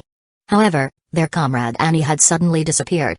Not only were they worried about their friend, but they were also concerned about whether their identities had been exposed. It was quite nerve-wracking. The group gathered around Annie. Annie, where have you been these past 3 days? Why did you suddenly disappear? Reiner asked. I was kidnapped by human traffickers but managed to escape, Annie repeated the fabricated excuse she had prepared. Upon hearing this, everyone widened their eyes in shock and anger. Meanwhile, Reiner and Bertolt secretly breathed a sigh of relief. As long as they weren't exposed, it was fine. Haruto found a hidden spot and buried his weapons case. Carrying it around would only make movement more difficult. Afterward, he began wandering around Trost district. The streets were made of dirt, and the overall environment was quite poor. There was no helping it, given the medieval level of technology and the ever-present threat of Titans, it was hard to expect much in terms of infrastructure. He passed by a small stall selling apples. Haruto wanted to buy one to try, only to realize he didn't have any money from this world. He had no choice but to give up. At that moment, a commotion arose from the distant street. Haruto turned his gaze toward the source of the noise. He saw that the gate of Wall Rose was slowly opening. A unit of soldiers, riding majestic horses, was passing through the gate and entering the walls. These soldiers wore uniforms similar to Annie's, but the emblem on their chest and back was different. Instead of 2 crossed swords, theirs bore a pair of white wings. The wings of freedom. They represented the Survey Corps, an organization that longed for freedom. The military inside the walls was divided into 3 main branches. The Garrison Regiment, responsible for maintaining the walls and their security. The Survey Corps, tasked with venturing beyond the walls to uncover the truth about the Titans. And the military police, charged with protecting the royal family and maintaining order. Right now, the scene unfolding before him was the return of a Survey Corps expedition. The crowd was in an uproar, welcoming the Survey Corps with admiration and excitement. Commander Erwin is truly reliable. Ever since he took command, the Survey Corps has never suffered a major defeat. Wow, that's Captain Levi, isn't it? I heard his combat prowess is equal to 100 soldiers. The wings of freedom look so cool. They keep fighting for our freedom, battling the titans outside. The chatter reached Haruto's ears. He turned his gaze to the front of the procession. Leading the group was a middle-aged man. His appearance was not particularly striking. However, his firm expression and imposing presence made him feel extremely dependable. Commander Erwin. The leader of the Survey Corps. Among all the individuals in this world, Erwin was the one Haruto most wanted to recruit into the SCP Foundation. Pulling his hood over his head, Haruto squeezed into the crowd. Seated atop his horse, Erwin gazed straight ahead, but his eyes were unfocused. He was deep in thought, analyzing the information gathered from this expedition beyond the walls. Something unusual had occurred in Shiganshina district. Several titans were found with damaged heads, seemingly in the process of regenerating when discovered. While it wasn't rare for titans to be injured during movement, it was uncommon to see multiple titans suffering head wounds simultaneously. Someone attacked the titans. This conclusion formed in Erwin's mind. His next concern was why the attacker had been outside the walls. Why attack titans? Was this individual a threat to humanity, or could they be recruited by the Corps? As Erwin pondered these questions, a person stumbled forward from the crowd, seemingly due to the tide gathering. This individual was cloaked in black, their head covered, making it impossible to see their face. And they had fallen right in front of Erwin's horse. Erwin immediately snapped out of his thoughts and reached out to help the person up. But in the next moment, his pupils contracted sharply, and his expression froze for an instant. The person he helped up bowed to him before quickly vanishing back into the crowd. Erwin immediately raised his gaze to search for them. But he couldn't find them. That black cloak should have stood out among the crowd. Yet, the moment it re-entered the mass of people, it disappeared completely. Levi, noticing Erwin's reaction, rode his horse closer. "Erwin, what is it?" the captain asked in a low voice. Erwin looked at his hand, the one he had used to help that person. At that moment, a piece of paper had appeared in his palm. The person had secretly passed it to him. Levi, upon seeing the paper, frowned. Erwin calmly put it away. Since the person had chosen this method to deliver information, it was clear they didn't want others to notice. The Survey Corps swiftly returned to their headquarters. Erwin entered his office. Levi followed. Without a word, Erwin pulled out the note and unfolded it. The contents made his eyes widen instantly. Levi glanced over and clicked his tongue. The note read, 2 questions. 1. Are there humans outside the walls? 2. What is the truth about the Titans? Answer to question 1, yes, there are humans outside the walls hundreds of times more than within them. Answer to question 2. Come find me. Studying the note, Erwin fell into deep thought. Meanwhile, Levi looked irritated. This feels like a trap. You're not seriously thinking of going, are you? Erwin snapped out of his thoughts and nodded seriously. Even if it's a trap, we must investigate. This is the duty of the Survey Corps. The meeting point is inside the walls, and the person set no restrictions on followers. Even if it is a trap, we have the ability to escape. Levi clicked his tongue. Then I'm coming too. His strength was not just talk. If this was a trap, Captain Levi was confident in cutting his way out. As time passed, dusk enveloped the walled world. Due to the towering barriers, the sun seemed to set earlier on Paradise Island than elsewhere. Under the night sky, 2 figures slipped out of the Survey Corps headquarters. At the same time, several others, hidden in the darkness, followed them, moving swiftly across rooftops. Erwin arrived at the designated meeting spot. It was an exceptionally secluded corner near Wall Rose. And there, a lone figure stood waiting. Without needing to look closely, Erwin was certain this was the person who had given him the note. Erwin and Levi stopped a few meters away. You summoned me here. What is your goal? Erwin asked, his eyes filled with restrained fervor. The figure turned around and removed their hood, revealing a face far younger than expected. Chapter 36, The conversation ends, rebellion begins. Erwin was somewhat puzzled. Levi, however, snorted coldly at this moment. Brat, you're not making up lies just to mess with the Survey Corps, are you? Haruto looked at the 2 of them and felt a bit sentimental. TCH, I need to find a way to recruit these 2 into the SCP Foundation. They are top-tier decision-makers and elite executioners, after all. Then, he turned his gaze toward the surrounding darkness. With the naked eye, it was almost impossible to notice anything unusual. But with Haruto's powerful perception, he could detect that over a dozen people were lurking in the darkness. They were hidden in the shadows, at the corners, on rooftops, in trees. These people were all combat elites. With modernized training and more advanced equipment, they could almost form a fully capable mobile task force. Noticing Haruto's gaze, Erwin and Levi were both shocked. The members present on this mission were the true elite of the Survey Corps. They belonged to Levi's squad and Hange's squad. Yet, Their ambush had been easily seen through by this man. His reconnaissance abilities were terrifying. Shifting his gaze back to Erwin, Haruto smiled and spoke. Commander Erwin, 2 questions. Do you believe there are humans beyond the walls? And what do you think Titans are? Levi's expression darkened, about to lash out. They came here seeking answers, not to be interrogated. But Erwin held him back. The commander looked at him and said solemnly, both of those questions are ones that the Survey Corps is seeking answers to. But as of now, we have not reached a conclusion. Haruto shook his head. No, I'm asking you, your thoughts, Commander Erwin. These words made Erwin frown. After a brief silence, he suddenly spoke. There are humans beyond the walls, aren't there? And Titans. Their true nature is human. As soon as Erwin said this, Levi had the biggest reaction. His eyes widened as he turned toward the commander. Erwin, what are you saying? The Survey Corps members hidden in the shadows were also filled with confusion and shock. Titans are human? How could that be? Haruto, however, simply clapped his hands and smiled. As expected of Commander Erwin. At this stage in the Attack on Titan timeline, Ren Yeager had yet to transform into a Titan. The Corps had no intelligence regarding Titan shifters. However, the appearance and sudden disappearance of the Colossal Titan and Armored Titan had provided some room for speculation. And with just these scattered clues, Erwin had already deduced the basic truth. After all, as the commander of the Survey Corps, he always planned for humanity's future under the worst possible circumstances. That was why, ever since Erwin took over, the Corps had avoided large-scale casualties during expeditions beyond the walls. After clapping, Haruto lowered his hands and spoke seriously. This world is vast. Beyond the walls, there are much larger territories, with a population hundreds, even thousands of times that of the people inside the walls. But Titans are only rampant here, within and around these walls.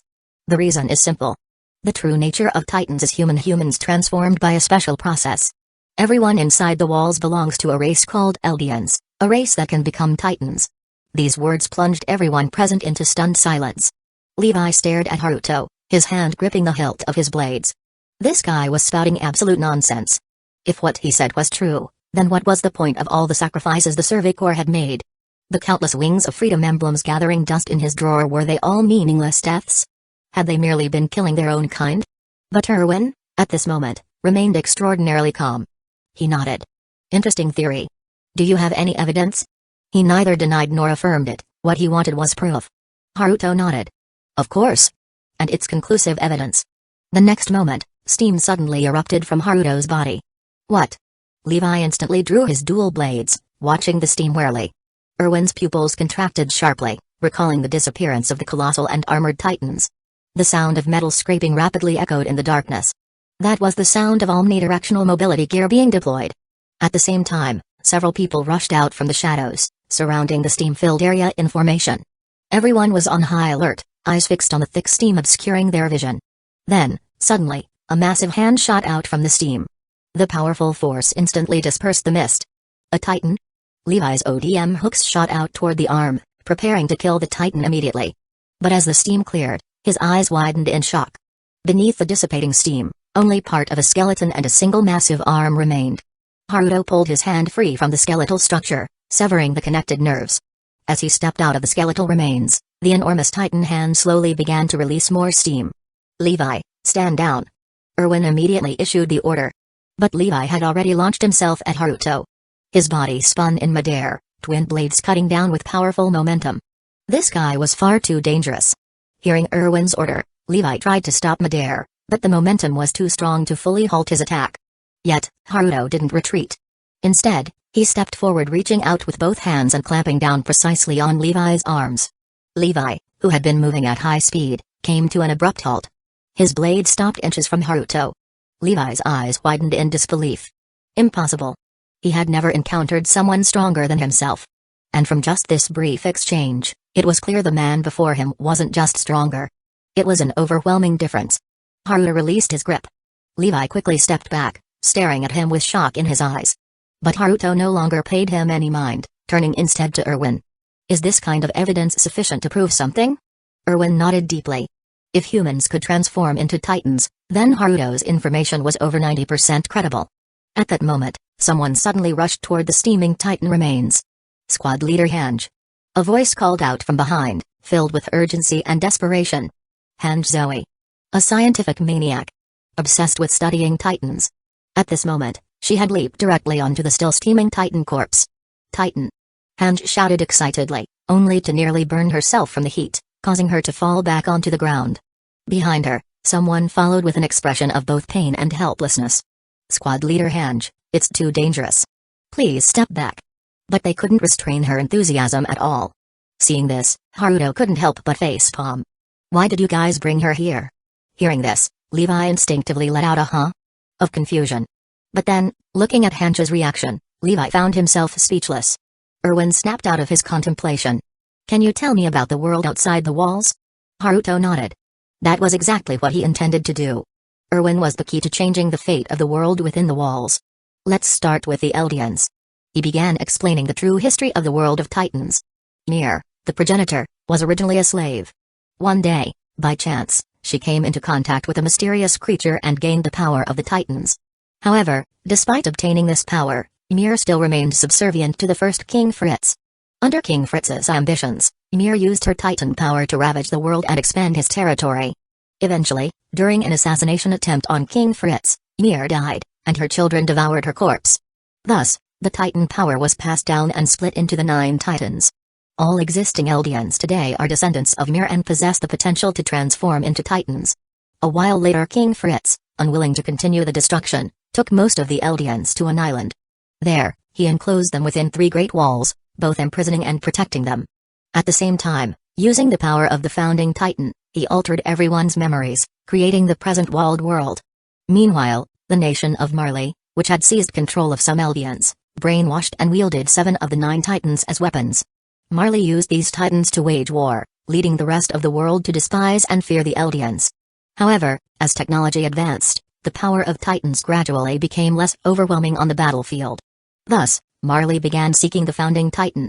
The founding Titan was said to possess the legendary coordinate power, which could control all Titans and even trigger the rumbling. The 3 walls on Paradise Island were, in fact, made up of countless colossal Titans hardened into a barrier. The so-called rumbling would release these colossal Titans to trample the entire world. Haruto systematically laid out the information. Everyone in the Survey Corps was plunged into immense confusion. So their real enemies weren't Titans? But rather, countless humans outside the walls? Then how could the Survey Corps ever achieve the freedom they sought? Levi instinctively looked at Erwin, waiting for his decision.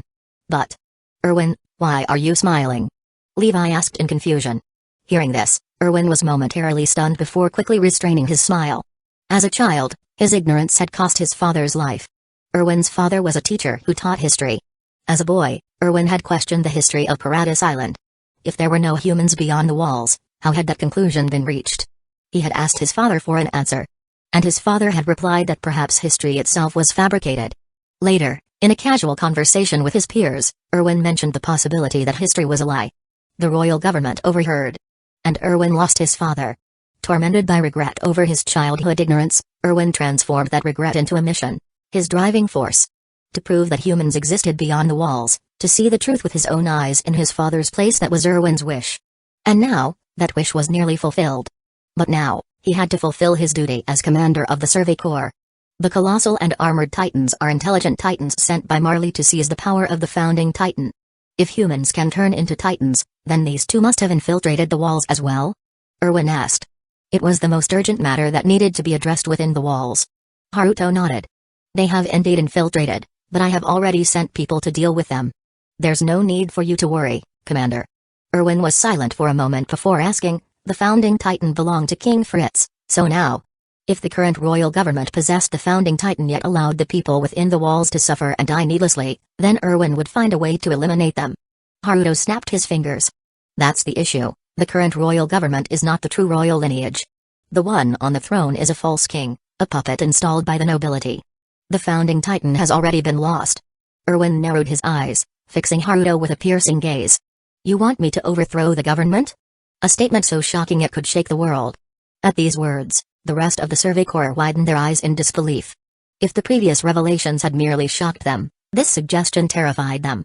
After all, if the royal government heard this, the entire Survey Corps would be purged. Haruto smiled brightly. Talking with Erwin was remarkably easy. The man before him always put humanity's hope first.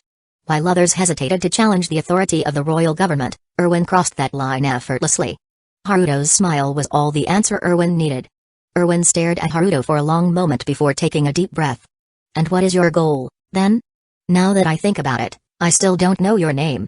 My name is Takemin Haruto. He pointed at Erwin, then at the gathered soldiers. My goal is to save humanity. That concluded their conversation. Although there was still much unknown, Erwin didn't ask further. He needed to verify the truth of Haruto's claims first. And for now, these revelations were enough to keep him occupied for a long time. As their discussion wrapped up, Erwin asked, Haruto, what will you do next? He thought for a moment before snapping his fingers again. I have a request, arrange for me to join that place. Chapter 37, Infiltrating the Cadet Corps. First meeting with Mikasa. A Survey Corps soldier led Haruto away. Meanwhile, Hand was still tied up. She watched Haruto's departing figure with a gaze filled with longing. A human who could transform into a titan. A living, breathing research subject. Oh, how she wanted to study him. But she was firmly restrained, able only to let out muffled whimpers. The soldiers holding her down were on the verge of tears. Hange, please follow the commander's orders. Titans are dangerous. Meanwhile, Levi looked at Erwin with a grim expression. Hey, Erwin, you don't actually believe everything he said, do you? Erwin shook his head. All unverified information must be treated with caution. But so far, he is undoubtedly on our side. From here on, it's our job to investigate the truth. That has always been the Survey Corps duty. Levi scoffed and crossed his arms, leaning against the wall. After a moment of thought, Erwin suddenly asked, Levi, how strong is he? Levi hesitated, then answered in a low voice, very strong. I doubt even I could suppress him. He doesn't seem human at all. Levi was a confident warrior who trusted his own abilities. But because of that, after just a brief exchange, he understood Haruto completely outclassed him. Erwin nodded. If even the strongest soldier of the Survey Corps can't restrain him, we can only remain vigilant.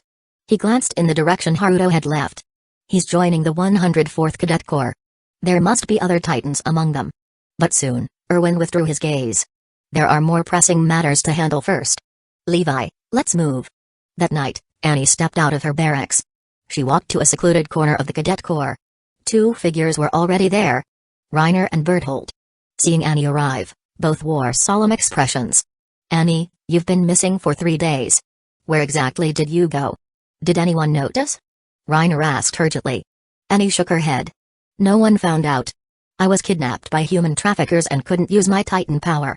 Escaping was quite troublesome. Hearing this, both Reiner and Berthold were stunned. They had thought Annie was just making up an excuse to deceive the other trainees. But it turned out to be true. For a moment, Reiner felt a pang of guilt. Sorry, I was too anxious. After thinking for a moment, Reiner added, once we graduate from the trainee corps, we should launch another attack. We need to lure out the founding Titan, reclaim the coordinate, and then we can finally go home. Annie's expression was unreadable in the darkness. Go home. She murmured softly. Her fingers gripped the small bottle of medicine in her pocket. Neither Reiner nor Berthold noticed Annie's unusual demeanor. After their secret meeting, they each returned to their dormitories. At dawn, just as the sun began to rise, the assembly whistle sounded. The 104th Trainee Corps quickly gathered in the open training grounds. They moved swiftly and efficiently. After months of rigorous training, these young boys and girls had started to resemble proper soldiers. Standing at the front, the bald instructor observed their formation and nodded in satisfaction. However, the trainees were curious about the person standing behind Keith. It was a black-haired, black-eyed boy. Such features were extremely rare on the island. Brats, today, you'll have a new comrade joining you. Takemin Haruto, introduce yourself. The black-haired, black-eyed boy stepped forward. Takemin Haruto, from the Shiganshina district. The trainees all looked at Haruto in confusion. Shiganshina district? That was the area that had fallen to the Titans years ago. Among the trainees, 4 people widened their eyes in shock. Annie didn't understand why Haruto was here. The other 3 were the main trio. Ren and his friend Armin instinctively glanced at Mikasa. A black-haired, black-eyed individual with an Eastern appearance. Until now, Mikasa was the only person they had ever seen with such features. And on top of that, he was from Shiganshina district, just like them. Keith scanned the reactions of the trainees before finally focusing on Haruto. He also didn't understand why the Survey Corps had suddenly placed someone into the Trainee Corps. It wasn't standard procedure. After all, the 104th trainees had already undergone extensive foundational training. They were even practicing with the vertical maneuvering equipment. However, since Erwin himself had made the request, Keith had agreed. Instinctively, Keith asked, Haruto, why did you join the Trainee Corps? This was a question every new recruit had to answer. Haruto's response was, "I am here to save humanity." This answer left everyone speechless. A few boys even chuckled. Keith's bald head seemed to darken with irritation. Was this guy completely unrealistic? Fall in. In the end, Keith refrained from making sarcastic remarks. After all, this guy was personally assigned by Erwin. Keith had a great deal of trust in Erwin. After all, Keith was the former commander of the Survey Corps. Haruto took his place among the trainees. The first task of the day, physical training. 20 laps around the training field, begin. At Keith's command, the day's training began. As they ran, many of the trainees glanced at Haruto, whether intentionally or not. This new recruit who had suddenly appeared was drawing attention in every possible way. Black hair, black eyes, breaking the rules of the trainee corps, and on top of all that exceptionally handsome. Some of the girls stole quick glances at him before swiftly looking away. Because of Haruto's presence, everyone was somewhat distracted during their running laps.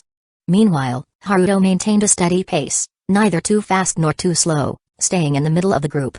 For him, this level of exercise wasn't even equivalent to a casual stroll. Annie stared intently at Haruto, wanting to approach and ask him questions. But, due to the presence of others, especially Reiner and Bertold, she had to hold back. The morning training quickly passed. During mealtime, Haruto sat alone in the corner, nibbling on dry rations as a mere formality. He activated his cellular control and shut off his taste receptors. Disgusting. Might as well just go through the motions. At that moment, 3 people approached him. Looking up, Haruto saw Ren, Armin, and Mikasa. Ren casually took a seat across from him. "Hey there, I'm Ren Yeager. This is Armin, and this is Mikasa. We're also from the Shiganshina district." Chapter 38, Mikasa, we are family. Haruto smiled at the 3 of them. The young trio was momentarily stunned by his expression. His warmth was incredibly disarming. Armin and Mikasa, who had initially felt a little awkward, now completely relaxed. "Nice to meet you all. We're comrades now, please take care of me," Haruto said politely. Ren nodded with a grin. "Yeah. We're comrades from now on." Since Haruto came from the same hometown, the trio naturally felt a sense of kinship toward him. As they chatted, he noticed that Ren and Armin seemed hesitant, as if they wanted to ask something but were unsure how. "If you have any questions, just ask. If I know the answer, I'll tell you," he said. His words instantly relieved them of their awkwardness. Armin smiled gratefully, then asked, "Haruto-san, you have black hair and black eyes, just like Mikasa. Do you know her or her family?" On the island, people of Eastern descent were extremely rare. Of course, the term ethnicity didn't really exist here. Mikasa had been kidnapped by human traffickers, and her mother had been killed by them, precisely because Easterners were so rare and could fetch a high price. People of the same descent would typically stick together. So, Ren and Armin wanted to try and see if Mikasa had any surviving relatives. Haruto turned to Mikasa. In her gaze, he saw a deep longing. For Mikasa, family was something she held on to tightly. After a moment of contemplation, Haruto responded, "Perhaps we are of the same lineage, but I have lived alone since childhood. I had no elders to care for me, I'm an orphan." He chose a middle ground answer. Randomly claiming kinship could easily be exposed and backfire. Instead, it was better to leave an impression of shared ancestry. The tropic of being an orphan was heavy. Ren tried to change the subject. "Haruto-san, earlier you said you joined the military to save humanity?" Haruto nodded. "Yes. To save humanity." Ren was about to praise him for his ambitious goal when suddenly, a mocking laugh came from nearby. "Save humanity? Are you still dreaming? What a ridiculous joke." Ren immediately glared angrily. "Jean. You, who only think about living comfortably in the inner districts, have no right to mock others." Jean Kirstein. Haruto shifted his gaze. Another important supporting character, whose smooth character development made him very likable in both the early and later parts of the story. Ren and Jean never got along, and now they were on the verge of arguing. Just as they were about to get physical, Haruto reached out and held Ren back. Ren looked at him in confusion. Haruto merely shook his head lightly. A dream that gets mocked is a dream worth achieving. Ren froze, then his eyes lit up, and he nodded firmly. Jean, on the other hand, snorted coldly. Damn it, this guy made himself look good. Ren sat back down. Armin, relieved that they didn't start a fight, gave Haruto a grateful look. Haruto smiled in return. "So, Ren, what about you? What's your reason for joining the military? Or rather, what is your dream?" Ren hesitated for a moment, then became serious. Perhaps encouraged by Haruto's words, he voiced his deepest ambition: "I will drive out every last Titan, down to the very last one." Because of Haruto's earlier statement, this time, there was no laughter. But no one took it seriously either. Everyone just saw Ren as an overly passionate kid. However, when Haruto looked into Ren's eyes, he saw hatred. His hatred was so deep. His resentment was so pure.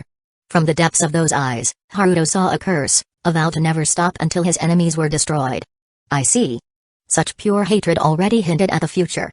The future where he would initiate the rumbling, determined to annihilate all his enemies. As Haruto had suspected all along. Perhaps the greatest instability in this world wasn't the Titans. It was Ren Yeager. Just like in the original story, the founding Titan's power had fallen into the hands of the one person who should never have had it. As he pondered, an idea to reduce this instability surfaced in his mind. A gender swap potion. The body influences the mind. Maybe. If he turned Ren into a little girl, he'd calm down a bit. Coincidentally, he had brought the gender swap potion that Mihari had given him. The more Haruto thought about it, the more feasible it seemed. Yes, that's the plan. Ren, still fired up from his speech, suddenly noticed Haruto's eerie gaze, sending shivers down his spine.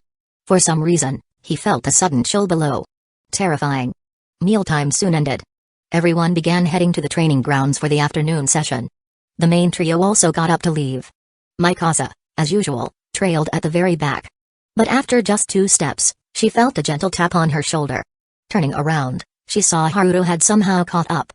At that moment, as she turned, she met a pair of blood-red eyes. Haruto's Mangekyo Sharingan spun silently as he cast an illusion on Mikasa. Leaving Mikasa to Ren was a waste, better to take her for himself. Watch carefully, Ren. This is how you should use Mikasa. His fingers brushed against Mikasa's bangs as he whispered in her ear, Mikasa, the same blood flows within us. We are family. Mikasa's eyes became blank, nodding mechanically.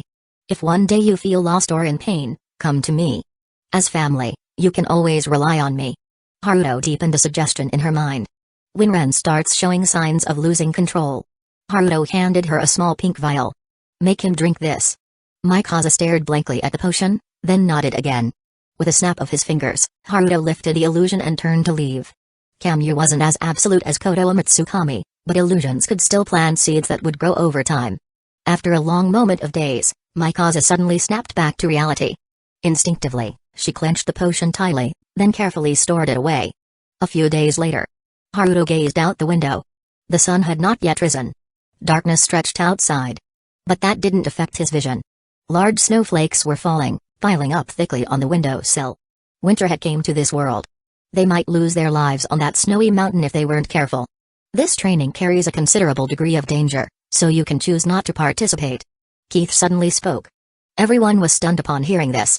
They could actually opt out? Then who would be foolish enough to climb that snow mountain? But Keith revealed a sinister smile. This training will be included in your final assessment score. The final assessment score determined the ranking of all cadets upon graduation. Only those ranked in the top 10 could join the military police brigade. And only the military police brigade could live comfortably in the interior, free from the threat of Titans.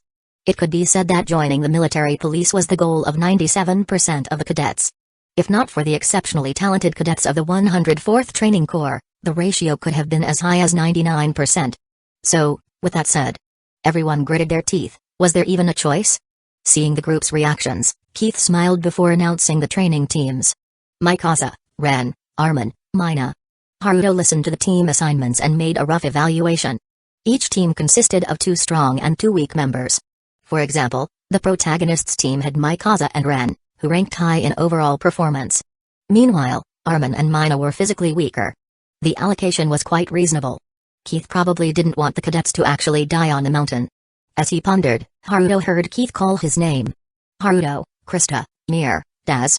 Haruto was stunned. Huh? He had planned to just observe, so how did he end up in the Queen's team? Prepare your gear, stay close to your teammates, and begin timing at sunrise. With Keith's command, the Snow Mountain training officially began. At that moment, 2 girls approached him. TSK, of all people, it's this guy, the gloomy insider. Hey, don't slow us down. It was Mir speaking. She was known in the camp for her sharp tongue, ranked second on the girls you shouldn't mess with list. Annie was first. Haruto was briefly taken aback. Gloomy? That was the first time someone had described him that way. But he quickly understood why. Since joining the training corps, he had maintained an observer's mindset and rarely interacted with others. That was probably why she called him gloomy. Mir, Don't say that. Haruto, don't mind her, she doesn't really mean it that way. Historia pulled Mir back and smiled apologetically at Haruto. Haruto shook his head. It's fine, let her talk. Historia was momentarily stunned and unsure how to respond. Meanwhile, Mir gave him a curious look. After all, what kind of young man wouldn't get riled up by such remarks? Previously, this guy had even been mocked for his dreams, yet he never seemed to get angry. Too strange. At that moment, their last teammate arrived. Daz. A young man. Haruto glanced at him. He quickly noticed something unusual. Daz's steps were unsteady, and he unconsciously shrank into himself. He was clearly unwell. Maybe he was already sick from the cold. You can sit out this training. Looking at Daz, Haruto said this. Historia and Mir also turned their attention to Daz. Seeing his pale complexion, they realized the problem. Mir snorted, while Historia looked concerned. Daz forced a weak smile. But this counts toward our final grade. If I want to join the military police, I have to push through. Haruto simply responded with a no and said no more. The four of them prepared their gear. Their so-called gear was nothing more than warm clothing, a water pouch, and some food. After getting ready, the four of them headed toward the base of the snowy mountain. Chapter 39, Eliminating Titans, Liberating Productivity. The sun rose, and the heavy snowfall briefly ceased. The snow-covered mountain paths reflected the sunlight, turning the world into a dazzling white. By this time, several teams had already begun their ascent. Haruto took one look at the snowy landscape and warned, "Put on your hoods and cover part of your vision." The three others looked confused. Mir frowned and asked, "Why cover our vision? That'll just slow us down." Haruto pointed to the barren mountain terrain around them. To prevent snow blindness. When moving through snow without a clear focal point, sunlight reflects off the snow into your eyes. It affects vision, and if you're unlucky, you could go blind. Upon hearing the word blind, the three immediately and obediently pulled down their hoods. You actually know this kind of stuff, gloomy guy? Mir snarked. You really do seem different from us, Haruto, Historia remarked. Her words piqued Haruto's curiosity. Different? How so? Fortunately, the climb was relatively easy since the snowfall had stopped. So, they continued chatting while climbing. Well, very different. It feels like you're from a completely different world. Historia recalled as she spoke, during both training and breaks, you always seem the same. When Jean or Mir picks fights with you, you never get angry or scared. And besides, most people wouldn't casually say they want to save humanity. Not that I think it's bad or anything. As Historia spoke, she suddenly noticed that all three of them were staring at her. What's wrong? The girl tilted her head in confusion. Mir had a bitter expression. Krista, you're really paying attention to this gloomy guy, huh? You've been observing him so closely. I'm telling you, he's just a crazy guy, that's why he's different. Don't let him fool you. Historia realized something was off. Her face turned red instantly. I am not. She protested, lowering her head. But to Mir, this reaction was even more frustrating. Gloomy guy, I challenge you to a duel. Mir yelled in frustration. Haruto shook his head with a smile. He hadn't expected Historia to notice such subtle things about him. It was mostly because he was quite good-looking. A tall, handsome guy with black hair and black eyes, what girl in the training corps wouldn't steal a few glances? But Historia had a keen eye and a delicate mind. A single glance made her sense that something about he was different. So, she paid a little more attention. How do you plan to save humanity? By killing all the Titans? Daz, who had remained quiet, suddenly asked out of curiosity. Historia was also intrigued. In her mind, even if all the Titans were eliminated, that wouldn't truly save humanity. After all, humans would just keep oppressing each other. She herself was a living example of that. Meanwhile, Mir had an amused expression, waiting to see how Haruto would respond. Haruto thought for a moment and said, first, eliminate all Titans and the oppression they bring, freeing humanity from fear.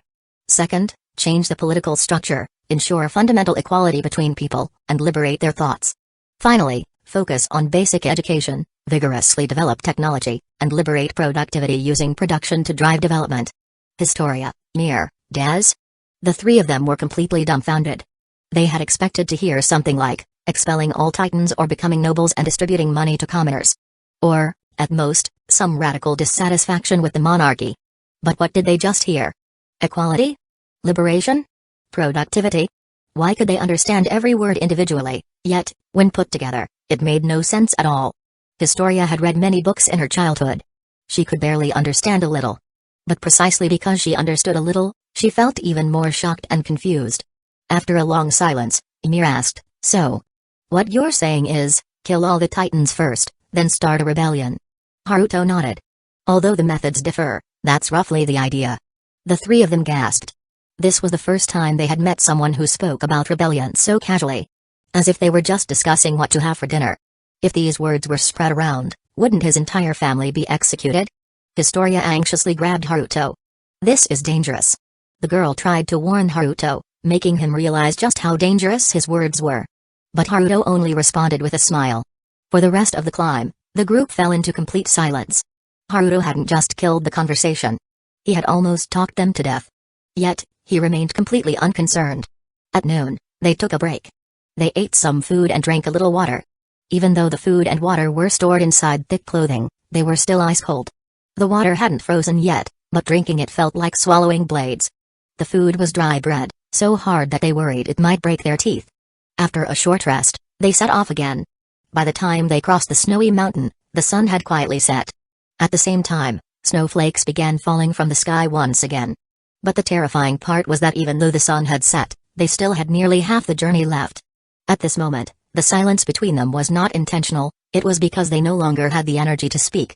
Of course, Haruto was still strolling along at the back of the group. He watched the people ahead of him. Daz was staggering. Historia and Ymir weren't doing well either. Each step they took was heavy and painfully slow. With a heavy snowfall covering everything, both the road ahead and behind them blurred into a vast expanse of white. This extreme cold was a true form of torture. It didn't just break the body, it could also break the mind. The mountain was finally revealing its fangs. Thud. A muffled sound suddenly broke through the suffocating silence. It was so heavy and jarring. Historia and Ymir turned around at the same time.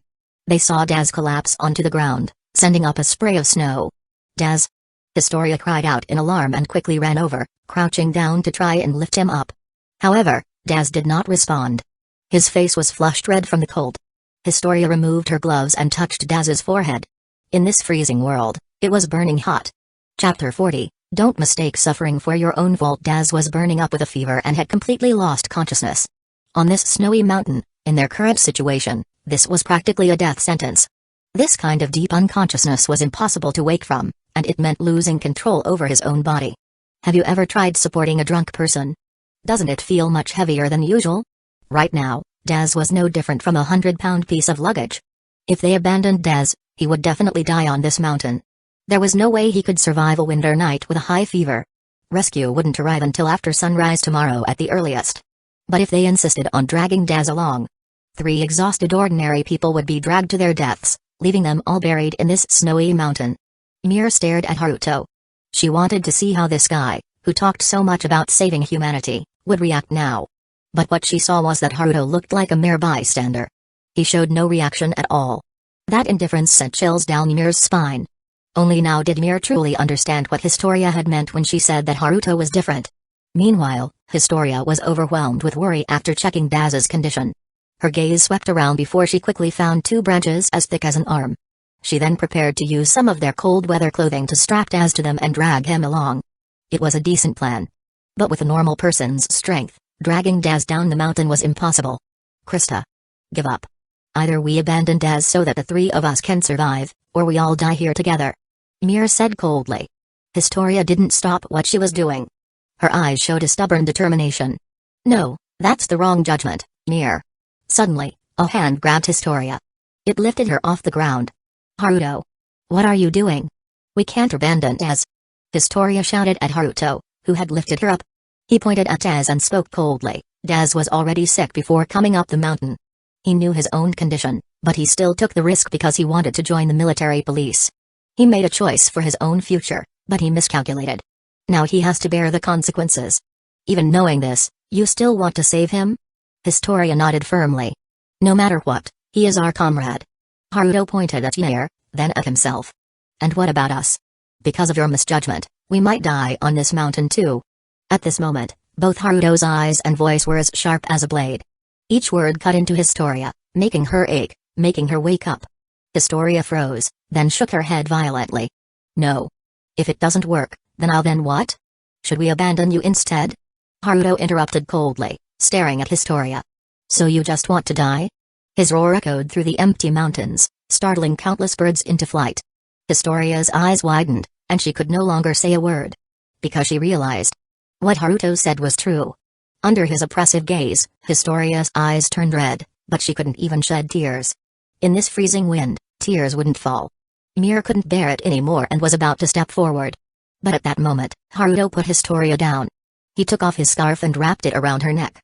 Then he reached out, lifted the unconscious Tez onto his back, and started walking forward. Historia clutched the scarf around her neck, frozen in place for a long time. Only when Mir tugged on her sleeve did Historia finally snap out of it. The two quickly caught up with Haruto. "Why?" Historia asked in confusion. She couldn't understand Haruto's actions. At this moment, he no longer had the coldness and oppressive aura from before. Instead, he smiled and said, "I want to see if I can create a love-struck fool using just a scarf." If Ren could do it, then there was no reason he couldn't. Historia's face turned slightly red, but she quickly shook her head. "I meant, why did you save Tez?" Haruto shrugged. "Because I saved him in passing. I'm very strong, forget carrying one person, even if I had to carry you and Mir on my back, I could easily return to the cadet corps." Historia was stunned, momentarily at a loss for words. At that moment, Mir leaned over with a sneer. "Oh yeah? Then why don't you carry?" Before she could finish her sentence, Haruto suddenly reached out and pulled Mir into his arms. Before she could even react, he casually hoisted her onto his shoulder. "Mir." After being carried for a few steps, Mir finally shouted, "Put me down, you shady guy." Haruto lowered himself slightly, allowing Mir to get down. "You asked for it yourself. Why are you making a fuss?" Mir was momentarily speechless. "Damn it, this guy." Historia, watching Haruto's actions, widened her eyes in shock. Carrying one person on his back while effortlessly lifting Mir and walking as if nothing this. Then why were you being so harsh to Krista just now? You could have just carried her too. Mir spoke up for the adorable Historia. "I was helping Krista realize her own problem. If she keeps thinking about dying whenever she faces a critical moment, one day, she really will die." Haruto spoke seriously. Historia felt like his words had pierced straight into her heart. Mir also fell silent. She had never realized before that Historia had suicidal tendencies. Historia lowered her head and, after a long pause, murmured, "Someone like me. Living only causes trouble for others. It would be better to die, at least then, people would praise me." Mir looked at Historia in shock. This girl, who was like an angel in the cadet corps, actually had such thoughts. "That's completely unnecessary," Haruto said without looking back. "Blaming yourself because others dislike you is foolish." Historia was stunned and looked at Haruto blankly. But his next words made her eyes widen even more. Historia, the illegitimate child of a royal concubine, who became the sole heir to the throne because the royal bloodline dwindled. Targeted due to political turmoil, despised by her own mother, and ultimately forced to flee under a hidden identity of Krista. Your biggest mistake is believing that suffering is your fault. You did nothing wrong. Chapter 41, The adorable Historia is shocked for 100 years. Historia stared blankly at Haruto. Mir was equally shocked. Because judging by Historia's reaction, what Haruto said must have been true. Krista was actually of royal blood and was supposed to be the next queen? After a long while, Historia finally said, "So, Haruto knew everything." Since childhood, she had been despised by everyone. Even her own father and mother. It was as if, to everyone, she was just a burden. To be liked, Historia gradually became the angelic figure she was now. At her core, she just didn't want to be hated. Don't mistake suffering and other people's wrongdoings as your own fault. Live more for yourself. Historia nodded firmly. Some seemingly insurmountable burdens were, in reality, just waiting for a catalyst to dissolve them. Many inner demons, once spoken aloud, simply vanished. Seeing Historia's change, Mir felt happy. For a long time, she had felt that Historia, much like her past self, was shackled by the expectations of others. Unable to live freely. Now that she could be freed, that was the best outcome. Mir looked at Haruto with deep gratitude. She couldn't help but feel that this guy had saved not only Krista but also the past version of herself. "Hey, you're actually not that bad." Before Mir could finish speaking, Haruto coldly interrupted her. "Stop yelling, you've been doing it since earlier. You'll trigger an avalanche or attract a pack of wolves." "Mir?" A vein popped on Mir's forehead. Damn it, she really couldn't stand this guy. "You're exaggerating." "Where would wolves?" Even before she could finish speaking, a chilling howl suddenly echoed from the side. "Howl?" Haruto turned to look at Mir, his expression filled with confusion. Did the Jaw Titan have an additional ability to jinx things? Mir's mouth was slightly open, but she swallowed back the rest of her words, frozen on the spot.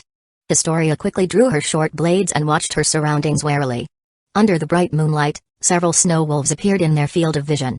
Ymir unsheathed her short blades, glancing at the wolves, then at Historia and Haruto. "You two step aside. I'll take care of them." Haruto looked at Ymir with mild surprise. Was she really willing to expose herself as a titan? Yes, Ymir was one of the 9 titans, the Jaw Titan. Marley had actually sent 4 titans to Paradise Island. Aside from the female titan, the colossal titan, and the armored titan, there was also the Jaw Titan. However, when they first arrived, the previous Jaw Titan holder was eaten by a pure titan while protecting Reiner. After inheriting the Jaw Titan, that pure titan turned back into a human. That human was Ymir. Ymir raised her short blade, ready to cut into her palm and transform into the Jaw Titan to deal with the wolves. But Haruto grabbed her wrist. "What are you doing?" Ymir was a little agitated. Haruto casually tossed Daz onto Ymir, then drew a dagger and walked alone toward the wolves. Although Ymir's transformation would likely go unnoticed here, in the original story, Daz was carried back to the cadet corps by Ymir in her Titan form. But still, it was better to minimize uncontrollable factors. What if, due to his presence, a butterfly effect caused someone nearby to witness her transformation? Commander Erwin was already busy orchestrating a rebellion, there was no need to add more trouble. "Haruto. That's dangerous." Historia shouted anxiously. Ymir also threw Daz aside and prepared to stop him. But before they could react, they saw Haruto casually raise his hand and throw a dagger.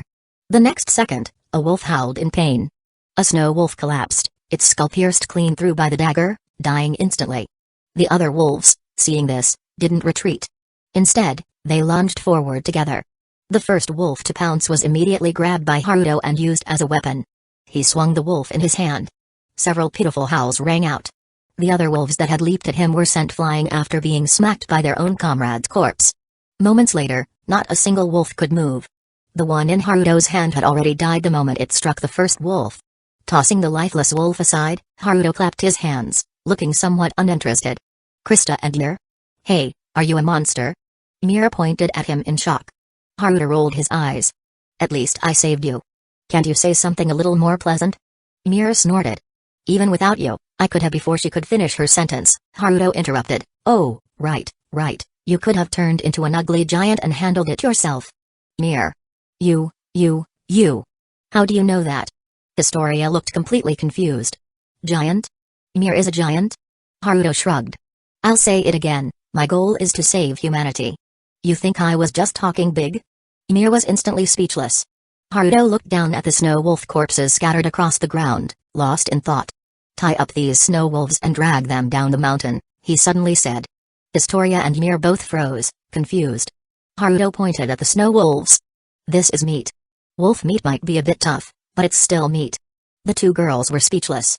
They were in the middle of snow mountain survival training. Surviving was already hard enough. And this guy was thinking about food? These snow wolves must weigh at least 200 or 300 pounds altogether. How are we supposed to drag them? As Ymir asked the question, she suddenly recalled Haruto's monstrous abilities. Actually, if it was this guy, dragging 300 pounds wouldn't be a problem at all. Then, Haruto once again picked up the pitiful Des and, with one hand, dragged multiple snow wolves along, walking as if he carried nothing at all. Historia and Ymir were completely numb to it by now. "By the way, about that giant thing?" Historia quietly asked. Ymir sighed and told her story. She was from 1,000 years ago, turned into a mindless titan and wandered outside the walls. By chance, she ate someone and turned back into a human. Historia covered her mouth in shock. Today was truly shocking Historia Day. Chapter 42, Give It Up, Sasha. The whole place is surrounded by Instructor Keith. Historia still isn't back? Reiner anxiously searched for Historia within the training corps. Bertolt hesitated as if he wanted to say something. Seeing Reiner this worried, Bertolt felt completely numb. As a fellow member of the hometown squad, why did Reiner always have so much drama? Meanwhile, Annie watched Reiner with a complicated expression. She had seen the later story, so she knew because of extreme psychological pressure, Reiner's mind wasn't stable. Later on, whenever he had an episode, he basically became a different person. What was that term again? Annie recalled something she had seen on her phone. Oh right, split personality disorder. One part of him was Marley's warrior. The other part was a soldier of Paradise Island. Pure insanity. And the symptoms were already starting to show. Poor Bertolt still had no idea. Of the 4 who infiltrated the island, 1 got eaten. 1 went crazy. 1 got turned against. And only Bertolt was still thinking about completing the mission. If this were a detective series, at the very least, Bertolt could play the role of Jin totally isolated and alone. Krista isn't back yet. Mir and Daz are also missing. I think Haruto is with them too. Their whole team hasn't returned. The recruits were all whispering among themselves. At this moment, Annie anxiously rubbed her hands together. He hadn't come back either. Even though she knew Haruto was ridiculously strong, with all sorts of strange abilities, she still couldn't help but worry.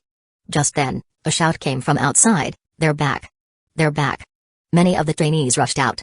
Of course, they weren't running for Haruto. They were running for Historia.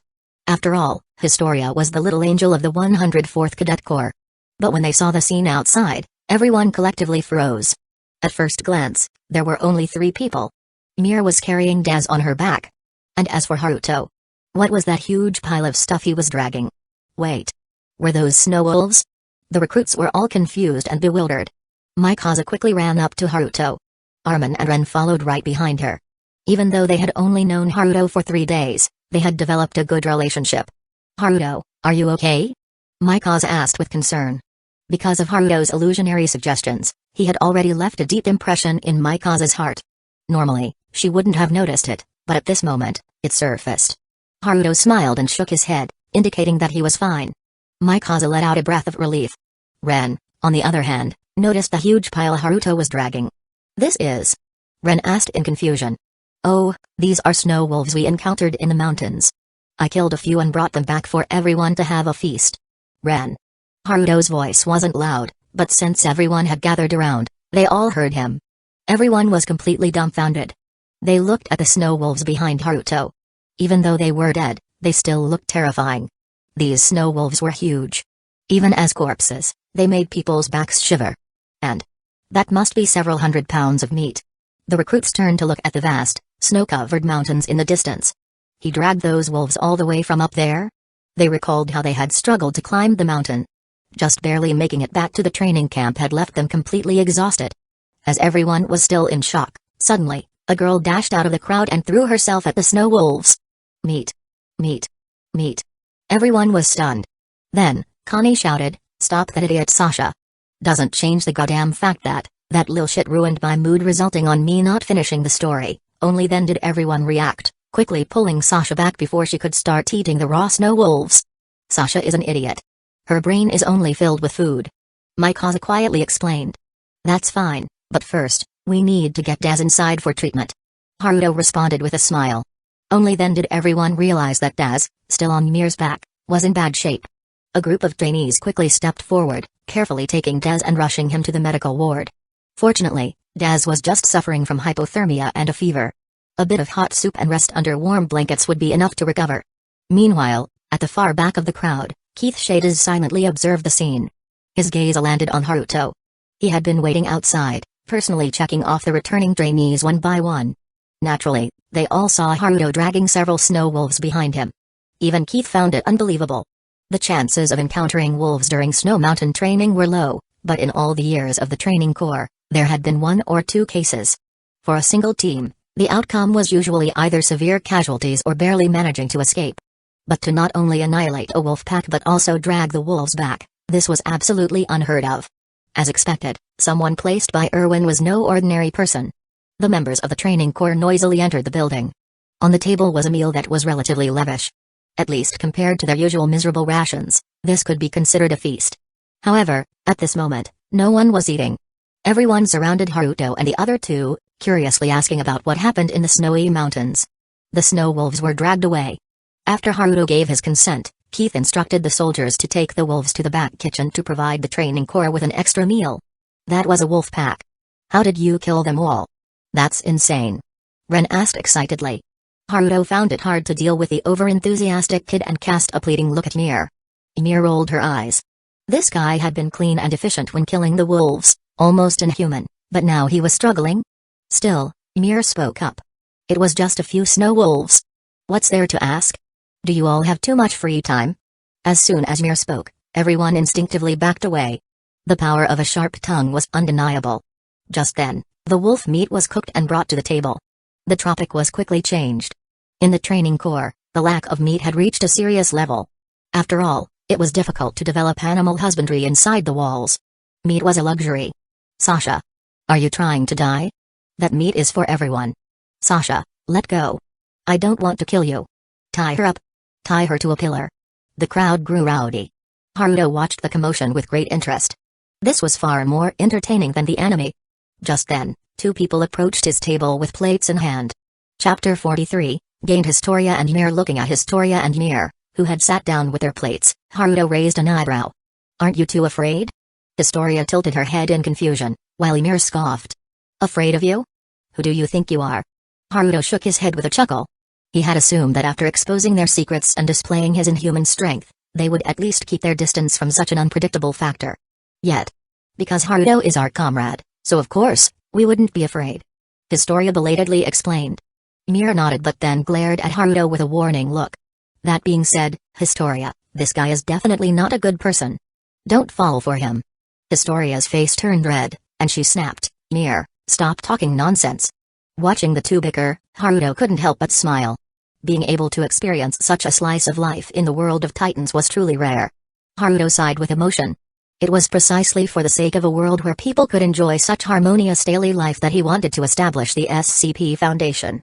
Hey, gloomy guy, stop smiling like that. It's creepy. Although his smile was warm and pleasant, Ymir remained stubborn. Truly worthy of the Jaw Titan. You know about our pasts. I don't know how, but we know nothing about you.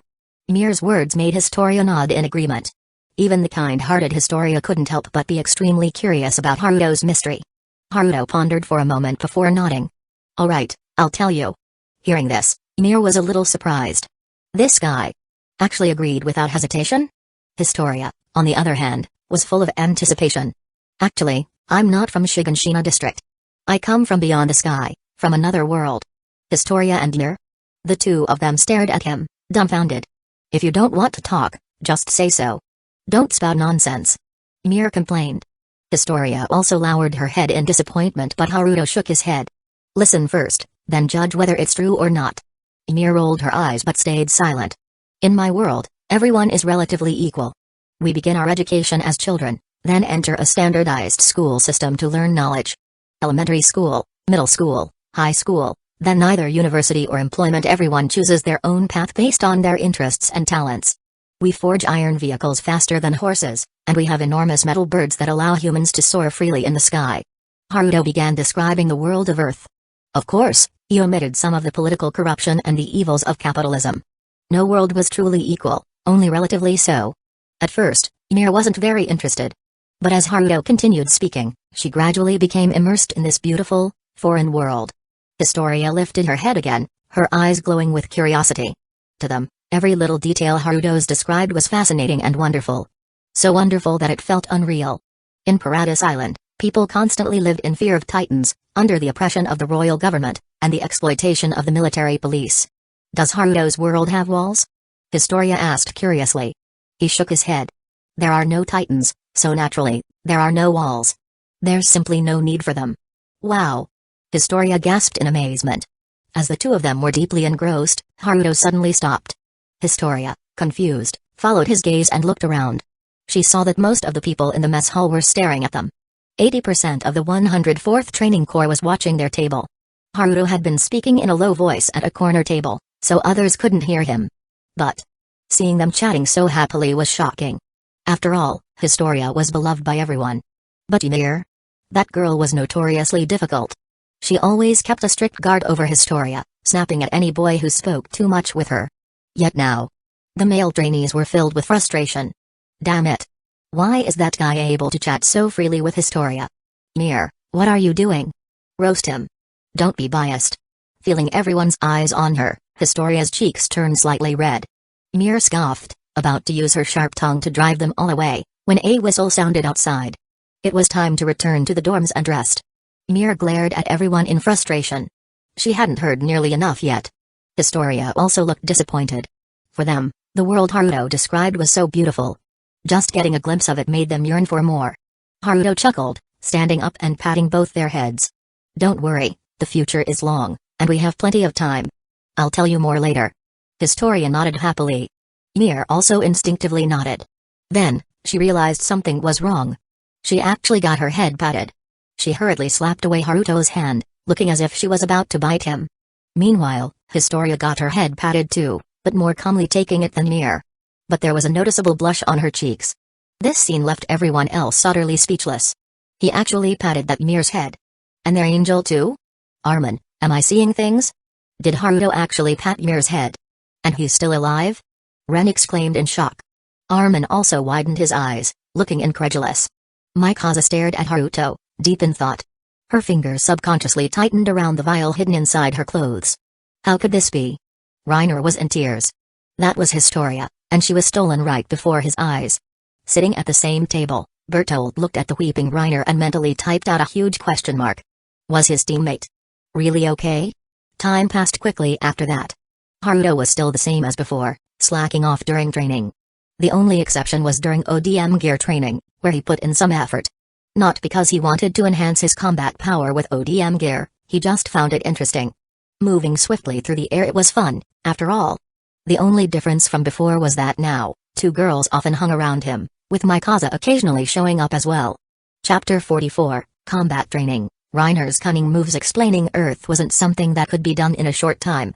Even though Annie had already lived on Earth for a month, there were still many things she didn't understand and many objects she wasn't familiar with. Not to mention Historia and Mir, who could only listen to Haruto's descriptions without experiencing them firsthand. However, just hearing about it was enough to fascinate them. As the days passed and they listened to his stories, the two gradually developed a sense of realism toward Earth. At first, they didn't believe it at all and just treated it like a story. But before they realized it, their attitudes had changed. During every break between training sessions, Historia and Mir would gather around Haruto. Listening to his stories had become the highlight of their day. Another day of training arrived. Today's training is hand-to-hand combat.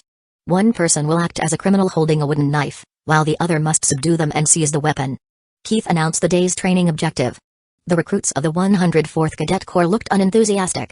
In this world, humanity had a common enemy, the Titans. Many of them thought, what's the point of hand-to-hand combat?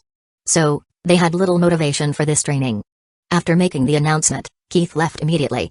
His attitude made it seem like he was allowing them to slack off. If even the instructor was indifferent, they couldn't be blamed for being lazy. Aside from a few fools, most of them were barely putting in any effort. Mir, being the most blatant, directly pulled Historia along, ready to find Haruto for another story session. However, today, the usually quiet Haruto was approached by someone. Yo, Haruto, let's spar. Haruto turned toward the voice. Reiner stood there with a wooden knife in hand, smiling at him. He looked just like the dependable big brother type. Sure. Although he sighed in resignation, he agreed. But deep down, Haruto was puzzled. Why would Reiner come to him? He had barely interacted with Reiner since joining the cadets.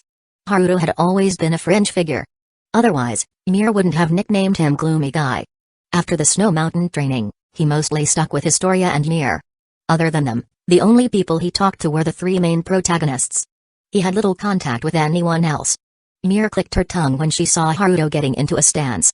Historia noticed as well. Since she was the obedient type, she tugged at Mir's sleeve. Mir, let's go practice. We shouldn't cause trouble for Haruto. But Mir just patted Historia's head. What's the point of this training? It doesn't count toward our final score. Let's just stay here and enjoy the show. Historia couldn't argue with her and could only stand by and watch the duel. Reiner took his stance and charged forward with his short wooden blade. He was fast. And from his movements, it was clear, he was well trained, definitely not a beginner.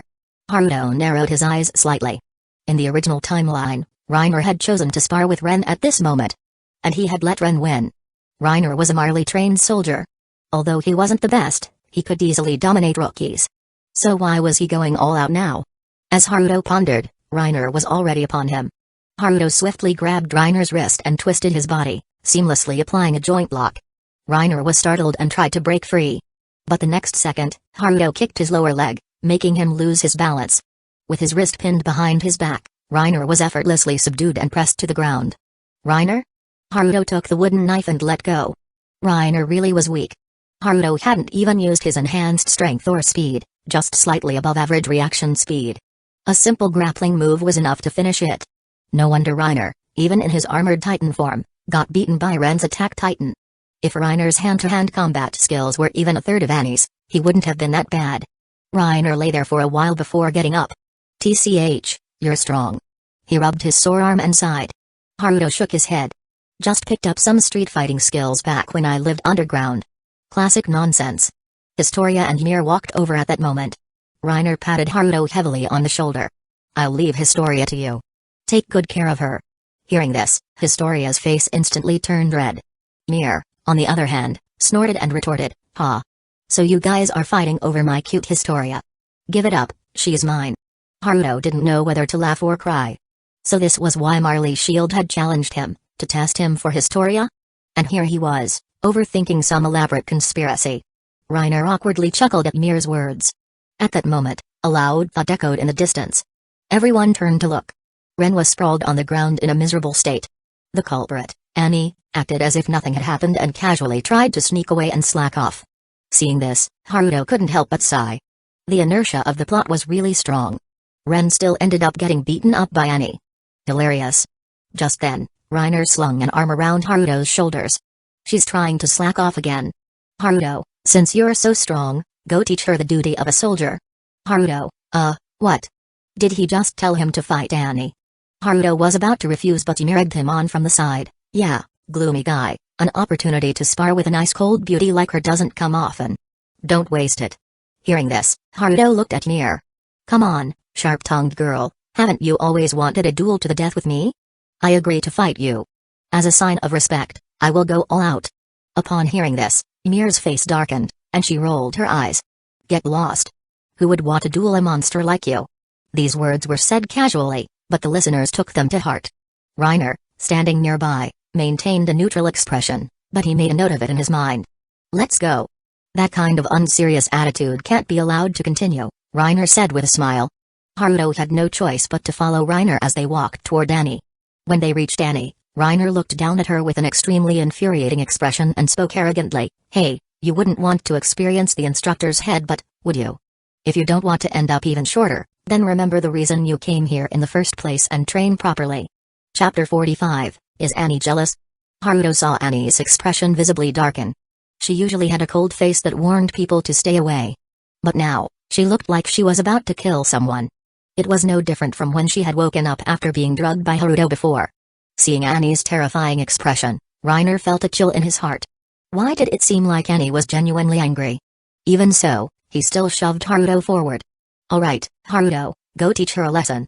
Having angered Annie, Reiner immediately pushed Haruto out to take the heat. He looked at the furious Annie and felt a little apprehensive. Meanwhile, Mir, enjoying the drama, jeered from the sidelines, "Go on, fight like a man." Historia was doing her best to hold Mir back. Haruto had no choice but to assume a combat stance. In reality, his combat skills were excellent. Even though he had never formally trained, he had gained combat technique memories from Annie and the armed personnel of the Foundation. The Blacklight virus was essentially a cheat code. Just by absorbing genes, he could acquire the skills of others. On the other side, Annie also got into her fighting stance. Without hesitation, Annie suddenly lunged forward. She raised her elbow. Haruto instinctively lifted his arm and turned sideways to block. But Annie immediately changed her move, swinging a whip-like kick toward Haruto's shin. Such rapid transitions were beyond the reaction speed of most people.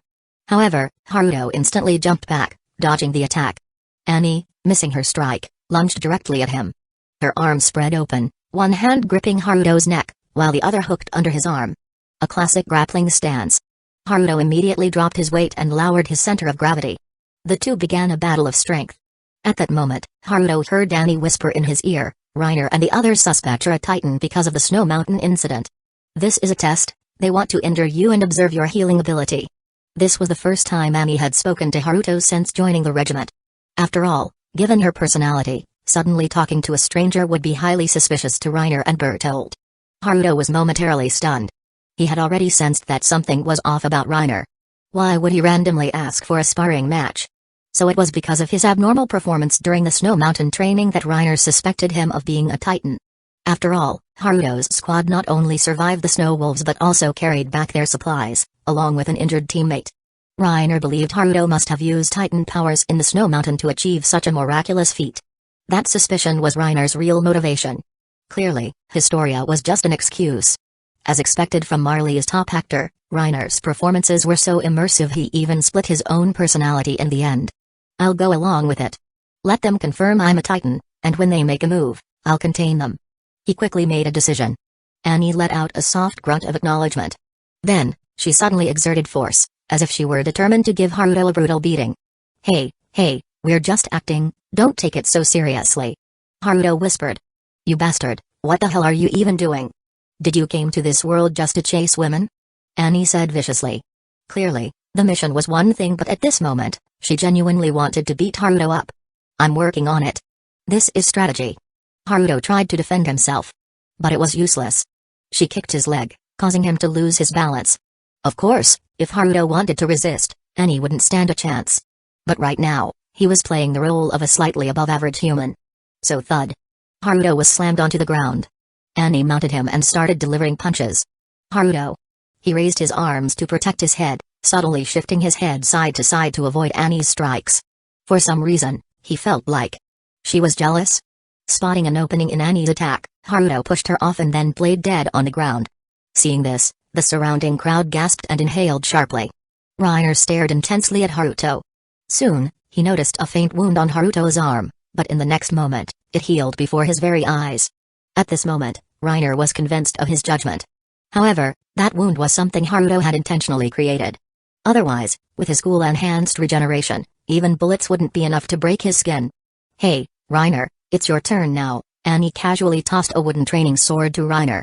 Reiner caught it, momentarily stunned. Wait, this wasn't part of the plan. As Reiner was about to brush it off, Haruto, lying on the ground, suddenly opened his eyes and glared at him.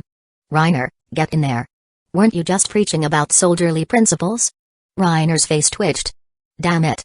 That's right. A soldier has moments where retreat is not an option, this is one of them. Reiner said firmly. He also wanted to see for himself as a proud Marleyan warrior, could he really lose to a mere girl? And so with a loud roar, Reiner charged at Annie. Annie's eyes turned icy cold. She had been truly angry just now. Not just because Haruto was slacking off in the training corps. But more importantly, because that bastard had called her short. And right in front of Haruto, no less. With a swift side kick, Reiner was effortlessly knocked down. What followed was a merciless beating. Stop. Annie. Stop. This wasn't part of the training plan. Reiner screamed in agony. Lying on the ground, Haruto watched this unfold and nodded in satisfaction. This was perfect. Historia ran over, reaching out to help Haruto up. Haru, are you hurt? The little angel asked with concern. Haruto patted the dust off himself and shook his head. I'm fine. Mir walked over, sneering at him. Hey, you didn't look human at all when you were killing those wolves. But now you lost to that girl. Don't tell me you went easy on her just because she's pretty? Chapter 46, This Isn't a Kindergarten Bus. Haruto's mouth twitched. He had definitely held back. But it was for the great plan. Seeing that Haruto remained silent, Mir felt she had hit the mark. Hey, having a nice cold beauty ride you must have felt amazing, huh? TSK, in broad daylight too. What a nice hour. Haruto squinted at Mir with a smile. Old woman, with those tiny eyes of yours, I doubt anything could even pollute them. Dark and gloomy guy, you wanna argue? Even if my eyes are small, they're still bigger than that thing of your silver-plated spearhead. Oh? Old woman, you've never tried it, so how would you know? Or is this a provocation? Could it be that you're actually drooling over it? Historia covered her face. Was this something she should be listening to? Haruto and Mir were arguing, but the one who couldn't take it anymore first was Historia. She might be cute, but she wasn't some naive little flower. She could pick up on the implications. Haruto was a transmigrator with the experience of 2 lifetimes. Mir was a former pure titan turned human, with exaggerated age and a wealth of experience. When these two started talking, it was like slamming the accelerator and welding it in place. Haruto sat there listening, her face turning red as a cooked shrimp, burning hot. This wasn't a kindergarten bus. So, in the end, Historia forcibly pulled the two apart. You can't say those weird things. Her little face was completely flushed as she tried to scold them with a stern expression. Unfortunately, it had zero intimidation. If anything, it just made her look more adorable. Mir laughed and hugged Historia. Haha, Historia, you're too cute. Mir said while glaring at Haruto. Historia, you should stay away from this scumbag. That guy can't even walk straight when he sees a beautiful woman. Haruto rolled his eyes. Historia sneakily glanced at Haruto, feeling guilty. Seeing that he wasn't paying attention to her, she let out a sigh of relief. Then she suddenly thought of Annie. A slight sense of crisis inexplicably arose in her heart. Mir noticed Historia's strange reaction. Her heart skipped a beat. Crap. She shot a vicious glare at Haruto. This was all his fault. Hey, I heard a loud noise. What's going on? Keith barged into the training ground with a scowl. He just didn't understand. How could a hand-to-hand combat exercise, something he usually ignored, produce screams like a pig being slaughtered? By now, Annie had already stood up and distanced herself from Reiner, acting as if none of this had anything to do with her. Reiner climbed up from the ground, looking absolutely miserable. Bruised and swollen. Clearly, Annie had gone all out. It was obvious at a glance what had happened, but Keith had no interest in dealing with minor spats between recruits. If the instructor got involved, both parties would get punished, and no one would benefit. At this stage, the 104th Training Corps wasn't a bunch of rookies anymore. They were on the verge of graduating as fully trained soldiers. Keith was too lazy to punish people for minor mistakes. In the silence, Mikasa suddenly said loudly, "Sir, it was Sasha farting." Her voice was crisp, clear, and full of conviction. "Sasha?" Keith nodded. "Sasha, again? Focus on your training and stop fooling around." "Sasha?" After Keith left, Sasha screamed and lunged at Mikasa. "Mikasa!" The whole scene had everyone laughing. The next day, during training, everyone was moving swiftly through the forest using their ODM gear. Scattered throughout the forest were wooden titan-shaped targets with soft pads at the nape, simulating the act of slaying titans. Haruto seemed uninterested, aimlessly zipping around. Historia was the first to finish the exercise. Seeing Haruto slacking off, she sighed helplessly. When Haruto landed, the little angel walked over, looking worried. "This training is part of your final evaluation. Why aren't you taking it seriously, Haru?" "I'll go talk to the instructor and ask him to let you retake it." Krista knew just how strong Haruto was. He was far more powerful than anyone in the Corps. Yet he was still slacking off in training, even in graded tests. Haruto reached out and grabbed her hand. "Grades don't mean much to me. Don't go looking for Keith, that bald head is just trouble." Historia chuckled at his words but quickly put on a serious face again. "Don't you want to join the military police? You could live in the interior." He shook his head. "It's meaningless." At this point, the 104th Training Corps wasn't even sure if they'd make it to graduation. Erwin was always decisive in his actions. There was a good chance that the coup in the interior was already quietly underway. Historia sighed and gave up trying to convince him. Just then, someone walked over. When Krista saw who it was, she instinctively shrank back, her expression turning bitter. It was Keith. A few black lines appeared on his bald head. Clearly, he had overheard Haruto's bald head comment. Haruto turned around, saw Keith, and gave an awkward smile. Keith didn't get angry. He simply said, "Haruto, come with me. Someone wants to see you." Haruto was momentarily stunned before nodding. Historia watched him leave, a hint of worry in her eyes. But Haruto had already guessed what was happening. It had to be someone from the Survey Corps. Most likely, Erwin had made some progress. They arrived at a storage room in a secluded corner of the training grounds. The place hadn't been used in a long time, and old supplies were stacked inside. Keith motioned for him to enter on his own. When Haruto opened the door, he saw several people inside. Commander Erwin, Captain Levi, Squad Leader Hand, all of the Survey Corps big shots were present. In addition, there were two other figures. One was an old man wearing the uniform of the garrison regiment, with a rose insignia on his chest. Seated to the side, he looked at Haruto as he entered, not with sharp scrutiny, but with a kind expression. The other figure was dressed in a luxurious long coat, a dazzling red gemstone at his collar. He was middle-aged but exuded an imposing presence. His piercing gaze seemed to see through everything, sending chills down one's spine. One was likely Commander Pixis of the garrison regiment. And the other was President Darius Zachary. Haruto walked into the small room calmly and casually closed the door behind him. Then, pulling up a chair, he sat right in front of the three of them. Levi raised an eyebrow. Even he was standing, yet this guy just plopped down without hesitation? Chapter 47, The world inside the walls is nothing special. Don't think too highly of yourselves. It seems, young man, that you recognize us, Pixis said with a smile. He might have been flattering himself. But as a commander and the president, they certainly had an imposing presence. Ordinary soldiers stood before them with the utmost respect, speaking with hesitation and stammering. But Haruto was so casual, merely observing the two men without curiosity. Haruto nodded. Commander Pixis, and Mr. President, both of you are famous figures. Pixis smiled without responding. The president spoke in a deep voice, Haruto, the reason we have invited you here today is to decide the fate of humanity. His words were direct. There was no beating around the bush. The so-called president was the supreme commander of the military corps, the president of the human faction. The power structure of Paradis Island was quite peculiar. Haruto remained silent, waiting for the president to continue speaking. The intelligence you provided has been largely verified. The current king is a fraud, and the nobles hold private armies for their own benefit. I have mobilized part of the military police brigade and temporarily taken control of their equipment. The military police will not interfere in this operation. The Survey Corps and the Garrison Regiment will also participate in this action, making their own decisions and contributions for the fate of humanity. But before we take action, there are two issues for which we need your assistance. The president outlined the Corps plan. Listening to this, even Haruto couldn't help but be impressed. Their actions were swift and decisive. The two greatest obstacles in dealing with the nobles and the false king were the private armies and the military police. The military police brigade answered directly to the royal family. Even as the president, he couldn't command all of them. So instead, he directly used insiders within the military police to seize control of their equipment. With this, the military police were essentially retired from this coup. As for the private armies, the Garrison Regiment would suppress them. It might be troublesome, but it wouldn't be an unsolvable problem. And the Survey Corps, being an elite force, would likely storm the royal palace and play a decisive role. It was foreseeable that many people would die in this coup. But with such swift and decisive action, the situation would be controlled in a very short time. As for the president's two questions, Haruto more or less guessed what they were. First, provide intelligence on the Colossal Titan and the Armored Titan so that the Survey Corps can capture them. If there are any other Titans within the walls, provide intelligence on them as well so that we can take control of the situation. Second, provide concrete proof of Marley's existence and describe its location. As expected, they wanted information on both Titans and Marley.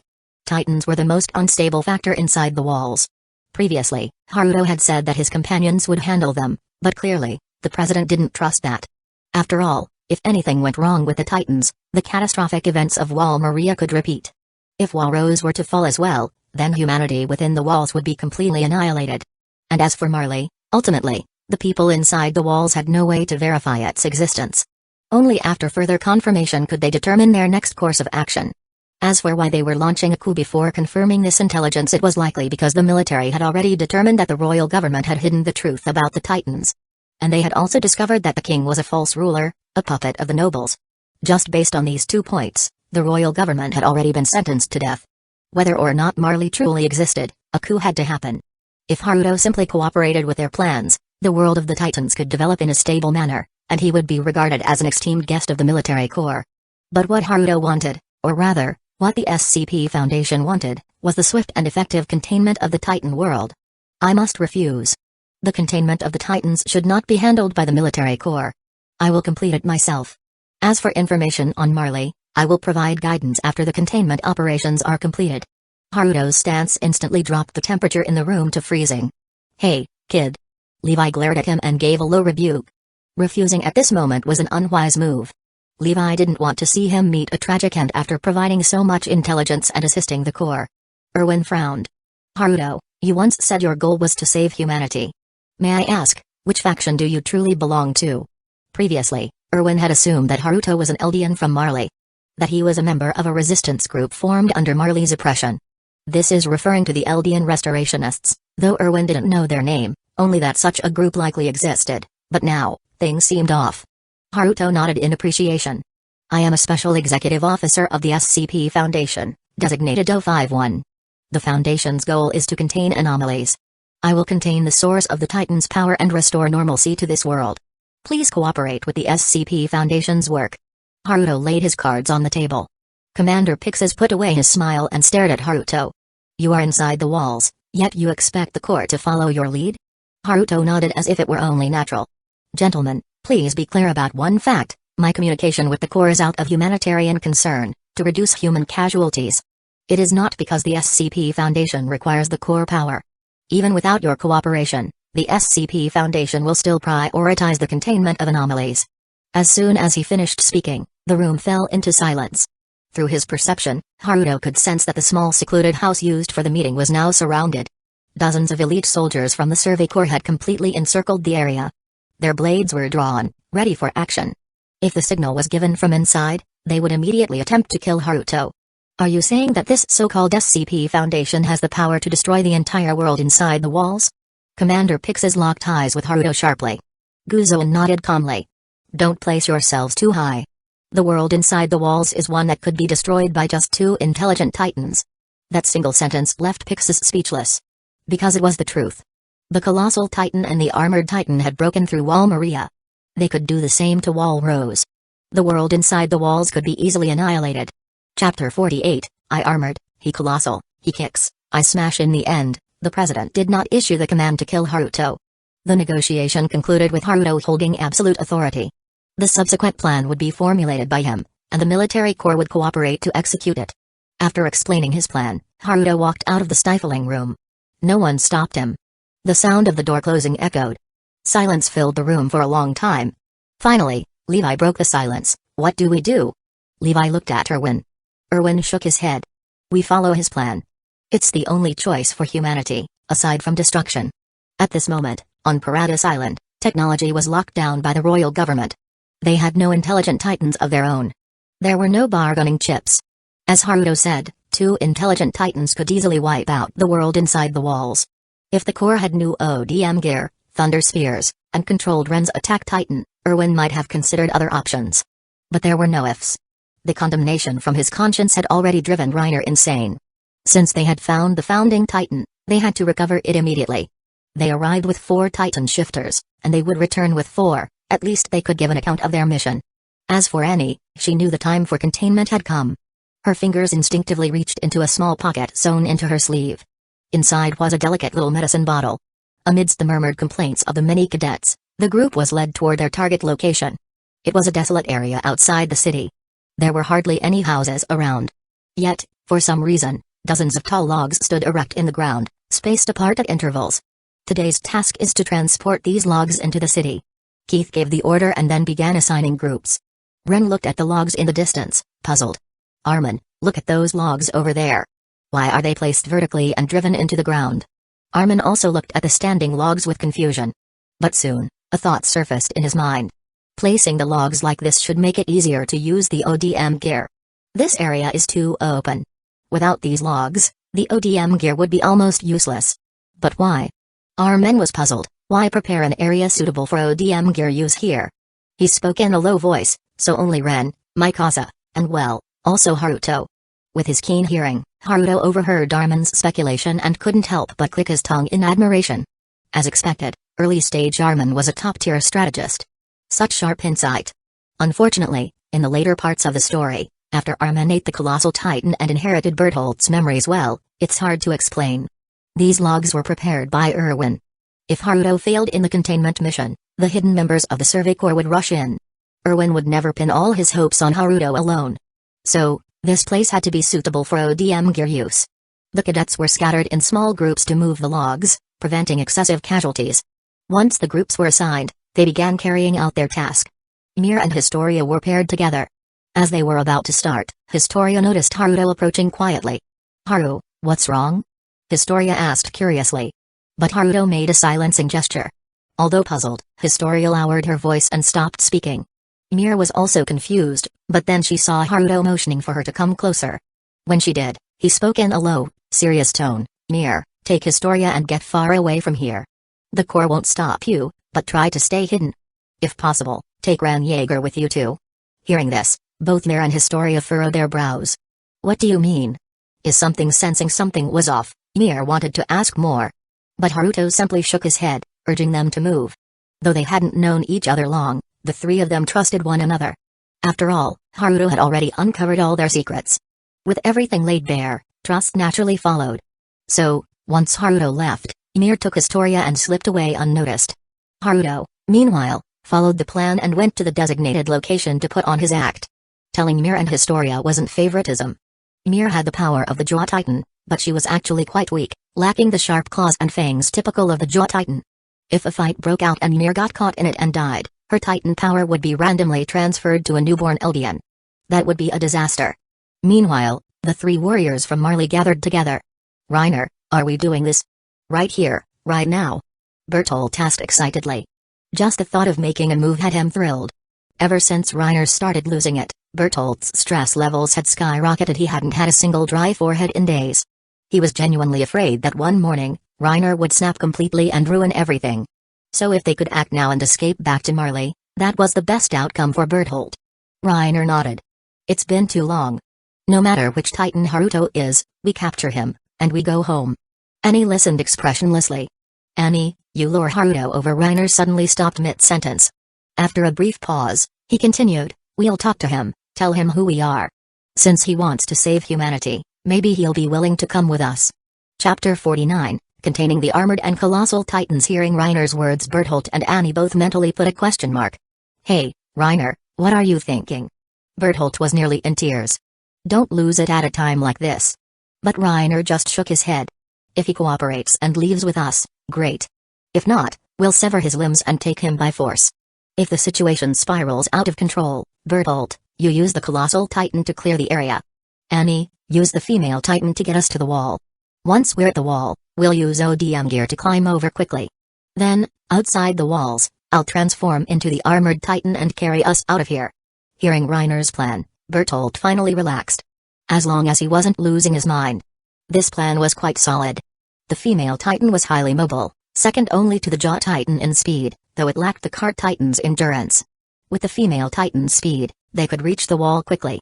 All three of them were Marley trained warrior candidates, highly skilled in using their titan powers. Even if they transformed, they wouldn't damage their ODM gear. Once outside the walls, the armored titan's speed would be sufficient. The military inside the walls wouldn't have time to react. With the plan set, neither of them noticed Annie's strange expression. Annie recalled a classic moment from the Attack on Titan manga. I go armored, he goes colossal, he kicks, I tackle. You come with me, and everything's fine. A textbook reenactment? Annie, it's time. Reiner snapped Annie out of her thoughts. She nodded, pulled out a water flask from her waist, and unscrewed it, pretending to take a sip. Glancing at the two, she raised the flask. The two immediately understood her meaning. Just like warriors drinking before battle, a toast at this moment set the atmosphere. Reiner and Bertolt took out their own flasks. The three clinked them together. For home. Reiner said solemnly, then drank from his flask. Bertolt smiled and was about to drink as well, but something felt off. Why was Annie acting so normal today? In the past, she would have remained cold, quietly executing the mission, uninterested in anything else. Suddenly, Bertolt recalled Annie's 3-day disappearance. The suspicion instantly deepened. His hand froze mid-movement, and he shouted, Reiner, don't drink it. But it was too late. The moment Reiner swallowed, the world around him spun, and his body lost control. The special drug from Earth acted far faster than anything in this world. Bertolt panicked, but Annie lunged at him, trying to force the flask to his lips. At that moment, Bertolt decisively raised his hand and bit down on it. Seeing this, Annie had no choice but to switch tactics. She grabbed Reiner with one hand, with the other, she flicked the hidden blade in her ring. The sharp hook shot out, drawing blood. In an instant, 2 golden bolts of lightning crashed from the sky, roaring over the desolate landscape. What's happening? Thunder? Wait, what is that? The trainees of the training corps all turned toward the direction where a golden lightning bolt had struck. There, 2 massive figures suddenly appeared, sending everything around them flying. The colossal titan. Someone screamed. That 60-meter-tall figure, towering even above the walls, with its entire body covered in exposed red muscles and no skin, was simply too conspicuous. And too unforgettable. Because it was this very being that, years ago, forced the people within the walls to once again remember the fear of being ruled by titans. MMM. Ren stared at the distant colossal titan, twisting and struggling desperately, muffled sounds escaping from his mouth. Aside from his shock, his first reaction was to charge into battle. However, at this moment, Ren's limbs were firmly restrained by 4 people, lifting him off the ground. His mouth was stuffed with a piece of rag. The ones holding him down were Mikasa, Armin, Krista, and Mir. A titan. It's the colossal titan. Armin stared at the massive figure, eyes wide in shock, quickly connecting the dots, those pillars, and the strange reactions from Mir and Krista. You knew the colossal titan was going to appear? He turned to Mir. However, both Mir and Krista were equally stunned at the moment. They had only been following Haruto's instructions. MMM. Ren struggled with all his might. Seeing the colossal titan appear but being unable to fight, it was more agonizing than death. Mikasa held onto one of Ren's legs with a firm grip. Watching Ren's reaction. A fleeting image of that pink potion flashed through Mikasa's mind. Maybe she should use it on Ren. Will Haru be okay? Krista looked anxiously at the distant titans. Haruto had told them to flee, yet he had stayed behind. At this moment, Krista even wanted to run back and help. But Mir held her back tightly. He'll be fine. He's ridiculously strong, like a monster. He knew this would happen, there's no way he'd get into trouble. Mir's words carried a reassuring tone. But her voice lacked its usual calm and carefree nature. She was trying to reassure Krista. And perhaps herself as well. Meanwhile, inside the colossal titan, Bertolt was utterly panicked. Why, Ani? Why are you betraying Marley? He shouted furiously inside the titan's body. But the colossal titan couldn't speak, and his voice couldn't reach the outside. Compared to the colossal titan, the female titan, standing at just 15 meters, seemed much smaller and less noticeable at the moment. Annie had grabbed Reiner and was retreating quickly. Fighting the colossal titan as the female titan was a losing battle. And at this point, there was no need for her to fight at all. Zzzzzt. A harsh metallic screech echoed through the air, followed by another, and another. Hundreds of soldiers wearing the Wings of Freedom insignia shot into the air, charging toward the colossal titan. Only two figures veered toward Annie's female titan. Haruto moved as if he had teleported, appearing on Annie's shoulder. Sorry, he was too cautious. Annie spoke inside the female titan. She knew Haruto could hear her. Haruto simply waved a hand. No big deal. We took one down, and even if both of them transformed, it wouldn't matter. Chapter 50, Is this guy really human? Another figure suddenly shot toward them. It was Captain Levi. Brat. Didn't you say you'd handle the containment? Levi gritted his teeth at the sight of Haruto standing on Annie's shoulder. This guy had been so confident. Yet the colossal titan had transformed right in front of them. Haruto casually waved a hand. I was just about to go.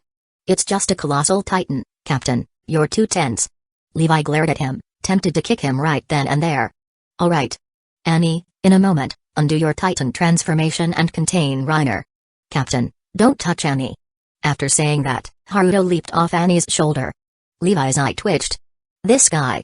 He even had time to threaten him? Though, he didn't actually say anything outright. But soon, Levi realized something was off. Haruto wasn't wearing a vertical maneuvering device. That meant jumping off a 15-meter titan was a death sentence, wasn't it? Realizing this, Levi immediately fired his hooks to grab him. But then, he saw something shocking. In the middle of his fall, a pair of black wings suddenly sprouted from his back. With a gentle flap, a powerful gust of wind erupted. His body accelerated instantly, shooting toward the colossal titan. Levi's eyes widened in disbelief. Oi? Is that kid even human? Hanging from Annie's side, Levi couldn't help but ask. Annie watched Haruto disappear into the distance and was momentarily stunned. This guy can even fly? But she quickly recovered. She had seen too many anomalies in the Foundation. Controlling the female titan, she came to a stop and placed Reiner on the ground. Then, a thick cloud of steam erupted from her titan's nape. Annie emerged from the titan's flesh, took a brief rest, then detached completely. Using her vertical maneuvering gear, she descended to the ground. She needed to ensure Reiner was properly contained. Levi watched as Annie exited the female titan. Even though he already knew about titan shifters, seeing a person climb out of a titan's body in real life was still absurd. Meanwhile, on the battlefield, Bertolt was fully controlling the colossal titan, desperately advancing toward Walrose. Reiner was no longer an option. He knew that Annie was incredibly fast, and the colossal titan couldn't keep up. At this point, his only option was self-preservation. As for questioning Annie's betrayal, he had to survive first. The constant screeching of metal filled the air. Countless Survey Corps soldiers were rapidly closing in. The colossal titan was slow. Despite its massive size and long legs, its speed was unimpressive. Soon, several soldiers reached its body, using wooden pillars around them to maneuver closer. 3 hooks embedded into the titan's muscle as the soldiers quickly ascended. Bertolt had no choice but to stop. A torrent of scalding steam erupted from the colossal titan. The hooks lodged in its flesh were instantly blown away. The soldiers, overwhelmed by the intense heat, had no choice but to retreat temporarily. After releasing the steam, Bertolt resumed his advance toward the wall. This high-temperature steam came at a cost. It consumed the titan's muscle mass. Bertolt calculated carefully. Would he reach the wall before running out of muscle? If he could breach Walrose, there was still a chance to slip away. Once again, soldiers closed in. Once again, he released steam, pushing them back. Bertolt felt hopeful. He had enough muscle left. If he could just reach that place. However, before the steam had even dispersed, a voice spoke right beside him. Give up, Bertolt. Come out and accept containment. Bertolt looked to the side in disbelief. Haruto had somehow landed on his shoulder without him noticing. How is this possible? How could he break through the colossal titan's steam? Before he could finish speaking, Bertolt choked on his words. He saw the pair of black wings behind Haruto. Why would a human have wings? Haruto. What the hell are you? Bertolt muttered in confusion from within the colossal titan. I'm obviously human. Haruto answered as if it were only natural. Bertolt. How could this guy hear what he was saying? Gritting his teeth, Bertolt prepared to release a massive amount of steam to force Haruto away. Even though it would significantly consume his muscle mass and might disrupt his carefully planned actions. There was no other choice. A more terrifying burst of steam erupted than in the previous two instances. This time, the muscles of the colossal titan even glowed red, like heated iron.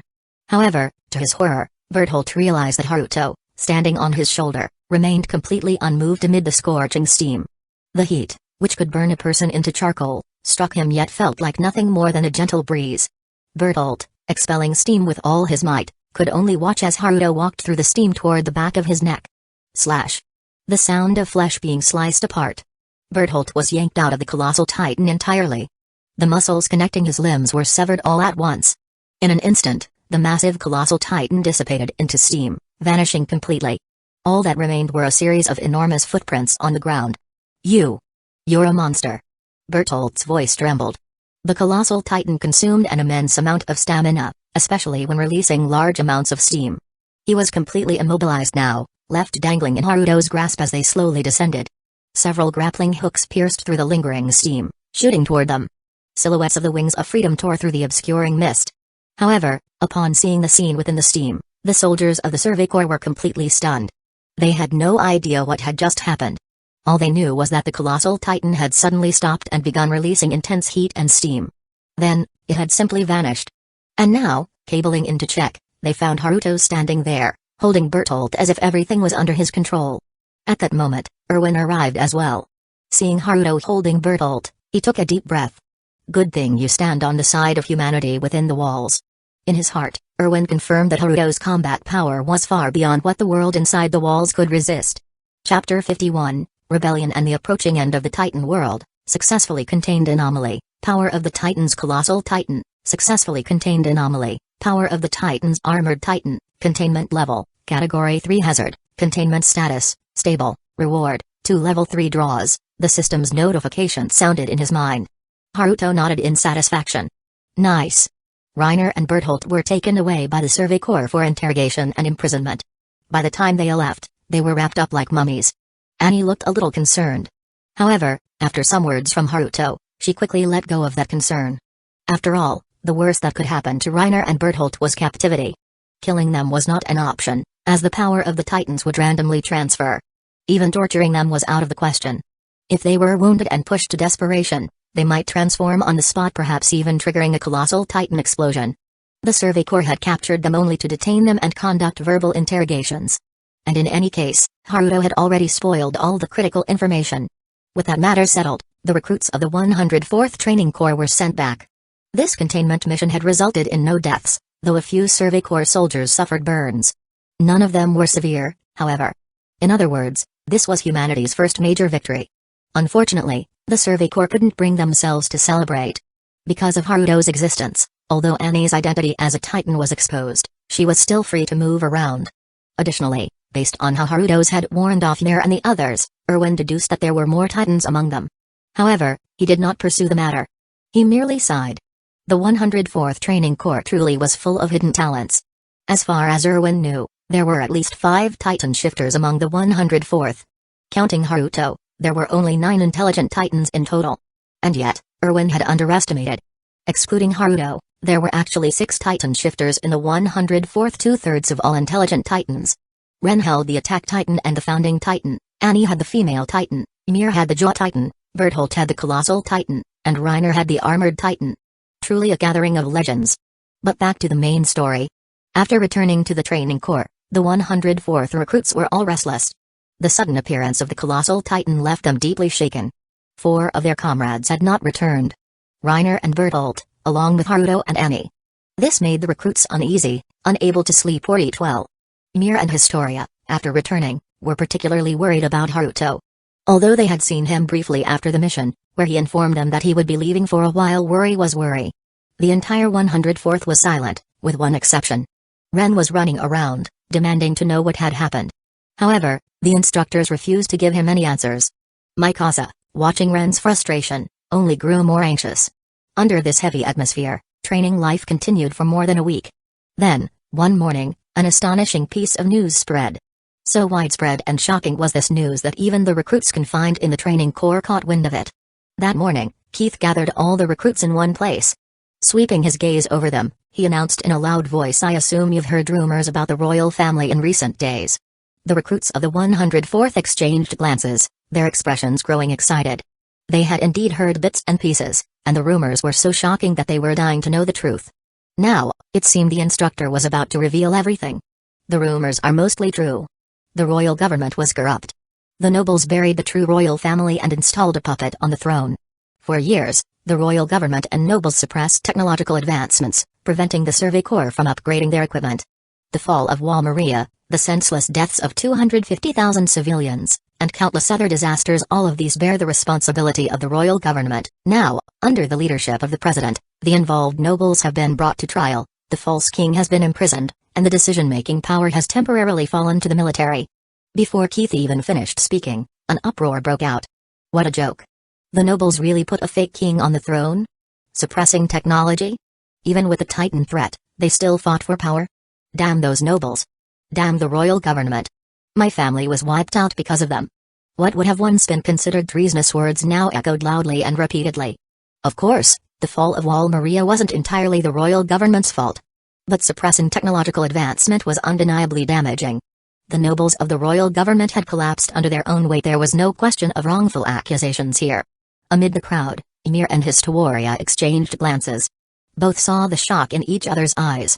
What did he say the steps to saving humanity were again? Ymir muttered under her breath.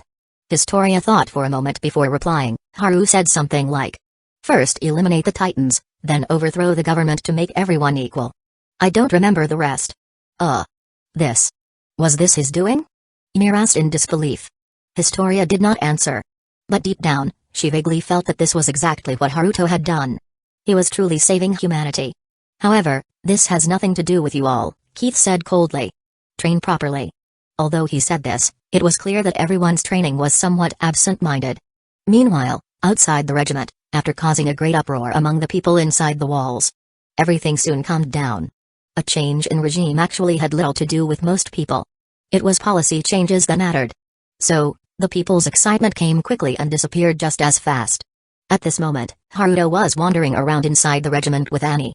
On the eve of the incident, Haruto had given the regiment the supply crates he had brought. As a result, the operation to eradicate the nobles' private soldiers went smoothly. It was hard for it not to. After all, bulletproof vests plus bulletproof helmets plus fully automatic weapons versus muskets. How could it not go smoothly? Could 7.62 mm caliber rounds possibly lose to low-quality gunpowder mixed with iron balls? The government of the world within the walls had been overthrown. 6 of the intelligent titans were already under control. By the looks of it, the Beast Titan and Cart Titan would soon arrive on the island, only to get themselves killed. Once they were captured, only the Warhammer Titan in mainland Marley would remain. Afterward, a trip to Marley to capture the Warhammer Titan and take Annie's father away. And the purpose of coming to the world of Titans would be nearly complete. Chapter 52, Recruiting Erwin, the future direction commander. Where are you going? Seeing Erwin preparing to leave, Haruto asked curiously. Although Erwin's expression did not change, he was actually somewhat exhausted inside. This man had been hanging around in his office for days, chatting and drinking tea, with an unknown purpose. Considering the other party's strength, he had no choice but to put up with it. Even someone like Erwin was close to putting on a mask of suffering. We have found the true royal family. I'm going to meet the successor. Erwin stated the truth. This matter could not be concealed. Moreover, it was somewhat related to Haruto. Hearing this, Haruto's expression changed slightly, then he smiled and said, I'll come along and watch the fun. Erwin nodded. The two left the office and arrived at a meeting hall. Inside, faint voices of conversation could be heard. Erwin pushed the door open and walked in. The conversation stopped abruptly. Haruto followed behind and entered. At the conference table, Historia was sitting. Oh, and Mir as well. Why are you here, poison-tongued girl? What are you sticking your nose into? Haruto taunted bluntly. Mir had initially been quite happy to see Haruto suddenly appear. But upon hearing this, her brows furrowed. Dark and gloomy guy. I thought you were dead, but as expected, troublemakers live long. I'm here with Historia. Any problem with that? Historia had been pleasantly surprised to see Haruto and wanted to say something. But at this moment, she had to step in and mediate. Stop arguing, both of you. Haru, Mir, this is the regiment's conference hall. Historia said helplessly. Amidst the quarrel, everyone gradually took their seats. Erwin watched Haruto bicker with the two and felt somewhat dazed. This man could actually act like this? Unbelievable. Ahem. Erwin cleared his throat to draw everyone's attention. Commander Erwin. Historia was a little nervous. This was the leader of the Wings of Freedom. Erwin looked at Krista and said, Krista. No, you should be called Historia Rice, the last descendant of the royal family. Upon hearing this, Historia instantly tensed up, her fingers gripping the chair tightly. Mir's expression darkened, and she looked at Erwin with hostility, questioning, what do you want? Erwin spoke in a deep voice, would you be willing to inherit the throne as queen? As soon as these words were spoken, the room fell into a brief silence. Haruto shook his head helplessly. Was this the choice of Stein's gate? The convergence of world lines? Even though he had hidden Krista's royal bloodline, things still ended up like this. Krista lowered her head, her breathing slightly rapid. A queen, perhaps a dream position for many. But to Historia, it was nothing more than a curse. She had been hated by her mother since childhood and had barely even seen her father. If she could choose her birth, Historia would probably rather have been born in the slums, dressed in rags and struggling for food every day. That would have been better than being in the royal family. But at this moment, Krista couldn't bring herself to outright refuse. This was a request from the regiment. It was possibly the hope of the people inside the walls. This request might carry the expectations of countless individuals. Historia fell into a long silence. Mir grew anxious beside her. She knew Historia didn't want to be queen. But why was Historia hesitating? Hadn't she made up her mind in the snowy mountains to live for herself? Her fingers turned slightly white, indicating just how much strength she was using and how torn she was. On one side was the expectation of others, on the other was herself. At that moment, Historia felt a weight on her shoulders. A warmth spread through her. Historia looked up. At some point, Haruto had walked behind her, placing both hands on her fragile shoulders. Haru. Historia wanted to say something. But Haruto gently shook his head. The choice itself doesn't matter. What matters is who you're making the choice for. You once said you wanted to live for yourself. Historia's eyes lit up, but she still hesitated. But the regiment and the government. The girl was still full of concerns. After all, childhood teachings couldn't be overturned overnight. Haruto patted her head. The king forces you to kneel with worldly authority and empty titles. The Foundation asks you to stand up. Don't worry about others. Just follow your heart. Leave the rest to me. Historia was stunned for a moment, then suddenly smiled and nodded. All right. She then looked at Erwin. Sorry, Commander Erwin. I must refuse. I am not suited to be a queen, nor do I want to be one. Erwin's expression remained unchanged as he nodded. I understand. Then, may I ask you two to step out for a moment? I have some matters to discuss with Haruto. Historia became uneasy upon hearing this. She was afraid that because of her, Haruto would get into trouble. Haruto, however, simply smiled and ruffled her golden hair. It's fine. Wait for me in the next room. I'll be done soon. Krista nodded and stood up to leave. Mir also stood up, her gaze toward Haruto complicated. But you always act cool at crucial moments and steal my spotlight. Mir said this, but a smile played at her lips. The two walked out of the room. Erwin looked at Haruto with some helplessness. Haruto, the regiment only temporarily holds power. Without a royal family, the people will have objections. Haruto waved his hand dismissively. It's fine. They'll be too busy in the future to rebel. Hearing this, Erwin's forehead twitched. Haruto continued, more importantly, Commander Erwin, the SCP Foundation wants to make a deal with the regiment, or rather, a cooperation. Erwin immediately became serious. Please speak, Haruto. Haruto walked to the window, opened it, and pointed to the vast blue sky outside. Commander, what do you think this country should rely on to stand in the future in this vast world? Or rather, what is the future? Without hesitation, Erwin gave his answer, technology. Titans were certainly not the future of this country. Even controlling the 9 intelligent Titans was merely a temporary advantage. Marley had already proven this. Titans were just temporary weapons, technology was the future. Commander Erwin's judgment is as accurate as ever, Haruto remarked. The SCP Foundation wants to establish a cooperation with the regiment, or rather, with the world within the walls.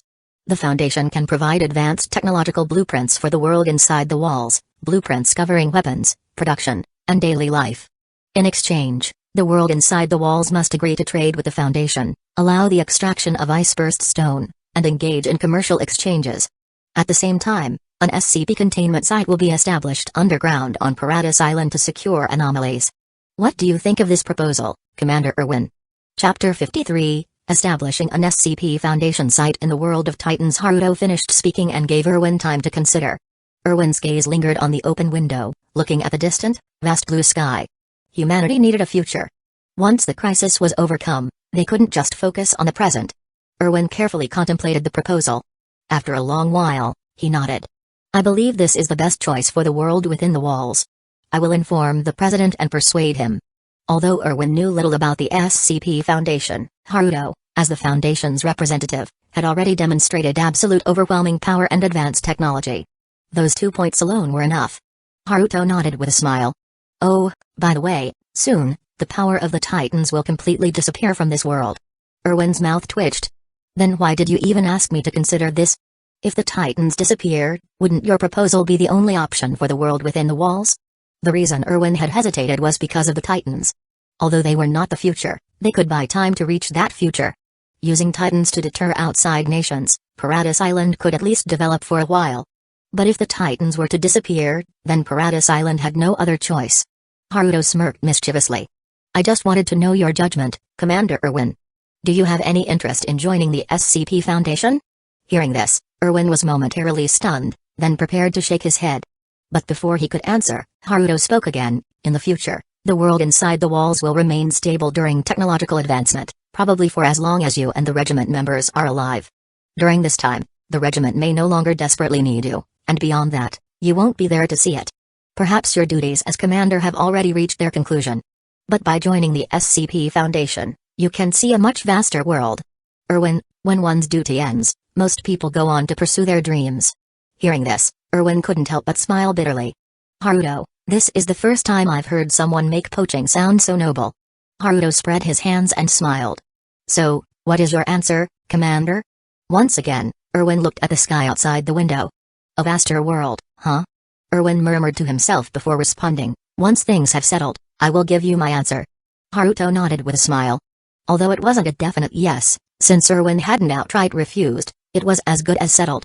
And if Erwin joined the Foundation, it was highly likely that Captain Levi would come along too. Perfect? Leaving the meeting room, Haruto went to the adjacent room. The moment he opened the door, he saw two young girls leaning against a wall, ears pressed to it, trying to eavesdrop. Did you hear anything interesting? The sudden voice nearly made them fall over. When they saw Haruto standing at the door, they managed to calm down. Historia quickly walked over to Haruto, her expression concerned. Are you alright? Did we cause you any trouble? Haruto reached out and ruffled Historia's golden hair. No worries. Commander Erwin is easy to talk to. Everything is settled. Historia blushed slightly from the head pat and gave a soft hum. You bastard.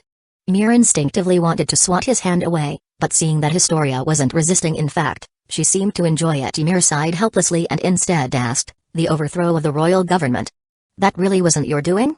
Haruto shook his head. The official announcement already said it was the regiment's action. Ymir looked unconvinced. If Haruto had directly admitted it, she might have doubted him. But since he denied it, she was sure he had orchestrated the whole thing. However, since he wouldn't confess, there was nothing she could do. Once the regiment took over governance, their first act was to unlock all the technological advancements the monarchy had suppressed. New 3D maneuvering gear and thunder spears were immediately put into production. These new weapons were prioritized for the Survey Corps. Soon after, the Survey Corps launched the operation to reclaim Wall Maria.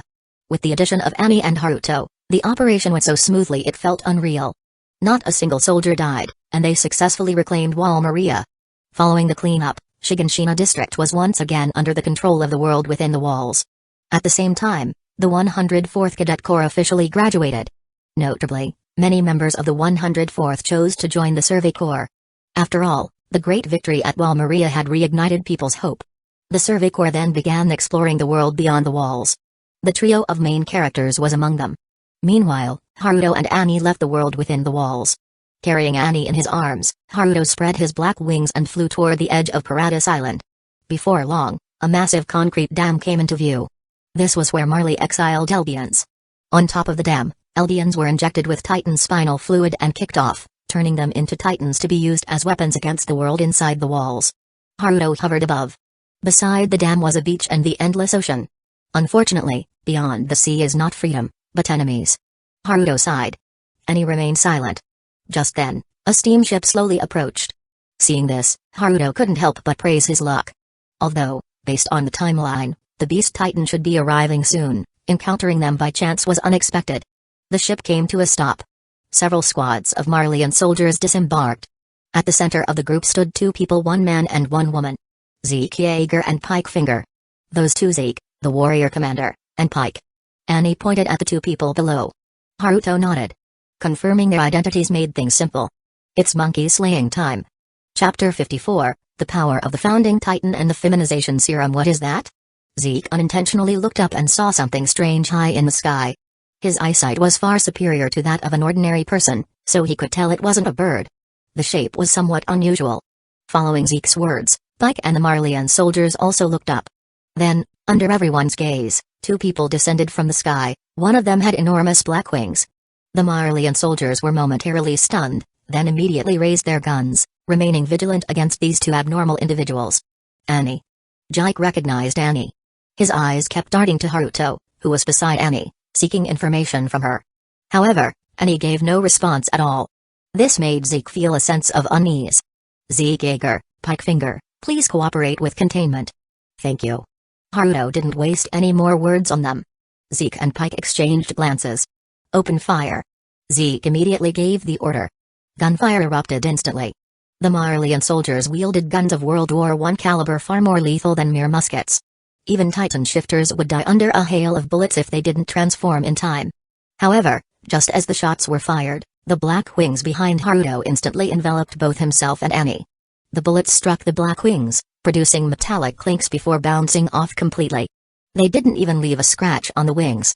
Instead, several Marleyan soldiers were injured by the ricocheting bullets. Upon witnessing this, Zeke and Pike immediately drew their knives and slashed at their palms. But before either of them could cut their hands, Zeke's shoulder suddenly twisted. In the next moment, part of his shoulder vanished. His entire arm was severed at the root and fell to the ground. The pain didn't even register immediately, it was delayed. The black wings slowly unfurled. A flash of crimson light flickered within them. By applying Kamu to others, the effect was clear. It could instantly sever a person's body through spatial manipulation. Please do not engage in meaningless resistance. Haruto's voice was incomparably cold. Pike halted her actions, her gaze toward Haruto filled with uncertainty and wariness. Zeke gritted his teeth as steam poured from his shoulder, beginning the regeneration of his arm. At this moment, neither of them dared to move. Their opponent's abilities were far beyond their comprehension. If he could instantly cut off an arm, he could likely sever a head just as easily. Who exactly are you? Zeke asked through clenched teeth. Haruto did not answer. Instead, his wings released a few feathers that directly wrapped around the two of them. After that, Haruto took Annie and returned inside the walls. Successfully contained anomaly, Beast Titan, successfully contained anomaly, Cart Titan, containment level, disaster level 3. Containment status, stable, reward, 2 level 3 draws. As the two were imprisoned, the system prompt sounded as expected. Reiner and Bertold, upon seeing even their squad leader captured, looked as if they had seen a ghost. Sir, please wait. Just as Haruto was about to leave the dungeon, Zeke called out to him. Haruto paused and looked toward the warrior commander. Seeing Haruto stop, Zeke was overjoyed. If he were imprisoned like this, everything would be over. Unlike in the original story, where he was voluntarily imprisoned at that time, he could use royal spinal fluid and his scream to turn Eldians into Titans under his command. Now, the royal spinal fluid was still on a Marleyan ship. If he were truly locked up, it would be the end. Sir, I have a plan, a dream to save all of humanity. Zeke revealed his plan. The euthanasia plan. Using the founding Titan's power to make all Eldians lose the ability to reproduce. Using the rumbling to deter other nations. Until Eldians naturally went extinct. Eliminating Titans once and for all. Upon hearing this, Reiner and Bertold were utterly dumbfounded. Meanwhile, Pike's eyes flashed with a dangerous glint. What do you think? This way, all suffering will come to an end. Zeke asked hopefully. Haruto pondered for a moment. Of course, he wasn't considering the plan itself, he was debating whether to let Ren and Zeke make contact now. One was the founding Titan's inheritor, the other carried royal blood. If they touched, the founding Titan's power would activate. Perhaps he could directly contain the source of the Titan powers, the hallucinogen. After a brief moment, Haruto decided to give it a try. That makes sense. Bring him out. The surrounding Survey Corps soldiers were all bewildered. Huh? Everyone turned to look at Commander Erwin. Erwin nodded. He understood that Haruto had a firm plan and wouldn't be swayed. Thus, to Zeke's elation, he was brought out and escorted to a desolate area outside the walls. The founding titan stood about 240 meters tall. Even if it transformed here, it wouldn't affect civilians. Soon, the main trio of protagonists was also brought to the scene. Ren was completely dumbfounded when told he had an older brother. When he arrived at the site, he looked at the Survey Corps members and Zeke with confusion. Haruto, what is going on? Ren turned to the only person he was familiar with for answers. Haruto pointed at Zeke. That's your brother. Touch him, and you'll understand everything. Hearing this, Ren could only approach Zeke in confusion. But suddenly, he was pulled back. Turning around, he saw it was Armin. Ren, this is dangerous. Armin instinctively felt that something was off. Ren, however, broke free determinedly. I want freedom. I will judge with my own free will. Then, Ren reached Zeke and their fingers touched. Haruto stood by, ready to slay the founding titan at any moment. However, nothing happened. Ren took 2 steps back and collapsed to the ground, his expression twisted in agony. He must have inherited memories through the royal blood connection and learned the truth of this world. How can this be? Why isn't it activating? Zeke shouted in disbelief. Take Ren away. Zeke too, re-imprison him. Haruto gave the order. Ren hadn't even used his titan powers yet, and Zeke hadn't died to access the paths. It was normal that the founding titan's power couldn't be fully activated. No problem if they could capture the Warhammer Titan, all 9 titans would be gathered. Haruto had ways to forcefully enter the paths and capture the hallucinogens. Ren was helped up by Armin. Taduki. Ren suddenly growled.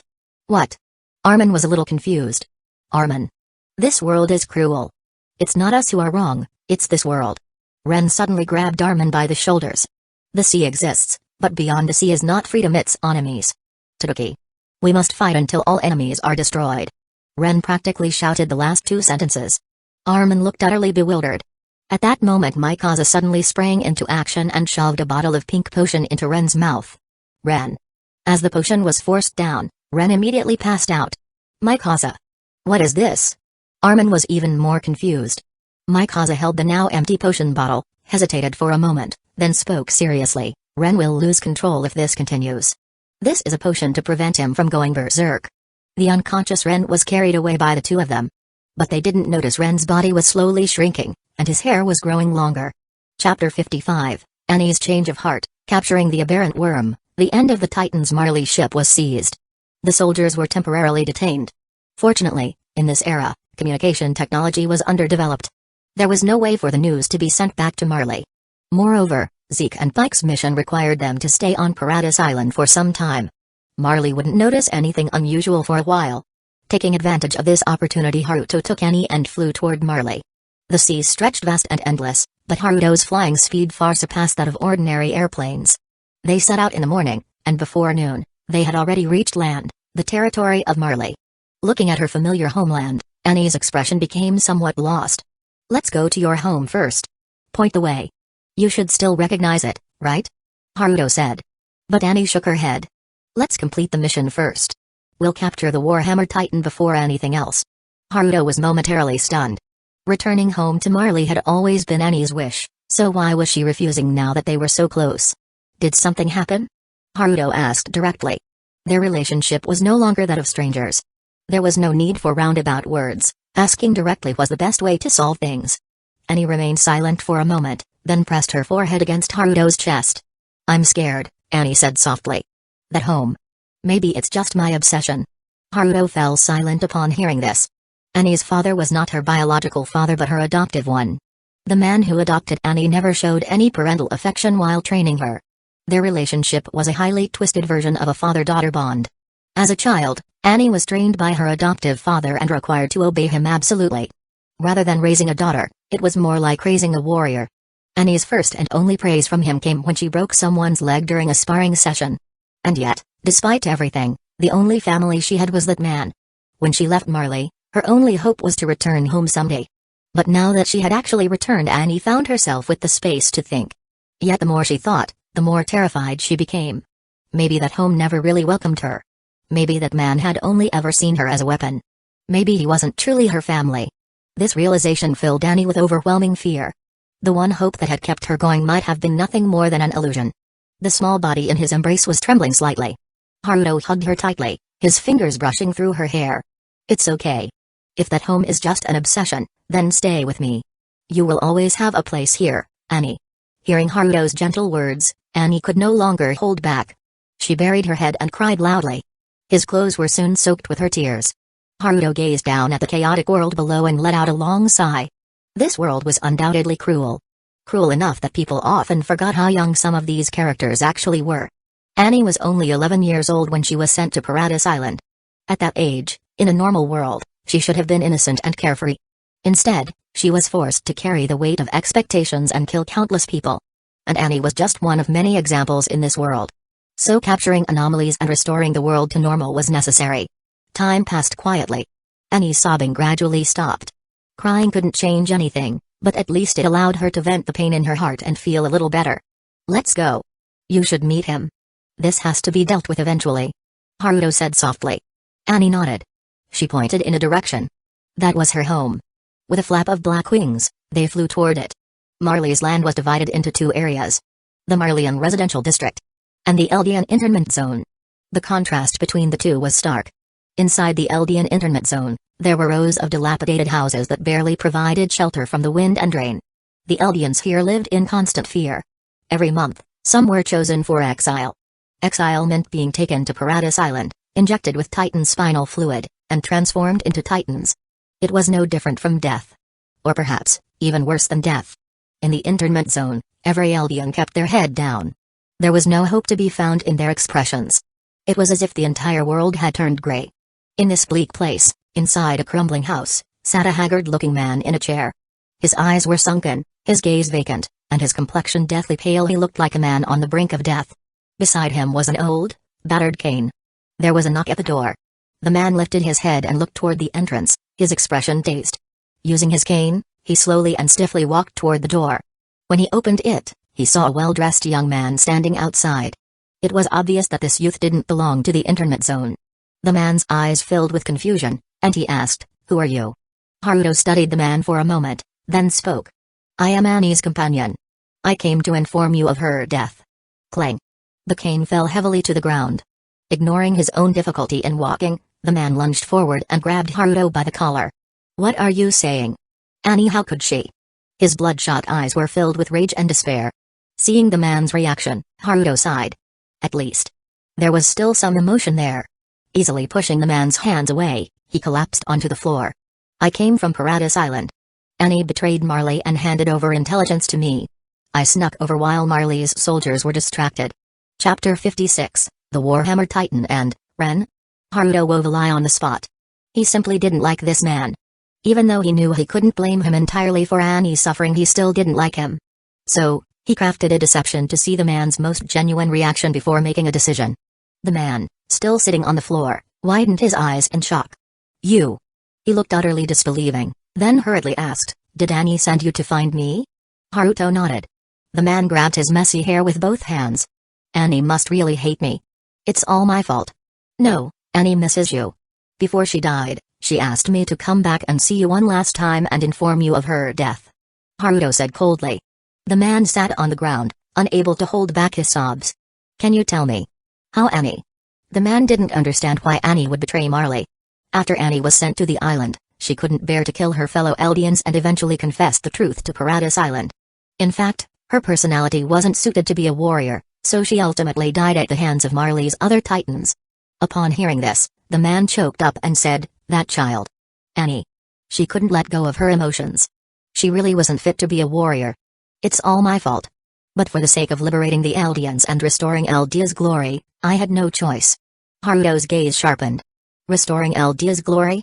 Are you part of the Eldian restorationists?" The man nodded with difficulty. Taking a deep breath, Haruto clenched his teeth. Although he had already suspected it, hearing it confirmed still made him furious.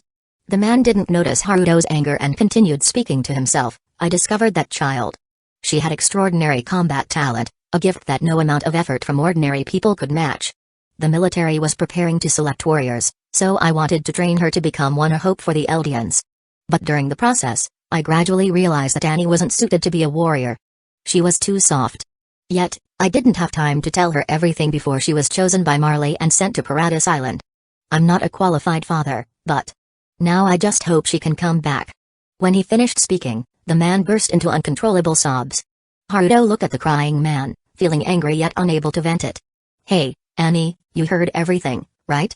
I'll leave the rest to you," Haruto said in a deep voice. The man abruptly raised his head at these words. Through the open door, a blonde figure stepped out. The man's eyes widened in disbelief. Haruto temporarily left, giving space to the father and daughter. So annoying. Haruto thought for a moment and decided to use this time to capture the Warhammer Titan. He also needed to vent his anger. The Warhammer Titan was possessed by the Tibur family. The Tibur family held an extremely special status in Marley. Because of this, the Warhammer Titan was not under Marley's control. Only the most powerful members of the Tibur family knew who among them had inherited the Warhammer Titan. However, this was not a problem for Haruto. Just as he had taken down a laboratory before, he would take down the Tibur family the same way today. Obtain someone's blood, read their memories, and find the most powerful member in their memories. Continue until he got the information on the Warhammer Titan. As for the Warhammer Titan, Haruto intercepted them before they could transform, stuffing computer components into their mouth. Level 3 lottery draw +1, and so, all 9 of the intelligent titans in the Titan world were now contained. Carrying the Warhammer Titan, Haruto returned to the Eldian internment zone. Haruto thought he would have to wait a while. After all, his attack on the Tibur family was extremely swift. However, Annie was already waiting outside the house. That man was not by her side.